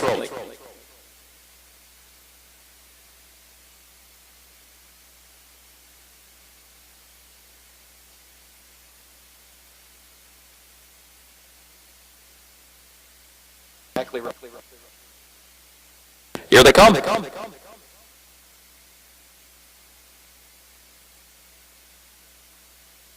Madam Full Charge, break stride. The rest are off and trotting. There goes Broken Spirit. Broken Spirit right out for the lead. Lose Interceptor is there as Juan Franco and Illini Isabella now move up to take second from Lose Interceptor, who drops back one spot into third. Fox Valley Nautica is moving up fourth. Around the outside of Fox Valley Harley in fifth, and better than 25 more lengths back to Madam Full Charge, who's the distant trailer after breaking stride before the start. They head on to the quarter-mile mark. Back up front, Broken Spirit leads. Broken Spirit leads it by 2 lengths. Illini Isabella second. 28 and 4 for the opening quarter. 28 and 4/5 seconds. Broken Spirit, the leader, by 3 lengths up the backstretch. Illini Isabella will travel in the second position by just 1 length. Lose Interceptor is racing in third, and then there's another 2 lengths back of that one to Fox Valley Nautica in fourth. Gap of 3.5 more lengths back to Fox Valley Harley in fifth, and better than 25 more back to Madam Full Charge last. Leader has just gone by the half-mile mark. Broken Spirit is on top. 58 flat for the opening half mile. 58 flat. Broken Spirit leads by 2 lengths to the far turn. Illini Isabella second a length. Lose Interceptor is third. Here's Fox Valley Nautica. Fox Valley Nautica from fourth to third to second, and is closing ground on the leader with a rush. Fox Valley Nautica moves up on the outside and has the lead as they move on by to the 3/4 mile mark. Fox Valley Nautica not only took the lead, but in the blink of an eye has opened up with 8 lengths to the good as they turn for home. Further back, Fox Valley Harley goes to second. 1:29 the time for the 3/4, 1:29 flat. Fox Valley Nautica 10-length lead back to Fox Valley Harley in second. 5 more lengths to Lose Interceptor in third. Broken Spirit back to the inside has dropped back into fourth, but that was a breathtaking move by Fox Valley Nautica around the final turn. Went from fourth to the lead, and from the lead to in front by 10 as they turn for home. It's all Fox Valley Nautica, Wyatt Avenatti driving, and they won it by 9 lengths. And then further back, it was Fox Valley Harley second. Lose Interceptor was third. Illini Isabella was across the line in the fourth position. Broken Spirit finished fifth, and Madam Full Charge sixth. Time for the mile, 1 minute 59 and 4/5 seconds. 1:59 and 4. Maiden win for Fox Valley Nautica.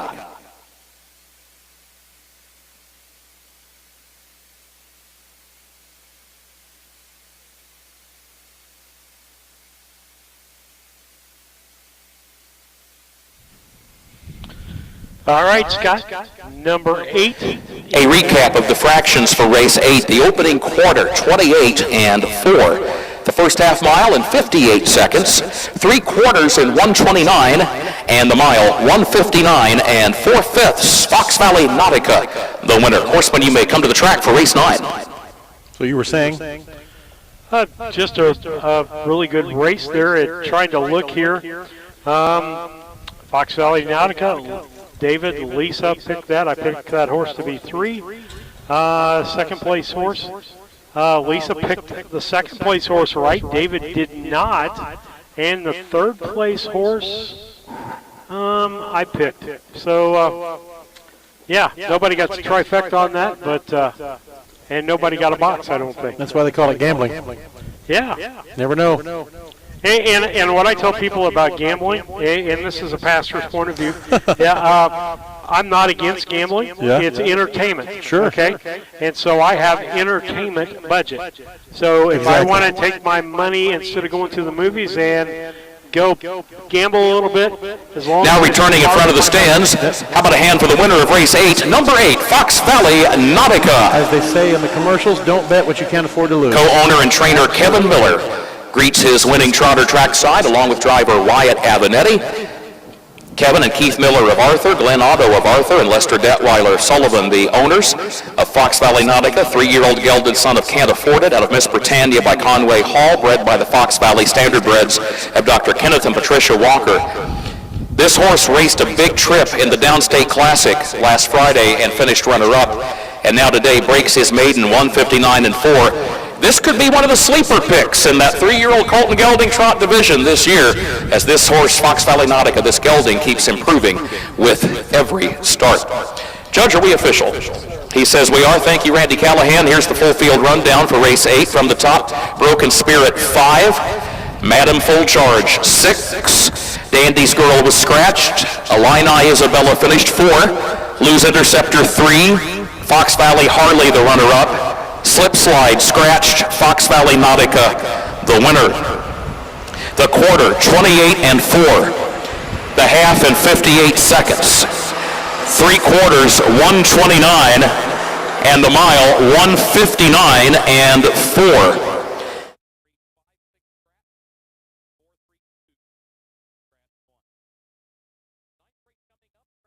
Yoder Custom Woodworking was started in 1995 by the Yoder family as a retail Amish furniture store in Sullivan, Illinois. They offer custom kitchen cabinets, granite and quartz countertops, built-in office and bathroom cabinetry, and offer a wide range of Amish furniture. Their store is located at 1117 West Jackson Street in Sullivan, Illinois, with store hours Tuesday through Friday 9 to 4:30 and Saturday 9 to 3. For more information, contact Yoder Custom Woodworking at 217-728-2166.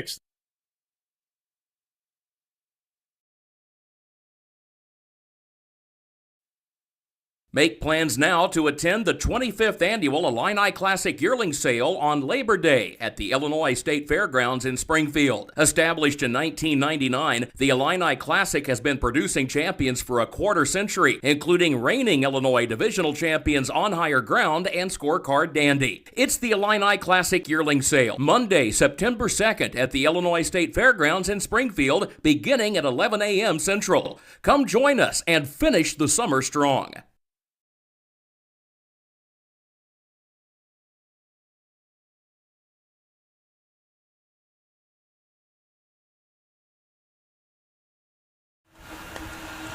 All right, Scott, as we get ready to go here for race 9, want to talk to people about our schedule here on Harness Tube. Next up is Cambridge on the 23rd at noon. And then you can see we've got a full schedule for you. We started out the year with 20 races, added one already to 21. We are about 25% through our schedule. Today was just kind of a help out to the horsemen because there was nobody going to be able to broadcast this today, so we came down to Quoin to do this today. We're glad to be a part of their day. And first time out for us to do a full mile track. Oh, that's great. It's a whole different it's a different set of circumstances. As you pointed out earlier, certainly faster times than a half-mile track. And I'm looking, do I have any drivers that I need to change here? I don't see any changes coming in the 9th race, except we've scratched Fox Valley Parker. Number 3 is a scratch. As far as you and I know, all the drivers match up from the previously published program to the current program. All right, and so getting ready for race 9 here as we take a look through everybody's picks. Any horses that you want to take a look at there? Well, I think Lou's Private Eye is probably going to be your top pick here, at least for me anyway. Lisa says she got 100% right. 8. Got 100 right. I got 100 right. So she picked 8, 6.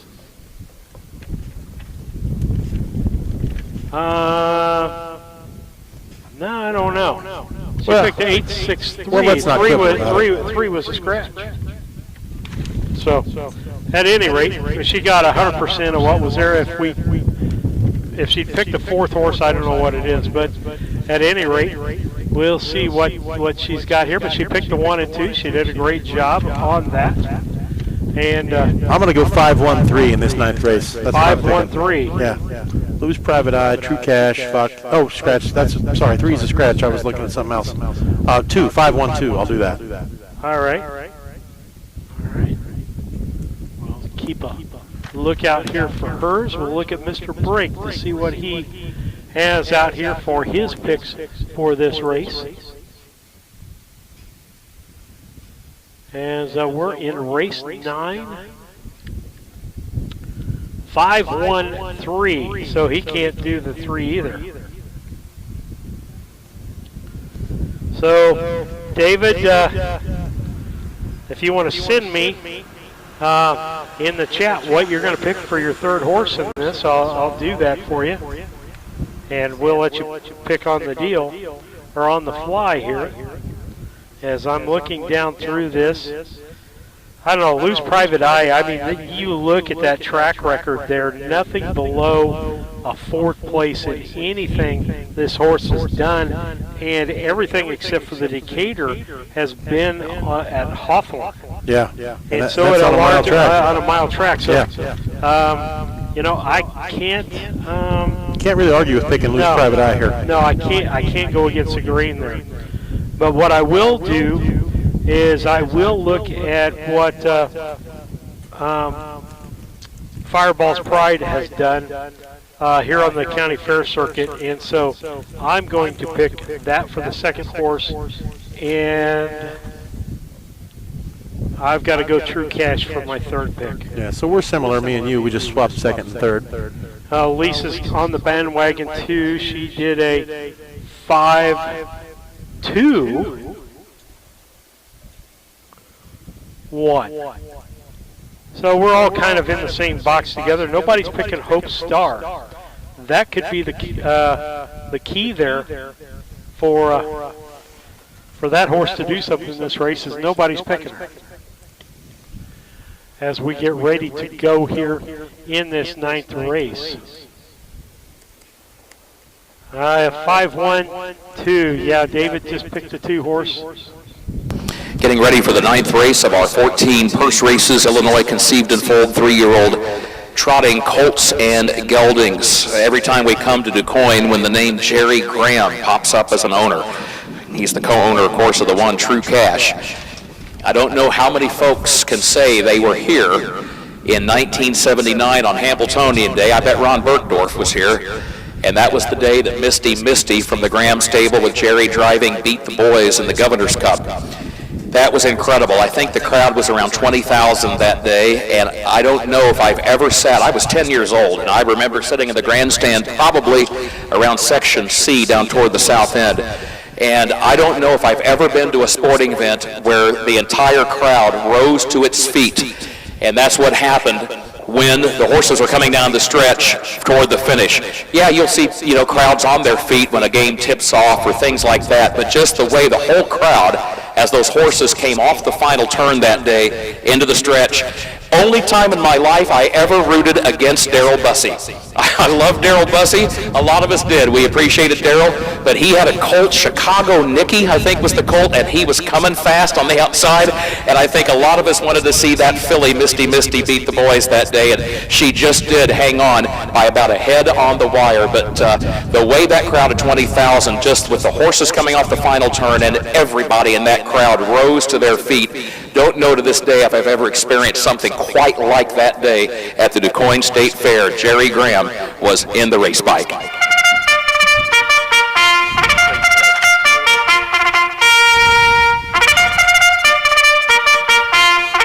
We hear the call of the post. We're coming up on the ninth first race here at DuQuoin. Race 9, Illinois bred 3-year-old trotting colts and geldings. A reminder, scratch number 3, Fox Valley Herker. Number 1 is True Cash, owned by Jerry Graham, owned also by Doug Overheiser of New Smyrna Beach, Florida, trained by Irv Miller, the driver, Cordarius Stewart. 2 is Fireball's Pride, who last season became the fastest Illinois bred 2-year-old trotter ever. In fact, the fastest 2-year-old trotter, period, ever at an Illinois County Fair when he won in 2:01 at Pana, Labor Day weekend, owned by Chuck Doring of Brownstown, Darla Martin Lohman of Effingham, Darla the trainer driver. 3 is Scratch. 4 is Hope Star, leased by Frank Thigpen of Crystal Springs, Mississippi, trained by Roshan Trigg, Jordan Patton and the bike. And number 5, Lose Private Eye, the reigning Illinois bred champion, 2-year-old trotting colt or gelding from last season, owned by the Flacco family farms of Alexis, trained by Steve Searle, Casey Leonard and the bike. Lose Private Eye made his 3-year-old debut last Friday in the Downstate Classic at Decatur, and came from off the pace and drew clear that day to win by 3 1/4 lengths. Getting ready to go, ninth race.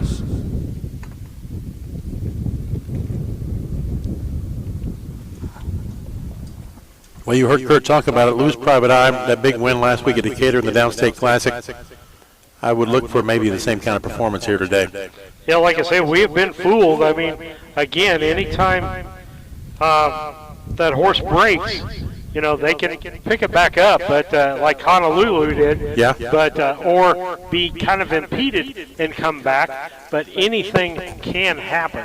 Oh, yeah. It will happen. Well, look at what was it, just a little race a moment ago. The previous race, we all thought that horse was going to win. We essentially all of us picked it except you, and it breaks in the first quarter and then never came back and finished 20 lengths behind the rest of the field. So, yeah, anything can happen, but if you're going to go with the odds or what's most likely to happen, I would think Lou's Private Eye ought to have this wrapped up in 4 horses, and it's probably the best one of the 4. As we get ready for racing, I want to thank you again for watching us today on Harness Tube. Horse heading off the end of the backstretch toward the south end of the track, finishing a warm-up trip. And as soon as that horse has left the racetrack, we'll be ready to go with race 9. Lou's Private Eye, number 5. Okay, time to have a little fun with the concept of time. Standardbred racing, time is probably a lot more important than it is in thoroughbred racing because of the standardized 1 mile distance for most races in this sport, as opposed to the thoroughbred game where it might be a sprint, it might be a marathon, it might be something in between. That said, there are sometimes trainers who will roll their eyes when you try to use time to make comparisons.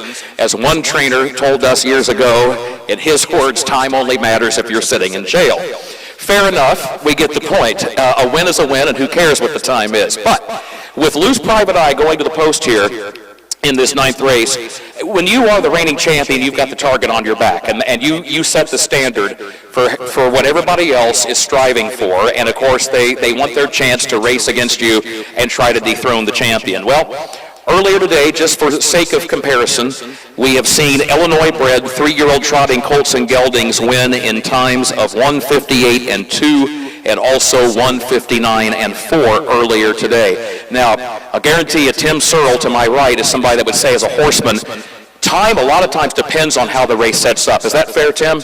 Yeah, because it depends on how much traffic is in the race, who the pace setter is, how much of an early pace you've got, how the track is playing.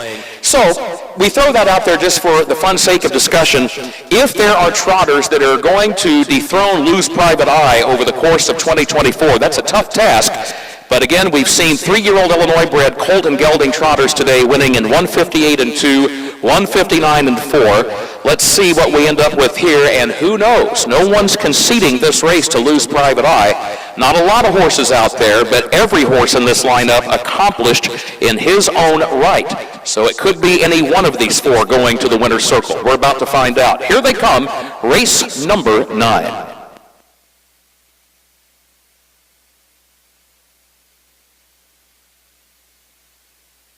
Off and trotting they go, and there goes Lou's Private Eye, and Fireball's Pride, a very fast horse, goes right out with him. And Fireball's Pride is going to issue the challenge right off the bat here to Lou's Private Eye. Going to make him work if he wants to get that lead around the first turn. So Casey Leonard steps on the gas pedal with Lou's Private Eye and moves up and takes the lead. Lou's Private Eye by a length, and Fireball's Pride will get to draft right in behind the leader as they swing around the south turn of the racetrack. True Cash is racing in 3rd, and Hope Star is in 4th. As they line up and go single file past the quarter-mile mark. 31 flat was the time for the opening quarter. 31 flat. On the backstretch they go, and Lou's Private Eye shows the way. Lou's Private Eye with a controlled tempo here. Casey Leonard under no pressure, no one coming forward to press the tempo here. So he will let Lou's Private Eye guide the field up the backstretch well within himself, leading it by a length and a half. Fireball's Pride is in 2nd position, and then you've got True Cash racing in 3rd, and Hope Star is last of the 4. They're halfway home in today's 9th race. 101 and 3 for the first half mile. 101 and 3/5 of a second. Over to the far turn they go. Lou's Private Eye, who scored a big win here last August at the Quoin State Fair in a stakes race, is facing a challenge. It was here at Quoin where he really mounted his case, began making his case to be the 2-year-old of the year. But Fireball's Pride is saying, I don't care if you are the champ. You better be ready to fight. Fireball's Pride moves up on the outside of Lou's Private Eye, and then True Cash swings up to their outside from 3rd as they turn for home. 131 flat, the time of the three quarters, 131 flat. Lose Private Eye, Fireball's Pride, and True Cash on the far outside. Lose Private Eye now wakes up to the challenge, still has the lead from Fireball's Pride and True Cash on the far outside. It is Lose Private Eye opening back up by 2, by 3 lengths. The champ has it under control. Lose Private Eye winning in race 9, and he won it by 2.5, nearly 3 lengths. It was True Cash in second, Fireball's Pride third, and Hope Star was fourth. Came home pretty good, 1:59 and 2 was the time for the mile, 1 minute 59 and 2/5 seconds. Lose Private Eye with the win. Horsemen come to the track, 10th race. All right, 1:59 and 2 for that. Yeah, Lose Private Eye captured that win just like most of us thought he would. And if people want to know why I didn't switch to the camera coming down the thing, it's gone. It's been sitting out there in the sun.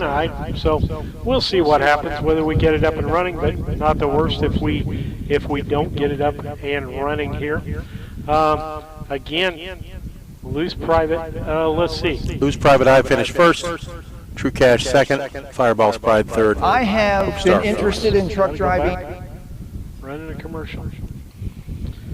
As I get the new thing. Recapping the fractions of the 9th race, 31 seconds at the quarter, 1:01 and 3 at the half, 1:31 at the three quarters, the mile, 1:59 and 2, Lose Private Eye.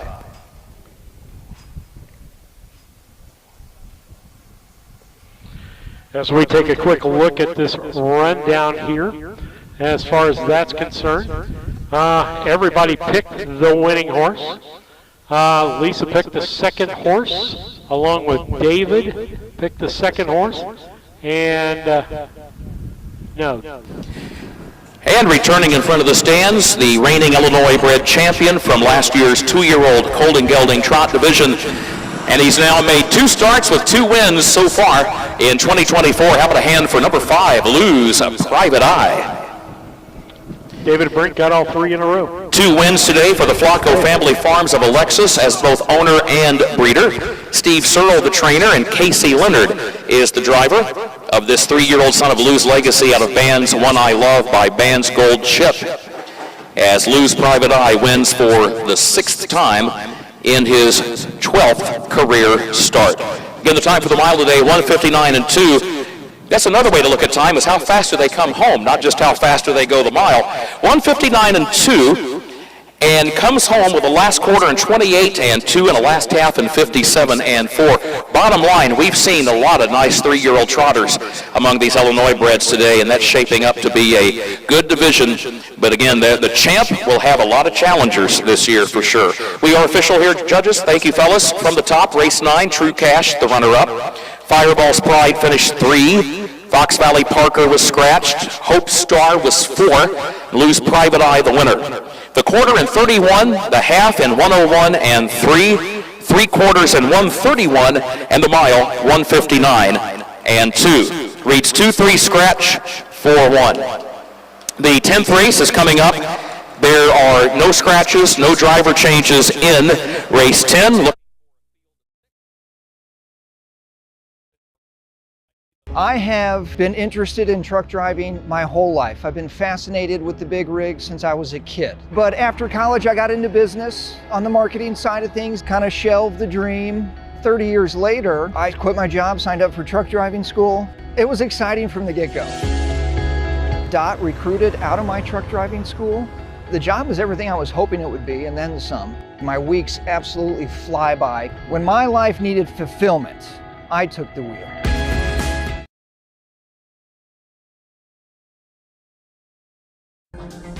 Timewell Drainage Products is a locally owned family company that has provided incredible employment opportunities in our area for over 40 years. Our constantly growing company is always looking for dynamic individuals who want to be part of an innovative, fast-paced team. To join our team, visit us online at timewellpipe.com. Timewell Drainage Products, a proud community employer since 1982.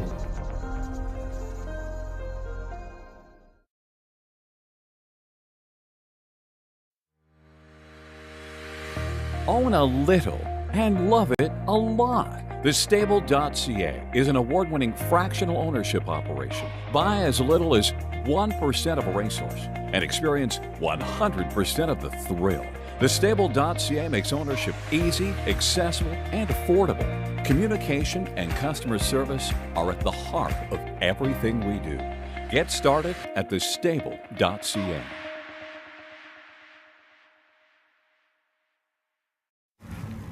Wait, before you go and get your snacks and drinks, make sure to subscribe and like to Harness Tube. If you can't do that, just give us a thumbs up. Alright, to the show.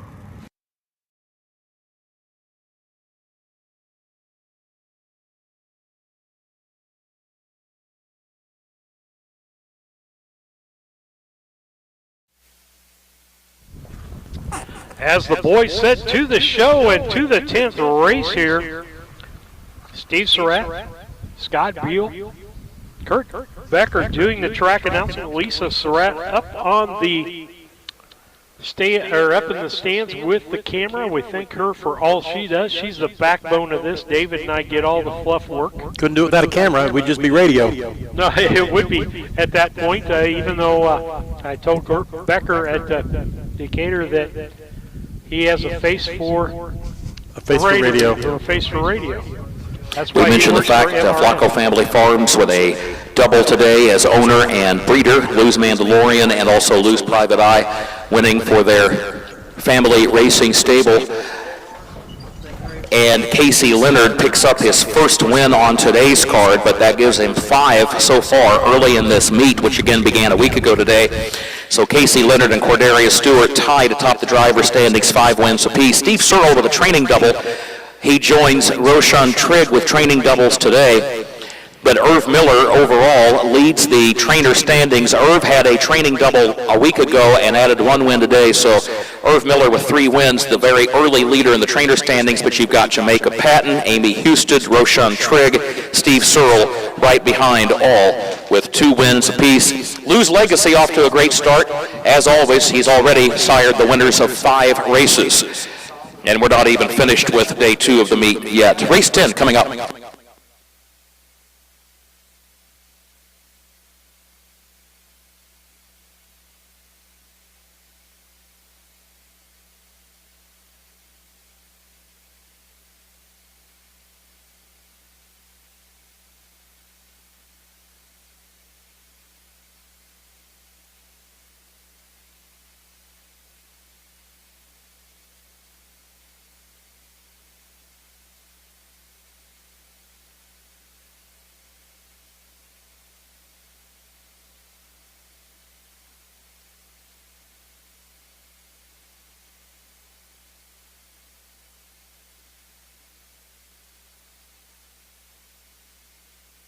One other note, 3 winners today bred by Fox Valley Standard Breds. That gives them 4 already for the meet. So another quick start for the folks at Fox Valley. Don't forget the Land of Lincoln yearling sale coming up at that beautiful farm in Sherman, the home of Walker Standard Breds. That'll be on Saturday, August 31st.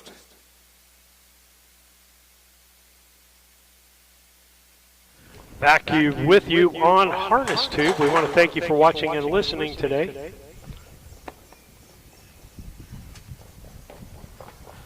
All right, just got feedback from David.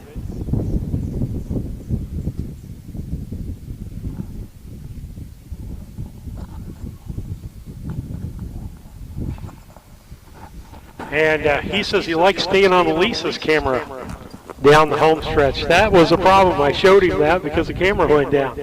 But we'll stay on Lisa's camera for most of that, and we'll see what happens with that. It's not as close as Lisa's, but they come into view. Well, you could show it during the start and switch over. Once the race starts, switch back to Lisa's. Yeah, well, that's what I've been doing. So, but David will go with your thing on that.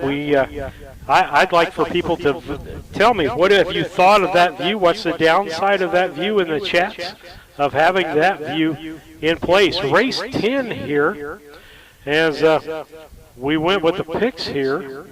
Looking ahead to race 14, here's a late change, a late driver change. In race 14, number 6, Lou's Gambler, the driver, Jill Brown.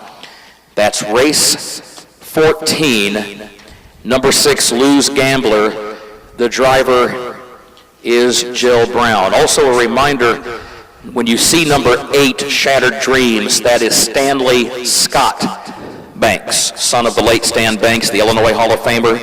Stanley Scott Banks. And just as a reminder, contrary to the U.S. Trotting Association official database, his name is spelled with one T. Scott with one T. Scott Banks, S-C-O-T. We're not blaming the USTA or trying to point out an error, just simply mentioning that I'm sure that Scott would like his name spelled correctly, and his name, good way to remember it, his name is spelled just like the 1963 Hambletonian winner at DuQuoin, Speedy Scott, one T. Because who doesn't know the 1963 Hambletonian winner? Yeah, me. You were saying, what do we got for picks here? Well, David went with the 2-horse Whiskey Lou. Yeah, Lisa went with Alibaba as her pick, as that horse won here last week. And so both of them have 2, 5, or a 1 in their picks someplace, but that's the number 1 picks that they have out there. I tend to pick horses and just like the horse, but I tell you what, I'm going to go different. I'm going to go 5.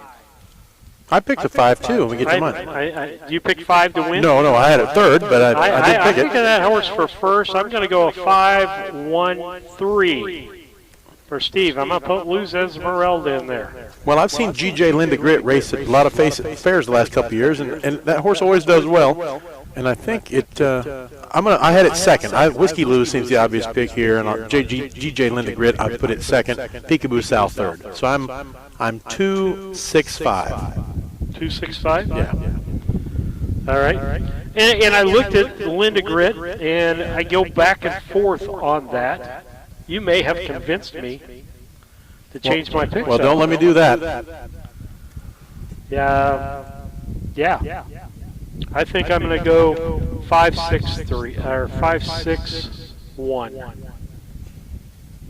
I'm not going to pick the same as you on the last, but I'm going to go 5, 6, 1. I didn't pick the 2-horse like everybody else. So we'll see what happens. We get the last time we all picked the same horse, and you didn't. The horse we all picked broke. Remember?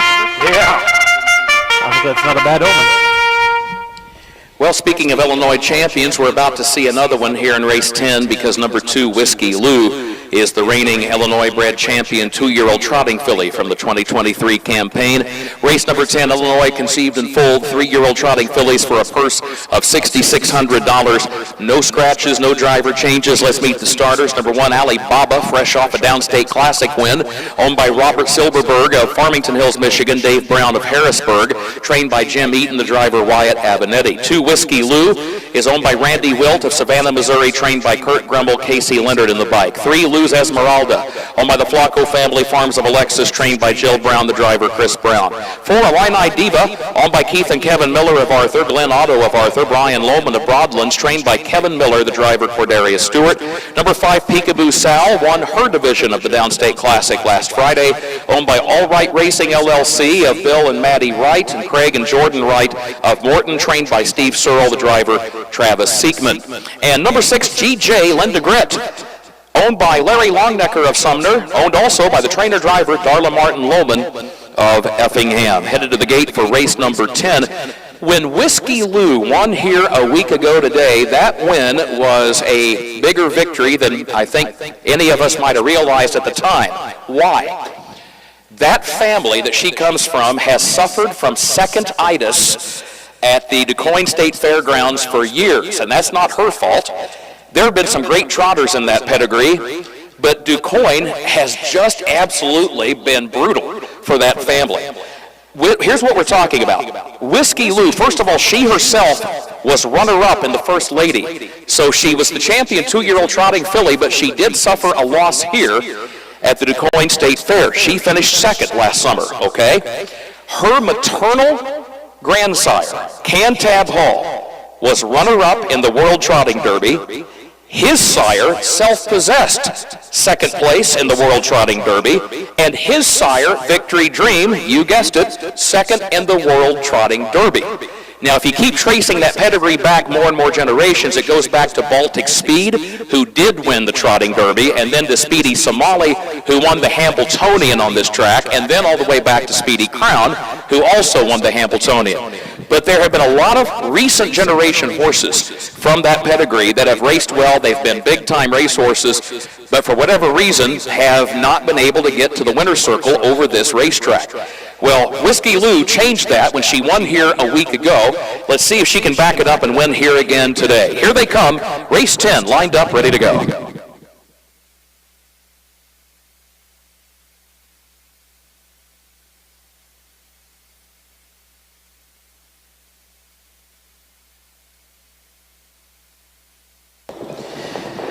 Off and trotting. There goes Luz Esmeralda for the lead. Alibaba has speed to the inside, and Peekaboo Sal is up close on the far outside. Luz Esmeralda moves by and has the lead. Peekaboo Sal comes driving up on the outside into second. Alibaba is in third position around the first turn. Whiskey Lou is racing in fourth. Illini Diva fifth, and GJ Lindegrit is sixth and last. Peekaboo Sal has taken over the lead. Peekaboo Sal clears with the lead well before the quarter, gets over to the rail, leads it clear by 2 lengths. Luz Esmeralda second by a length and a half. 30 seconds flat was the time for the opening quarter. 30 seconds flat. Luz Esmeralda got rough-gated, so Chris Brown alertly guided that filly from left to right to allow everybody else to file by safely to the inside, and now Luz Esmeralda is off stride and trailing the field. Back up front, Peekaboo Sal is the leader. Peekaboo Sal leading Alibaba by a length, and here comes Whiskey Lou. The champ is out and moving from third to second and is now drawing alongside the leader. Whiskey Lou moves up on the outside. A minute and 2/5 the time for the first half mile. A minute 2/5, and Whiskey Lou into the far turn is taken over for Casey Leonard, and she instantly opens up by 3 lengths. Peekaboo Sal is second a length. Alibaba racing third a length and a half. And then Illini Diva fourth. GJ Lindegrit is fifth. And Luz Esmeralda, the distant trailer, after breaking stride. Now Peekaboo Sal isn't finished yet. She's coming to the outside. She's just off the leader's flank. But Whiskey Lou is the leader with a quarter mile to go. And here comes Alibaba from third. 1:29.3, the time at the 3/4, 1:29.3. Alibaba. This is a filly who's been on the improve. Here she comes on the outside. She was third. Now she's second, and she's driving up to try to catch Whiskey Lou. Whiskey Lou turns back the challenge, though. So Whiskey Lou put to the test off the final turn. She's up to the test. She's responding, and she's opening up in deep stretch. Whiskey Lou is your winner in race 10. Whiskey Lou wins it by nearly 4 lengths. It was Peekaboo Sal home second. Alibaba was third. Illini Diva fourth. GJ Lindegrit fifth. And Luz Esmeralda sixth. 1:58 and 2/5 the time for the mile. 1:58 and 2. Your winner, number 2, Whiskey Lou.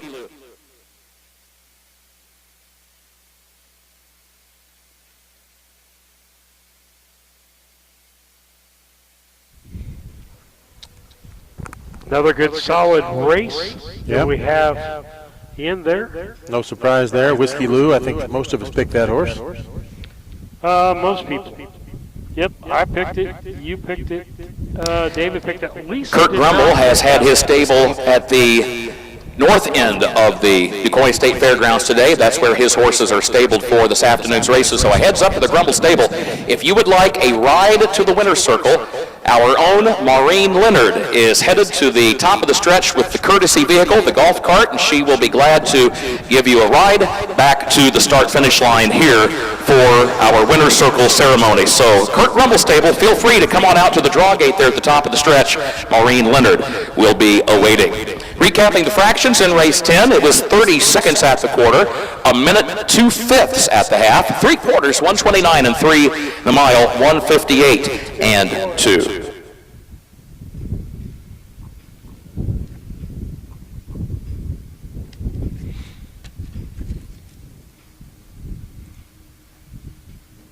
And in the break here, David Brink gets the trifecta again What is that, 3 for him today? I think so, yeah. That's the third time. It's too bad that there's not pari-mutuel wagering today. He If could be there was making it. pari-mutuel betting the way he's going, he wouldn't come to the track anymore. He would just stay home and work and because have this on in the background. Nowadays you can wager online, all sorts of things. You can sit at home and wager on different sites, at least half a dozen gambling sites probably. Twin Spires, FanDuel.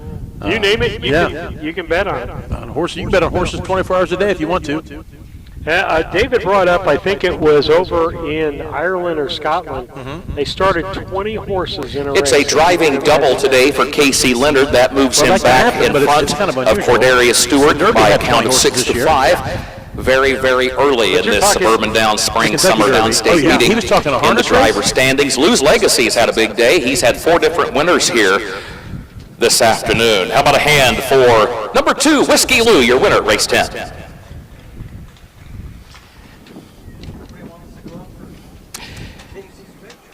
Casey, I know Maureen went to the top of the stretch to see about getting anybody from the Grummel barn, so the last we saw she was headed that direction. So not sure she might make her way back with Kurt and some of the gang, but Whiskey Lou scores the win for owner-breeder Randy Wilt of Savannah, Missouri. Whisk Hanover, the dam of this Lou's Legacy. She in turn, as we mentioned, by Cantab Hall. 6 wins in 10 starts for Whiskey Lou. Here's the full field rundown for that 10th race. It is official from the top. Alibaba 3, Whiskey Lou the winner. Luz Esmeralda 6, Illini Diva 4. Peekaboo Sal the runner-up.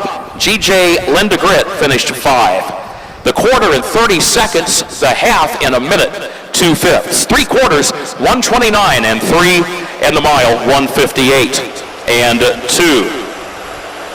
Reach down 3:16. 4:25, and that is a new lifetime record by 1/5 of a second for Whiskey Lou. Race 11 coming up. No scratches, no driver changes in today's 11th race. Waiting for Lou Sangreal, Rain and Shine, Bell Boots, also Heath Bar Rock Party, Shady Maple Isaac, just a hint of spice, and Lou's Adonis.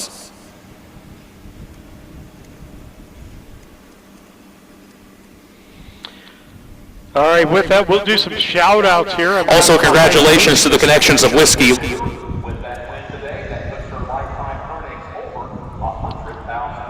Let's see. Mary Alice Tinnick in attendance, and her late husband Tom from Southern Illinois. Tetrick, Mary Alice Tetrick. Yeah. Okay. Tom was a very accomplished horseman. He passed away in the last year or so. Yeah, the county fairs and around the state, but more importantly, they raised 3 fine young men who went on to be accomplished horsemen across the Midwest and the world. Absolutely, he did. And so Tom T., an accomplished Midwest horseman. Tim is arguably the best driver ever, holds almost every major driving record. Trace has won like 9 of 11 of his last driving titles at one of the best tracks at Hoosier Park. Yep. So that's some of the shout-outs we've got. And then after Decatur on Saturday, we went to Benny's Grill there in Decatur to eat. And the Whiteside family, the Jack Whiteside family was there, and they wrote us a thank you for chatting with them. Great people. They watch Harness Tube. Really enjoyed that. Let's see. David's looking at the chat. He's doing some question and answer things. Let's see. I think that's about it from David today. I think we're caught up on that realm of things. I don't see anything on my own that people are sending out. And so with that, again, subscribe. We're over 500 subscribers. Our next goal is to get to 1,000. And we know that we have at least 1,000 views or more every time we go on the air. I mean, after, let's say, after about the first 48 hours. So if you're watching this, after the fact or whenever, go up there to that subscribe button, hit that subscribe button for us, and then we're going to put all the people and may have a drawing at Cambridge with a $100 gift certificate by design from Des, from what I understand, is doing some helmets, designing some helmets and colors on helmets. So we want you to do that. And also, we have billboard sponsors like On Gate, Flacco Farms, several others that are our banner sponsors and our commercial sponsors. You can help us stay on the air and keep it free for our viewers with that as we get ready for race 11 here in the day. 14 regular races for you. We had 4 qualifying races, total of 18 races coming up for you today. And so with that, in race 11, David is 7-2-6. He's doing dash of luck, rain and shine, and Shady Maple Isaac. And we're starting to see more of that Shady Maple breeding and listed in a lot of these horses. No, the geese have not left. Geese Cam is back. Oh, nice. Wonder where they're at. Yep. On the In back. baseball, we'd say we don't say geese on the pond. We do say there are ducks on a pond. I would say We're so low down here, I can't tell what turn they're in. I would say they're down here. I think they're over there, yeah, on the southeast corner of the track there. Of the infield. You could play a little duck, goose, but you don't have any ducks. That body of water goes around, it's essentially an oval of water inside the infield here at Quoin. And so as we get ready for this next race, I'll check and see if Lisa's got any picks that she's in.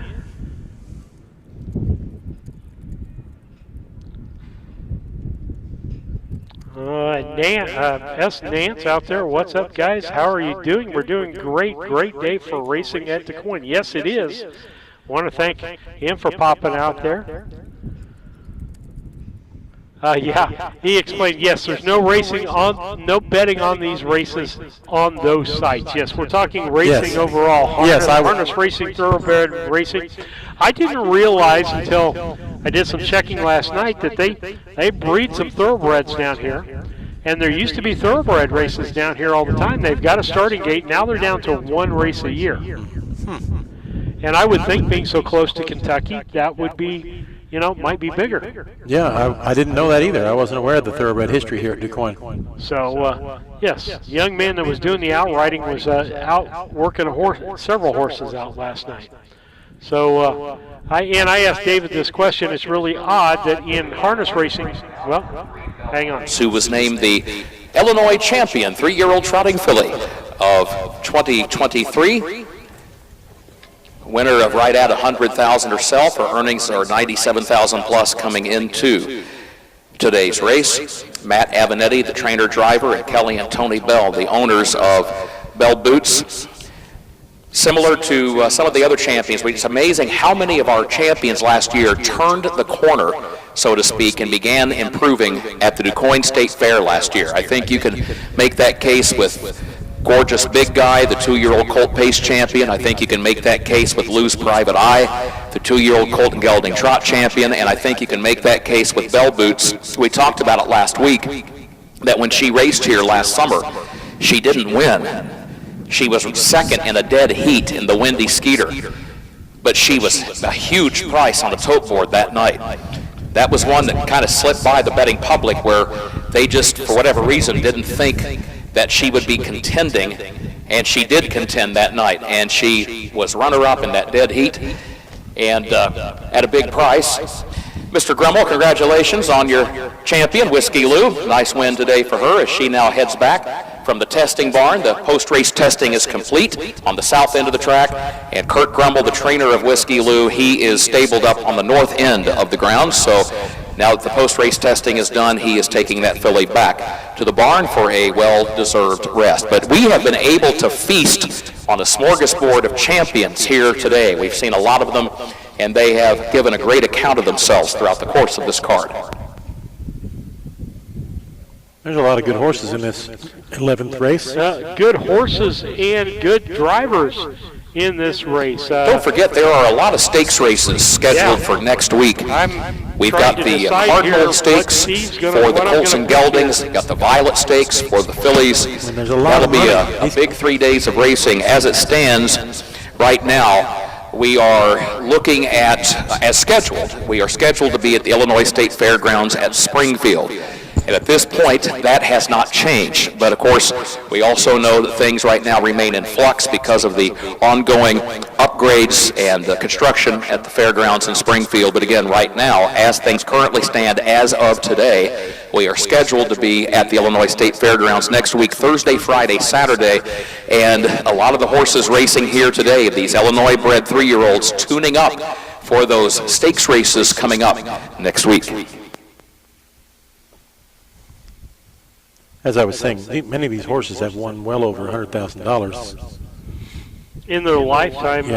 Yeah. And so you're basically looking, not a lot of firsts though. They've won purse money, but in the last 6 races or so, not a lot of firsts. Who's Adonis won his most recent race? Yeah, and that was a 3 and up IHA at Carlinville. Yeah, so he hasn't raced for about 10 days. I'm going to go with the 2 horse. I'm going to go Rain and Shine. That's fair. With Wayne Avenatti. That's reasonable. That's a Williamsville, Illinois horse right up by Springfield. And so trained by Carol Hayes. And so not familiar with Carol Hayes that much. I wish David was here to kind of give me a little more background on that. But I'm going with the 2, the 8, and the 3. So Loose Adonis, I'm picking to be second, followed by Bell's Boots. I'm counting on the Avenatti boys scrapping at each other a little bit there. And then David picked 7, Dash of Luck, Casey Leonard driving that horse.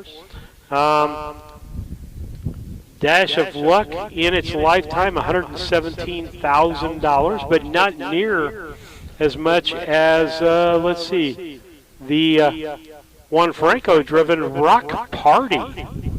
I mean, you look at that horse and $241,000 lifetime. Yeah, that's a tremendous amount of money. And then he finishes up with the 6 horse Shady Maple. Lisa went with Heath Bar, with Jamaica Patton, and Bell Boots, and then followed up with Dash of Luck. And so do you have an idea where you're wanting to go finally? Yeah, I think I'm going to go Rock Party, number 5, Juan Franco. That's won $240,000. Juan, we haven't seen Juan win today yet. Maybe he'll pick a winner. And second, I like Heath Bars. I like Heath Bars. I like the candy. They make Heath Bars in Robinson, Illinois. I'll pick it second. And Bell Boots and third. All right, 5-4-3 for you. Everybody picked a different winning horse here. So there's going to be 3 wrongs and maybe 1 right or 4 wrongs. Yeah.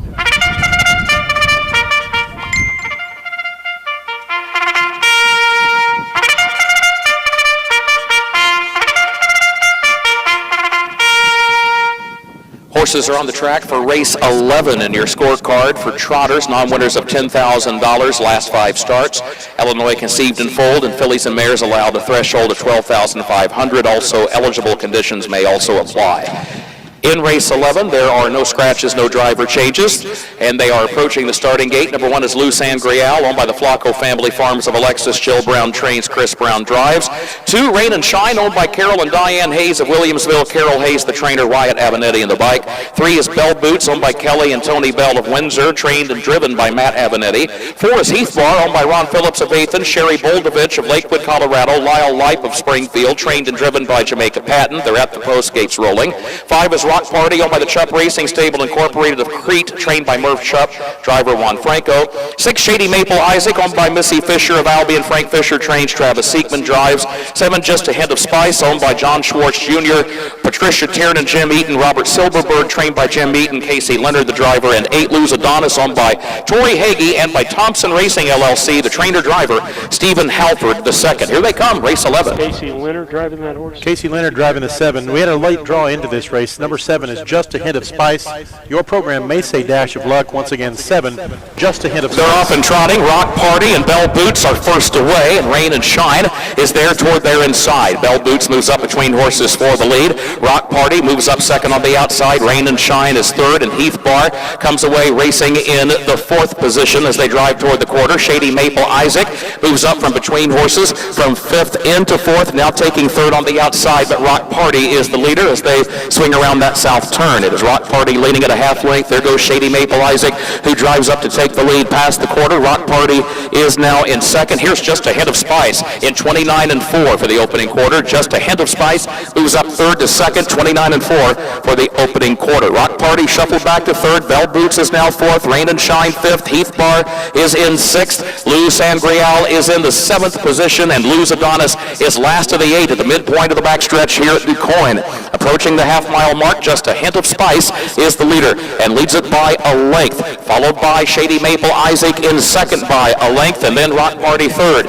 59 and 2 for the first half mile, 59 and 2. And then a gap of another 2 lengths to Bell Boots in fourth, who's still 6 lengths off the lead, followed by Rain and Shine, who's fifth up on the outside as they swing around the far turn, and still 7 lengths from the front. Midway on the final turn, Just a Hint of Spice leads it. Problems for Shady Maple Isaac, who broke stride. Shady Maple Isaac made a break, and in the meantime, a challenge and change for the lead. Rock Party moves up on the outside. Rock Party takes over and leads it. Rain and Shine is now third on the outside past the three-quarter.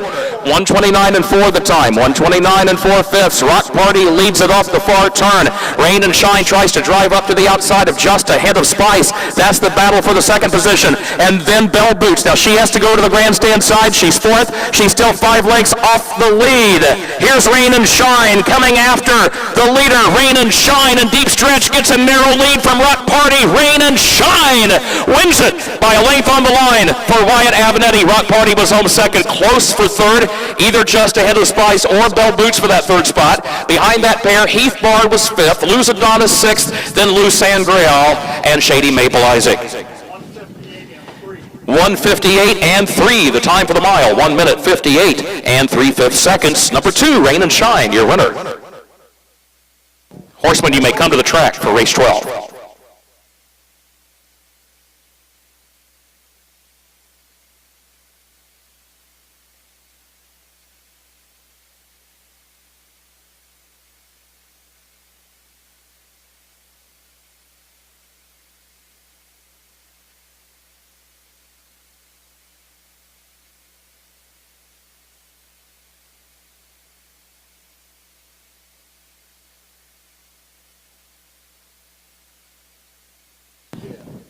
Recapping the fractions, it was 29 and 4 at the quarter. It was 59 and 2 at the half. 3 quarters, 129 and 4/5. The time for the mile, 1:58 and 3. Rain and Shine, the homebred daughter of Cassis, for Carol and Diane Hayes of Williamsville, trained by Carol Hayes and driven today by Wyatt Avenatti. This trotting mare with the pacing maternal family, her mother Faith and Trust by Fort Apache Hanover, 19th career win. This will put her earnings right at $190,000. She's a former Illinois State Fair champion aged mare trotter. She just keeps on racing, keeps on winning. 19th career victory. How about a hand for Rain and Shine? That's a driving double today for Wyatt Avenatti. That gives him 3 wins on the meet thus far as Rain and Shine wins it. Wyatt, that 7-year-old mare, she races pretty good, doesn't she? He smiles and nods his head. He says she sure does. Rain and Shine, your winner. Full field rundown coming up.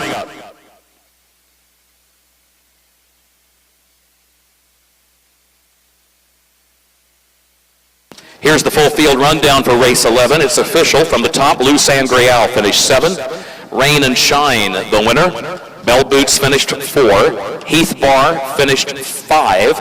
Rock Party, the runner-up. Shady Maple Isaac, after breaking stride at the three-quarter, finished 8th. Just a Hint of Spice finished 3. And Luz Adonis 6. The quarter, 29 and 4. The half, and 59 and 2. 3 quarters, 129 and 4/5. The time for the mile, 1:58 and 3/5. Reads down 714, 528, 36. Race 12 is on the way. No scratches, no driver changes in the 12th race.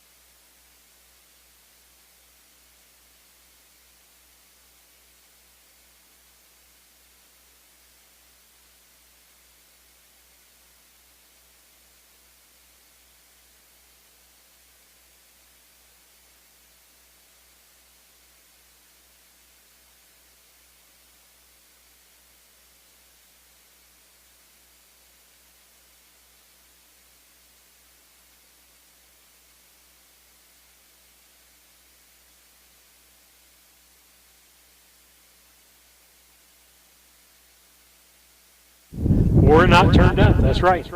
All right, as we look at things, I got that horse right, correct in the scoring. I was the only one that got the first place horse because we all picked different horses that time. I feel really, you're on a hot streak. Lucky. I am. I'm on a huge hot streak. Not in comparison to the bragging 25% that somebody back in Mount Sterling, picked in this pick today, but we're doing pretty good. And so I want to thank some of our sponsors out there. We are blessed to have sponsors to be able to help us out with what we do and keep it free to you, the viewers. Hope you've enjoyed it. Our maiden voyage at a 1 mile track. I learned a few things today, Scott, as we've done this, both on the camera and a lot of other things. But having a great time down here. Yeah, it's been a good time.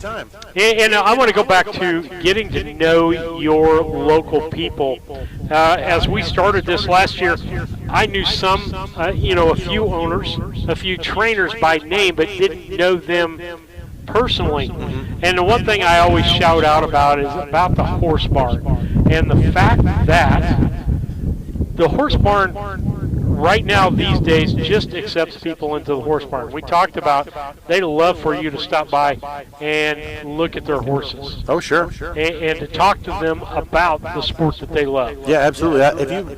Odds are, if you walk into any one of the barns back there and you're courteous and you're naturally inquisitive and say, hey, can you tell me about this horse, or can I pet your horse, or you ask about a piece of equipment, or why are you doing this or that, most horsemen are more than happy to explain what they're doing and why they're doing it. Yeah, and even if you're at this fair or another fair, take a walk through the horse barn. Oh, yeah. Converse with those people on those grounds.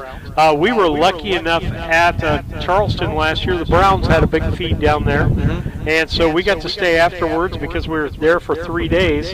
To stay afterwards and to go around and really meet some people up close and personal. And the sport's exciting. The people are enthusiastic about what they do.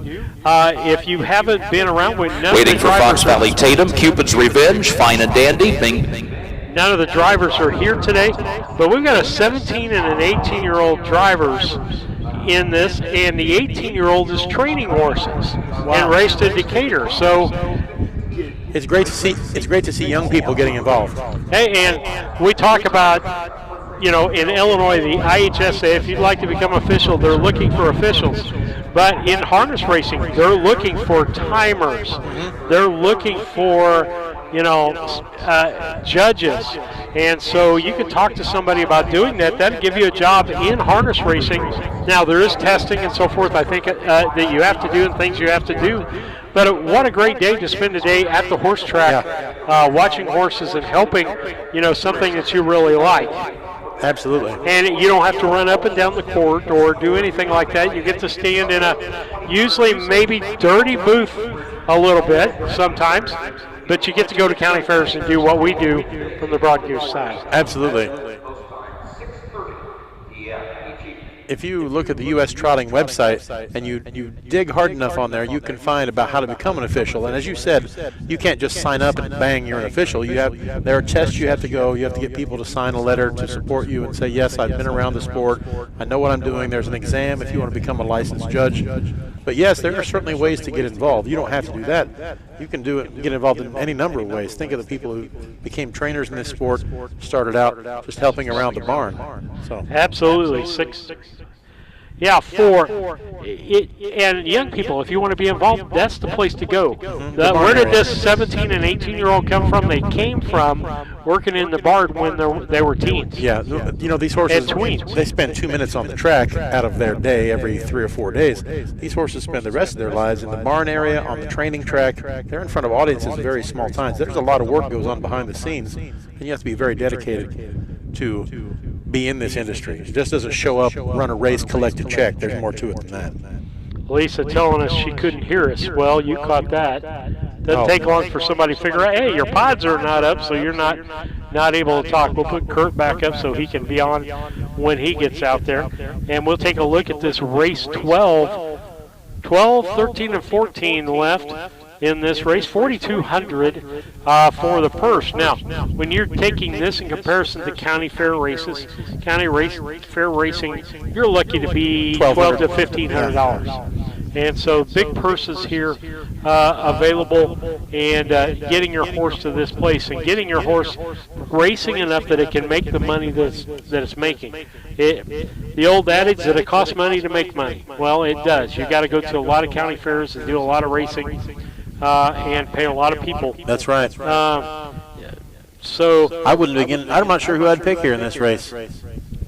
You got no winners in this race at all. Fillies and mares, non-winners of one race lifetime. It's kind of an open bag here. Well, man, I'm surprised here. Lisa nor David went with Fox Valley Tatum. There's a Fox Valley in this race, and they didn't go with it. That's strange. So guess what? Since they didn't, you're going to? I'm gonna go with the 4-horse first. Fox Valley 4-horse, the Bing Bing Bing horse, driven by Matt Avenetti. Then I'm gonna go with the 1-horse, driven by Casey Leonard, Fox Valley Tatum. And for my last horse, boy, I just have no clue. I'm going to go Travis Seekman. He seems to be doing well today. I'm going to go with the, let's see, Bing, Bing, Bing. Yeah. And then I'm going to go with Fine and Dandy. So 4-1-3 for me. Well, I'm going to pick 652. I like the name Selenium. It's an element on the periodic table. You don't hear it very often. That's why I like Selenium. Odds on Selenium. Then number 5, Raw Sugar. I love Raw Sugar. So you're telling me, and I don't mean bad by this, the geek horse pick is Selenium. I guess so, yeah. If you're a fan of the periodic table of elements, so odds on Selenium is the horse for you. It is. And I tell you what, there's been stranger reasons for people. And then Cupid's Revenge. I like Cordelia Stewart. I think he's a good driver, so we'll see how things turn out.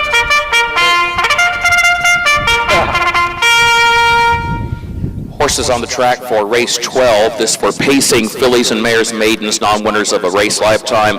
Purse of $4,200. Scratch number 8, Feisty Val.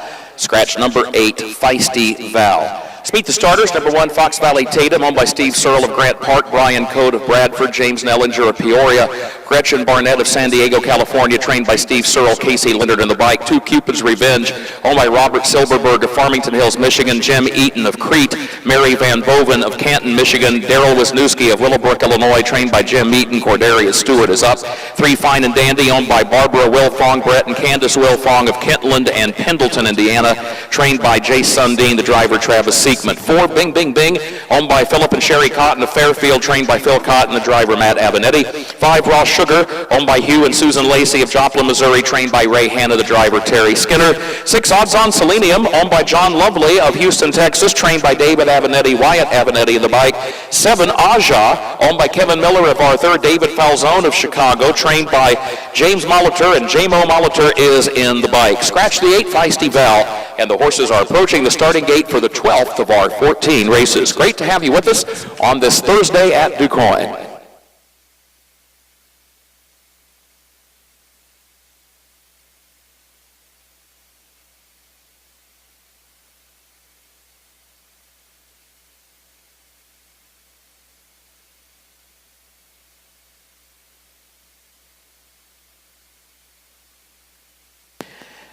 Number 6, Odds on Selenium, a New Jersey bred who had most recently been racing at the Meadowlands. Just raced in the $240,000 New Jersey Sire Stakes final on Memorial Weekend at the Meadowlands. Finished 5th at odds of 81 to 1. Was nearly 140 to 1 in the start before that. Change of scenery comes to Illinois now. Let's see how Odds on Selenium likes that change. Here they come.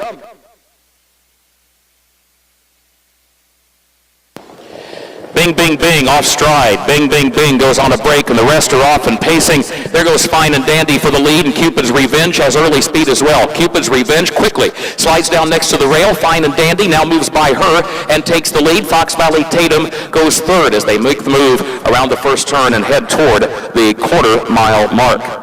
And further back comes Ross Sugar, who's fourth up on the outside. Can't find a spot on the rail, so Ross Sugar now will back up, find an opening, drop over to the rail into the fourth position as they head off the first turn and up the backstretch. Opening quarter, 29 and 3/5 seconds. Onto the backstretch they go. Fine and Dandy is the leader by 2.5 lengths. Cupid's Revenge goes second, 1.5 lengths. Fox Valley Tatum is third by 1.5 lengths. Ross Sugar now is against the rail toward the center of the pack in the fourth position. Odds on Selenium takes toward the outside from fifth, and there are problems for Cupid's Revenge as they go by the half. Cupid's Revenge had been at the front of the field, made a break. Everyone files by safely to the inside after half at 58 and 1/5 seconds. That leaves Fine and Dandy on the lead by 7 lengths as they move on to the far turn. There's Aja, who is moving 3 wide up into the second position around the turn, and is followed by Ross Sugar, who's now third back toward the inside as they go to the 3/4 mile mark, followed by Odds on Selenium, who had started to move up, then had to back off the throttle to get through some traffic, is fourth and racing some 20 lengths off the lead as Cupid's Revenge is back pacing now into fifth position. Fox Valley Tatum is sixth. 1:26 and 2 was the time at the 3/4, 1:26 and 2/5, and Bing, bing, bing, the distant trailer after breaking stride at the start, but Fine and Dandy is looking fine and dandy, living up to the name. Fine and Dandy, an Illinois-bred 3-year-old pacing filly, all alone at the finish to win it for Travis Seekman. Fine and Dandy may have won it by 20 lengths. After that, it was Ross Sugar home second, and then Odds on Selenium, who was across the wire in third. Cupid's Revenge was fourth, and then further back, Aja finished fifth. Time for the mile. 1 minute 55 and 1/5 seconds. 1:55 and 1. Fine and Dandy breaks her maiden in her third career start. We'll meet the winner in a moment. Horsemen, you may come to the track with race 13.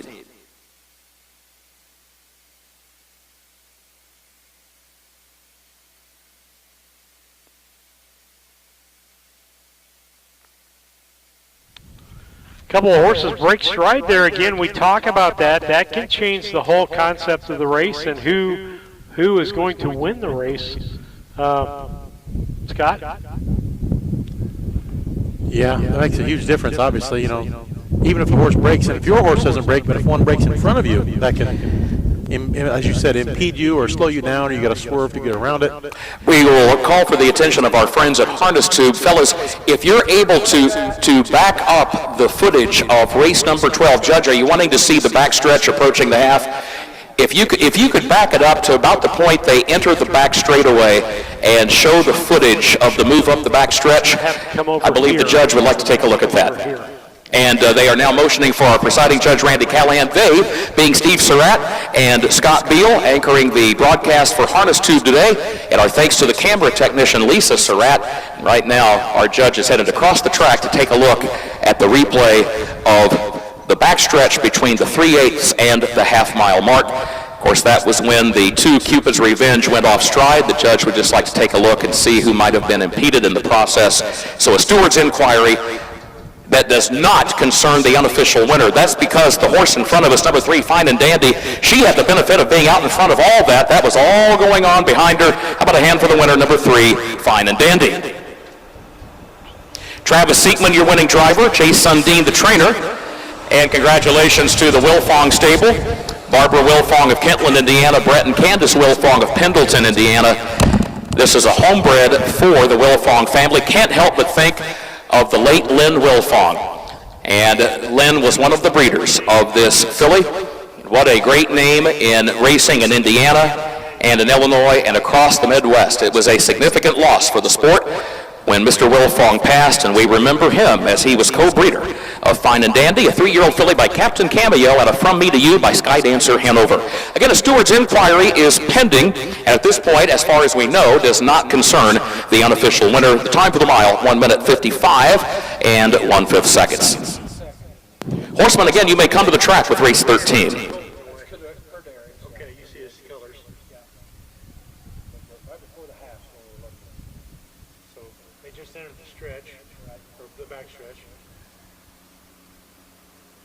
Hope you're able to catch it.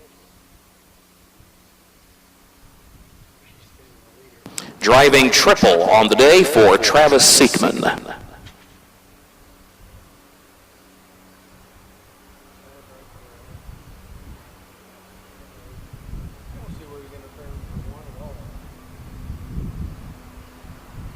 Yeah, she got it back up front because of the obstacles there. Unfortunately, not a.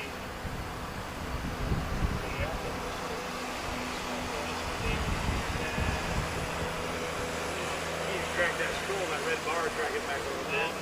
He tells me if I take them back like this, it takes it so many seconds. So there's the two, the one's right. You look down, turn the head, right there. The one's still on the inside. Well, it wasn't quite all the way in as far as it could get. The other horse slipped in, so back up. Yep. Time and then can you slow it down?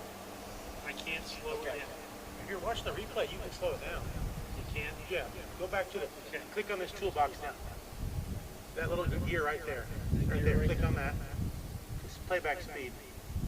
Click like, you know, a half or. Let's see if we can get back there. Okay, I got stop.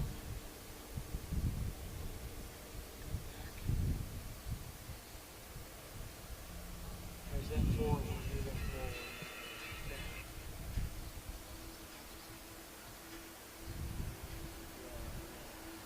Huh?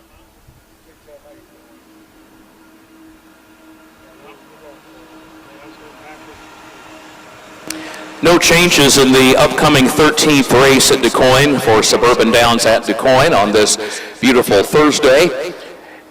No scratches, no driver changes in the 13th race. Again, we realize we still owe you a full field rundown for race 12. Steward's inquiry is pending concerning the move between the 3/8 mile mark and the half-mile mark.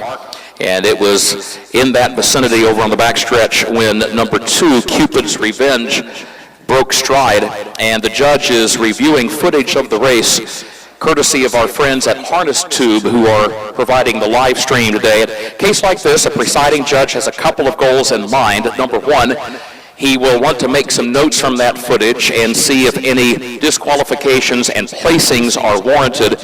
And then beyond that also, he will make notes and then confer with Associate Judge Tim Searle. They will compare notes. Randy Callahan will offer some thoughts after reviewing the footage regarding any notations on the official chart for horses who may have had their progress impeded in any way during the situation that unfolded on the backstretch. The great thing is everybody stayed on their feet, everybody finished the race, seemed to come home in good order. So that's the good news, but there are still the details that the presiding judge and the associate judges have to sort through in order to make the race official and to make sure that the chart of the race accurately reflects what took place at that particular point in the race. As we await that full field rundown, again, horsemen, you may come to the track for race 13.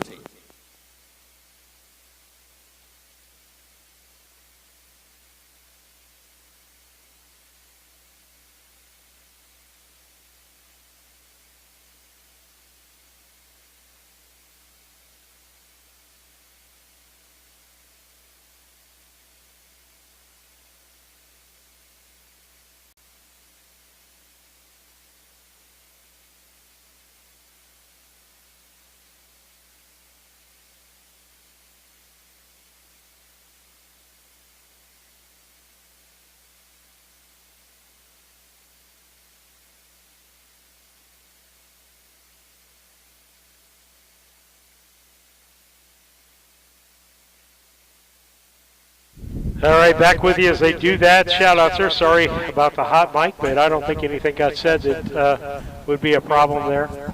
And shout-outs, Nicole Wilfong and Desiree Siekman are watching from Indiana, two young, talented female trainers. Desiree is an Illinois native and married to Chicago driver Travis Siekman. Nicole is an upstate New York and moved here to marry Illinois native Kyle Wilfong. Both have success conditioning stakes horses already in their young careers. I want to thank them for watching. That note from David to keep me up to date. And the things going on here. Again, So Randy's going to let us know if it was official or not. He had a chance to look at the replay several times over here on the equipment for harness tube. He's discussing it now with the timer and the other judge. I don't want to speak for Randy and jump to conclusions what he's going to say here, so we'll just wait and see what he says. David Brink says that he got his first Illinois State Fair win as an owner with a horse co-owned by Lynn and Brett Wilfong. Great horsemen and better people. So, again, those shout-outs are what we like. We're waiting for the official rundown. That's unofficial that I have on the screen. First time I've really had to use that today. Well, I'm glad you have it on hand, though. We got 2 more races to go today. Coming up, race 13, the 13th purse race. It will be the 17th race overall. It's a 1 mile pace with a purse of $7,000. Only 5 entries. Wow. Not sure if we have any changes. I've got Great Seats with Wyatt Avenatti, Rockin' Republic with Terry Skinner. Number 3, Bound to be Fearless, driven by Travis Siegman. Number 4, Fox Valley Monaco, Cordarius Stewart. Okay, Travis Siegman. Travis Siegman drives the 3, Bound to be Fearless. And Cordarius Stewart on Fox Valley Monaco, the 4. And 5, Casey Leonard, Fox Valley Julian. Just a couple of changes from... So the previously published program you may have some different ones. Is Randy Callahan's phone? I don't know. Is it your phone? It's not. Might be. I think it is your phone. Yeah, it's mine. Okay. That's all right. We got so much electronics around here. Let's just all calm down. Yeah. Everything's fine. Everything's running like a well-oiled machine here. We got the officials still talking. We're waiting for to make the 12th race official. As Kurt told you, it had nothing to do with the winner. It was on a question of whether somebody was impeded on the backstretch between the quarter and the half. They looked at the video. They're still discussing that.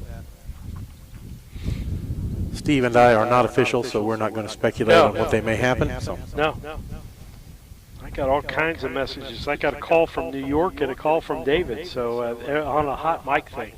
Oh. So... But hey, like I said, nothing got said. Well, except for that long string of profanity you let loose. Well, I did. Yeah. Other than we're looking at it and talking about the race, about what we could see. Yeah. So, I mean, it's kind of a long inquiry here. Yeah. 2 races to go. They may have talked to some other drivers and.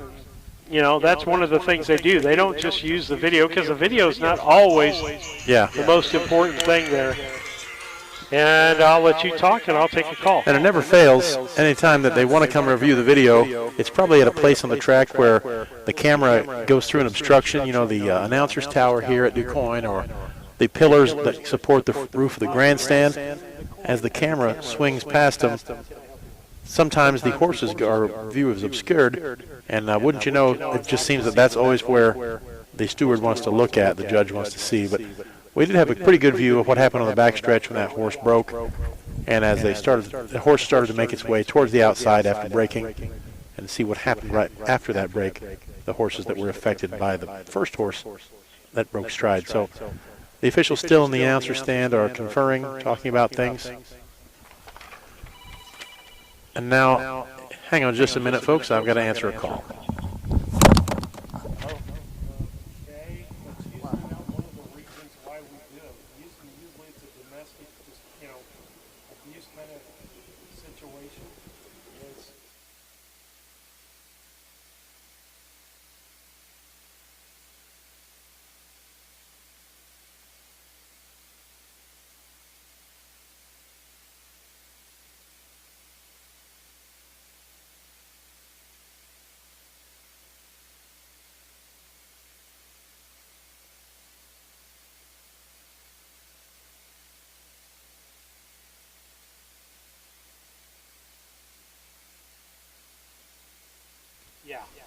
I'd say.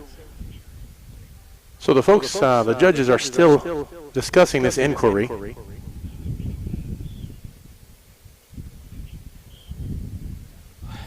This is going on longer than what one might typically expect.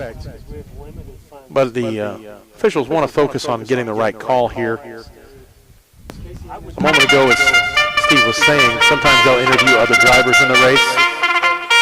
Now we've had the call to the post for race 13, and we're still waiting on 12 to be official. Horses are on the track for race 13. We still owe you a rundown for race number 12, but the inquiry is still pending. So the result has not been made official. The full field rundown has not been made official.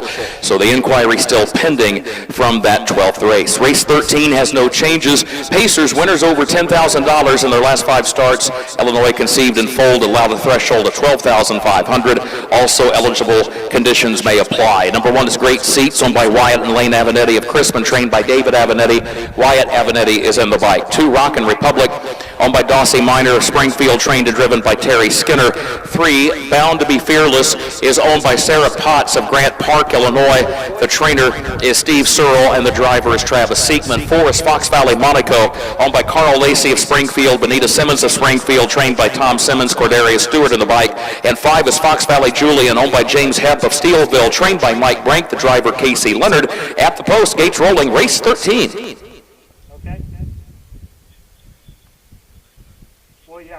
Well, once again, folks, we're getting ready to have the start of the 13th race here. 2 races left on the day, but we still do not have race 12 official yet. I'm sure we'll get back to that once the Stewards Inquiry is official. But it's on with the show, and here comes race 13. Good field of horses here. Everybody in the lineup has won a minimum of $50,000 lifetime. Here they come. 1 mile pace for $7,000. They're off and pacing, and there goes Great Seats from that inside starting spot. Great Seats right out for the early lead. Rockin' Republic gets away in second. Bound to be Fearless is away racing in third. Fox Valley Monaco fourth, and Fox Valley Julian comes away racing in fifth as they settle in post position order 1 through 5 as they swing around the south turn and head toward the quarter-mile mark with Great Seats the leader. Great Seats on top by just 1 length. Rockin' Republic goes second. Bound to be Fearless is third past the quarter, then Fox Valley Monaco fourth. 27 and 3, the time for the opening quarter. 27 and 3/5 seconds. Fox Valley Julian last to the 5 as they make the move off the turn and up the backstretch, and after 3/8 of a mile, Great Seats is the leader. Great Seats is on top for Wyatt Avenatti by just 1 length. Rockin' Republic is second. No one stepping out of line. Everybody lines up nose to tail past the half-mile mark as Bound to be Fearless travels in the third position, then Fox Valley Monaco and Fox Valley Julian at the back. 55 and 3, the time for the first half mile. 55 and 3. Great Seats, the leader, as they move on to the north turn and leads it by just 1 length. The Rockin' Republic in second. Bound to be Fearless now comes to the outside from the center of the pack in third. Still nearly 3 lengths off the lead though, and is followed by Fox Valley Monaco, who moves to the outside behind him, and Fox Valley Julian is last of the 5 as they go on by the 3/4. Great Seats is the leader, and Bound to be Fearless moves up off 3/4. 123 and 3. 123 and 3/5. Great Seats and Bound to be Fearless. Fox Valley Monaco, Fox Valley Julian to the far outside. Rockin' Republic to the inside. How about this? 5 horses line up across the track into the final 8th mile. Here's Casey Leonard moving down the outside with Fox Valley Julian trying to get a piece of this before it wraps up. But you've got to catch Fox Valley Monaco and Rockin' Republic, and Rockin' Republic comes up the inside to win it. Rockin' Republic, the inside move from Terry Skinner. That was the move that worked. Just gets up in the nick of time to nip Fox Valley Monaco. 152 and 3, the fastest mile so far on the day. 1 minute, 52 and 3/5 seconds. Rockin' Republic with a nifty move up the inside.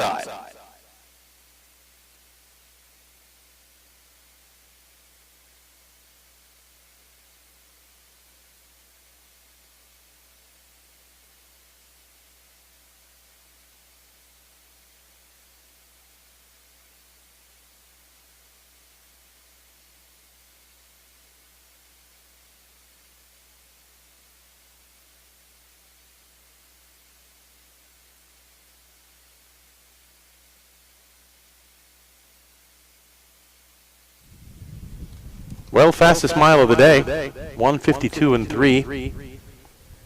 So it's good way to start to close the day here. It is. Sorry about the technical difficulty sign. That banner went up, and I didn't realize it was up. So, again, we have all kinds of technical difficulties. Sometimes it's human technical difficulties.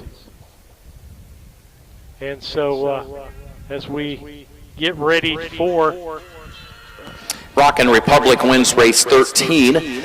Horsemen, you may come to the track for the 14th and final race. We'll meet the winner of race 13.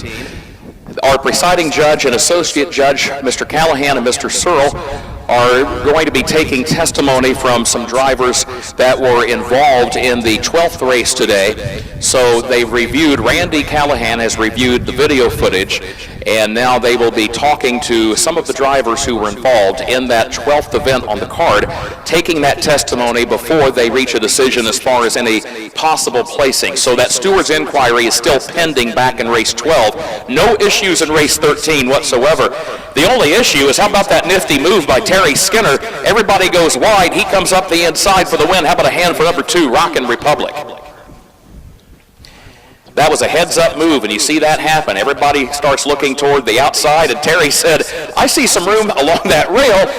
Bingo, and right there he went. And that was a heads-up move, Terry. Congratulations on the winning drive. And, of course, Terry's also the trainer for owner Dossie Miner of Springfield, Ohio-bred Rockin' Republic, winning for the 22nd time in his career. That pacer, a 6-year-old gelded son of Pet Rock out of My Juliana's Girl by Dragon. Again, the time for the mile, 1 minute 52 and 3/5 seconds.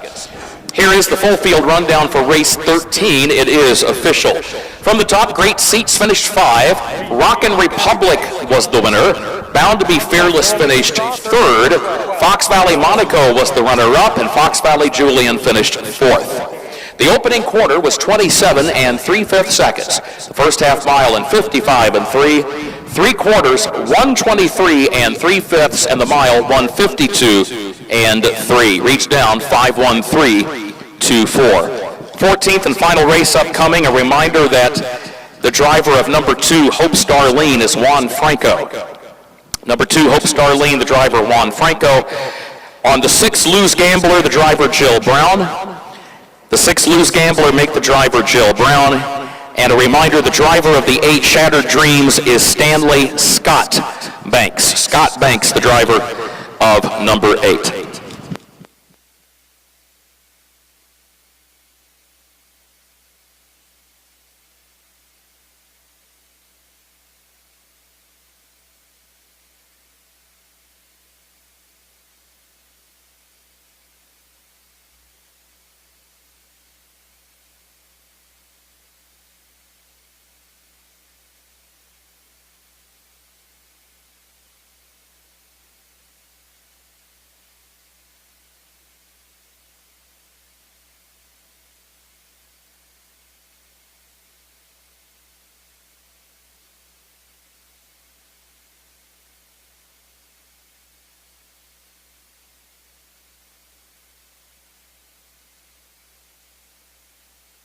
By the way, congratulations to Dossie Miner, the winning owner in race number 13. That is his 2nd win as owner so far in the very early stages of this spring-summer Suburban Downs downstate meeting at Quoin and Springfield.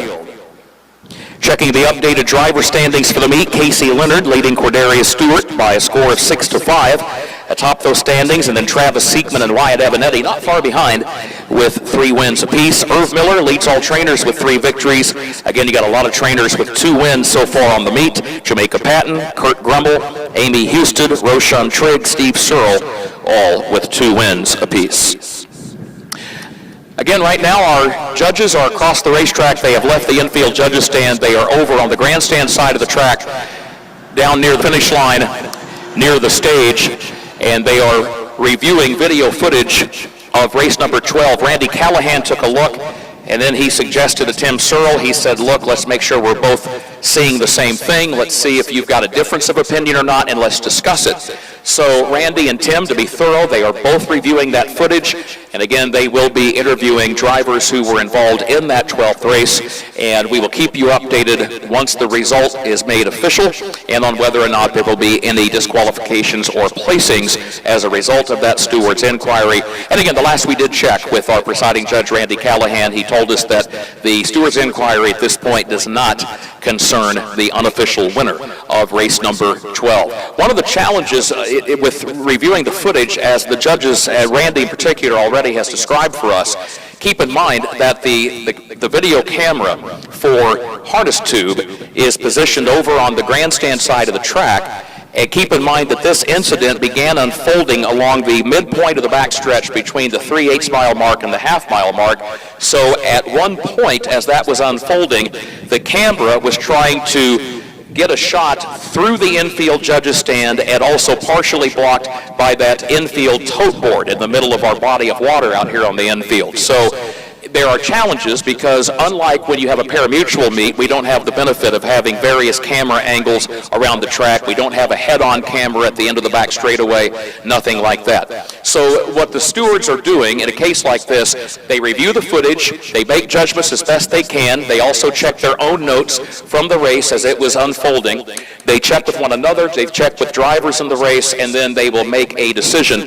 But I do know from talking to stewards over the years that if you are going to make a placing, you've got to have conclusive evidence. That's got to be the standard. The evidence has got to be conclusive to warrant a disqualification. That is why they are taking their time here.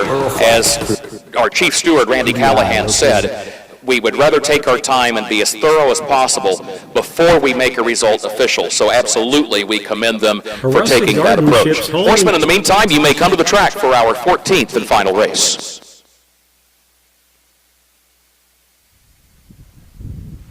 Well, Steve, one race to go. We are absolutely at one race to go here. I don't know if we've got the official on this last race. Did we get the official? No, they haven't yet. They have. Once Randy and Mr. Searle get back up there and give us the rundown, I'm sure they're still talking it over once they make it official. 13, though. Oh, on the 13th race. You know, I didn't even catch that. We were busy watching the replay. I think it's correct. I think he did too. Yeah. You're right. Before they came over to talk about the 12th race. Yes. All right, we're going to take a quick commercial break. We'll be back after these messages.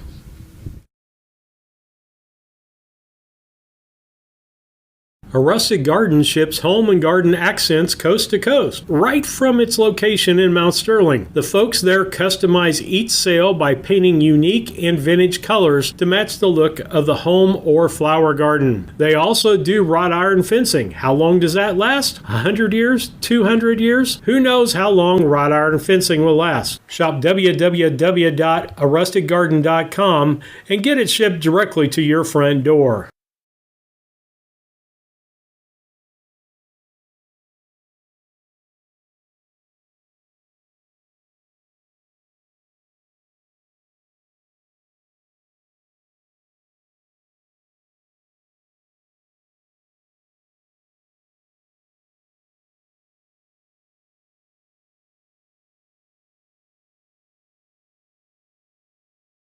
Stewards have taken testimony by two-way radio from driver Casey Leonard from that 12th race today, and they focused on Casey because they wanted to get his perspective.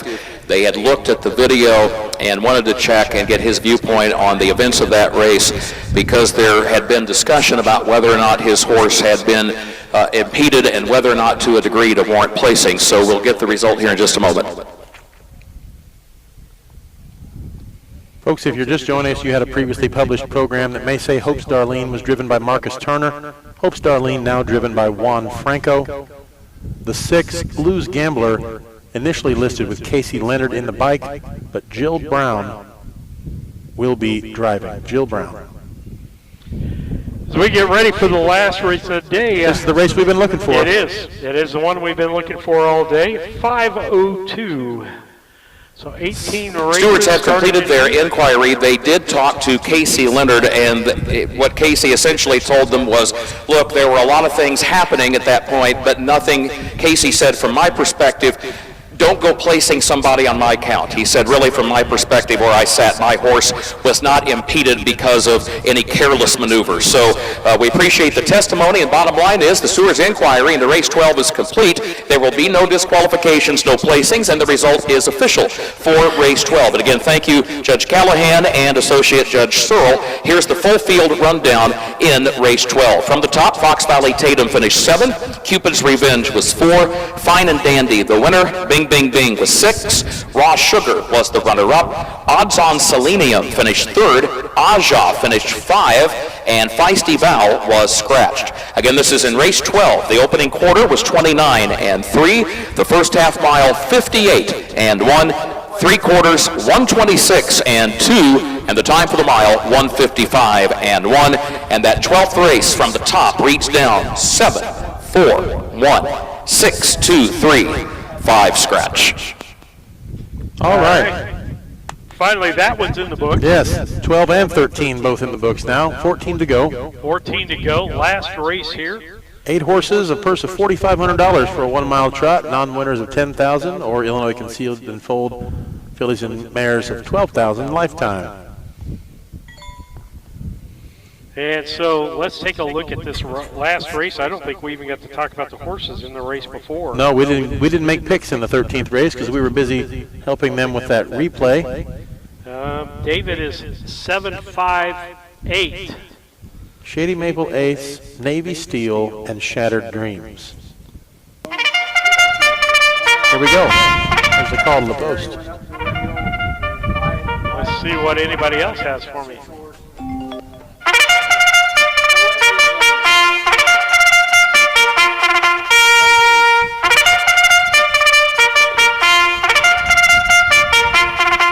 I think David's picks are all pretty good. 14th and final race of the day, headed to the gate. This is for trotters, non-winners of $10,000 lifetime. Illinois breds and fillies and mares allowed $12,500. The purse $4,500, no scratches. Number 1, Hope Forever, leased by Charles Hurst Jr. of Houston, Texas, trained by Roshan Trigg, Terry Skinner in the bike. 2, Hope Starlene, owned and trained by Roshan Trigg of Brandon, Mississippi. Contrary to the program, the driver Juan Franco. 3, Small Town Southern Boy, owned by Torres Tucker of Brandon, Mississippi, trained by Roshan Trigg. The driver is Cordarius Stewart. 4, Chip Off the Block, owned, trained, and driven by Matt Abinetti of Chrisman, Illinois. Number 5 is Navy Steel, owned by Sarah Potts of Grant Park, Illinois, trained by Steve Searle. Casey Leonard is up. 6, Lose Gambler, owned by the Flacco Family Farms of Alexis, trained by Jill Brown. A reminder, Jill Brown also the driver for number 6. The 7 is Shady Maple Ace, owned and trained by Tanner Saltzgaver of Fisher. The driver is Wyatt Abinetti. Shady Maple Ace winner here at Quoin in the County Fair Challenge last summer.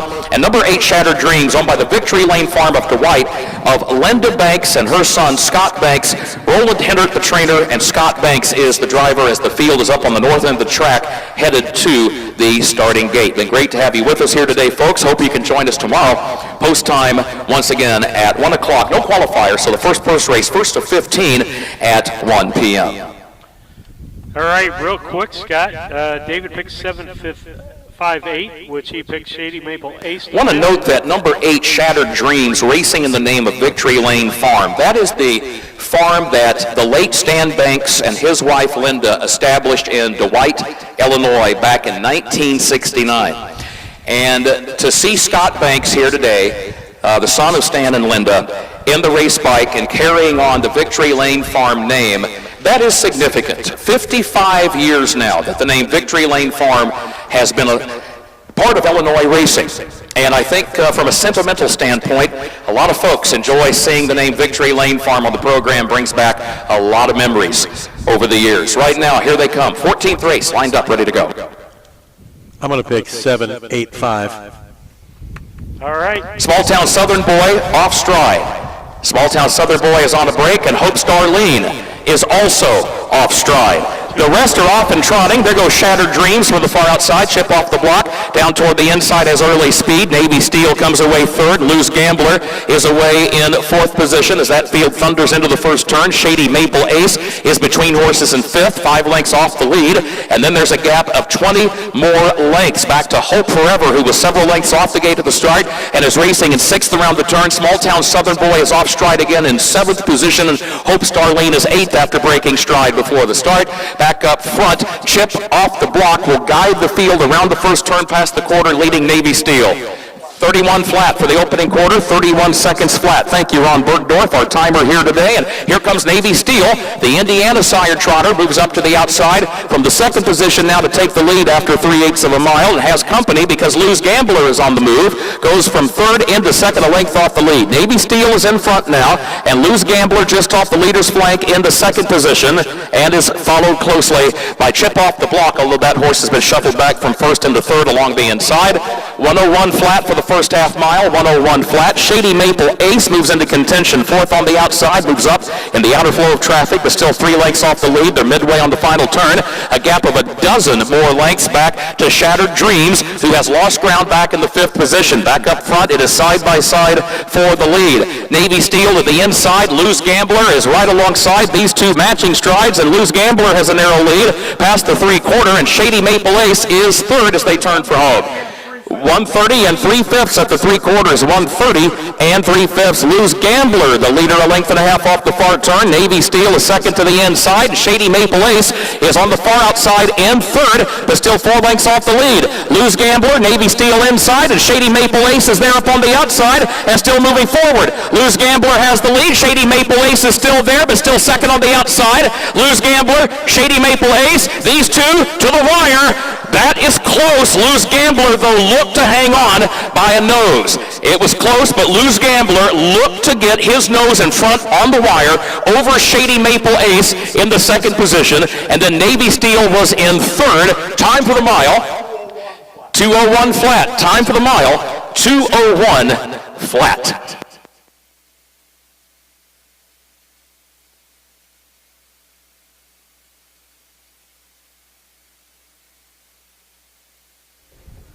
All right, Scott, an exciting race to finish with here. Yeah. As we finish things up today on Harness Tube, we're thankful to the IHHA allowing us to come in. The Illinois Harness Horsemen's Association, absolutely. And to come in and be a part of this today because they didn't have someone to do today. We're happy about Recapping that. the fractions in race 14, the opening quarter went in 31 seconds, the first half mile in 1:01, 3/4, 1 minute 30 and 3/5 seconds, the time for the mile, 2:01 flat. The winner, number 6, Luz Gambler, narrow margin. But the winner nonetheless, Luz Gambler, holds off. Shady Maple Ace, who gave it a valiant try, came home second. And the only person was Lisa picked Luz Gambler to win that race. Yeah, let's see. My pick was second. And the 7 finished second? Yeah. Who finished third? I believe the 5, Navy Steel. She got the first 2, didn't get the third. 2:01 flat for the time for the mile there. Kurt will probably give us the fractions here in a moment.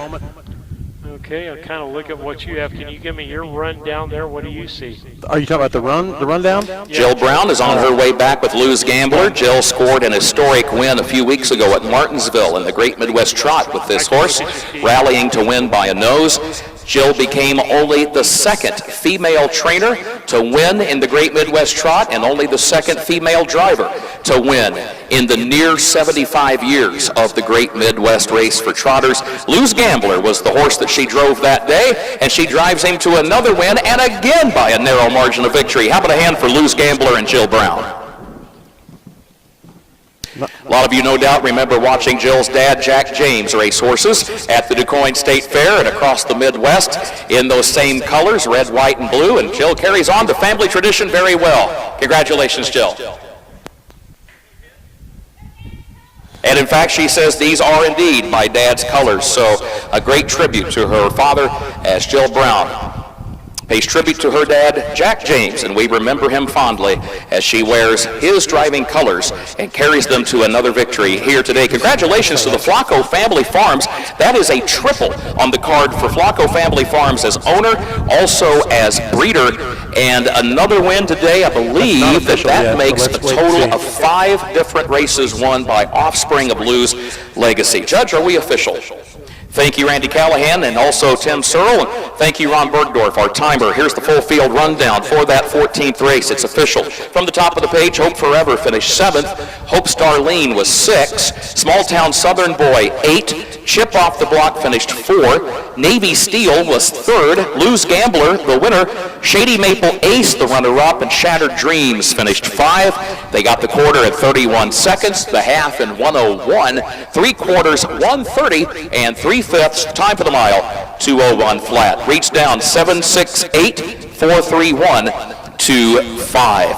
Well, folks, that'll do it for this Thursday card for Suburban Downs at DuQuoin, but we hope to see you back here tomorrow. Again, no qualifiers. We've got 15 purse races for you beginning at 1 p.m. Our thanks to our friends from Harness Tube with the live stream today. Thank you to Steve and Scott and Lisa, and thanks to one and all, especially you, our racing fans. I know the horsemen always enjoy seeing you here, and we appreciate it. Hope you can come back tomorrow. For now, on behalf of Suburban Downs and Hawthorne, for the DuQuoin State Fair management, for all of our racing officials, thanks for being with us. We bid you good afternoon. All right, for Steve Surratt, Scott Deal. Thanks for having me, Steve. I had a blast. Hey, blast out. We've got our schedule up there for everybody. Come out to a county fair and support harness racing. Absolutely. If you can't be here in person, watch on Harness Tube. Absolutely. So with that, we say good night, goodbye, God bless. Good night, everybody.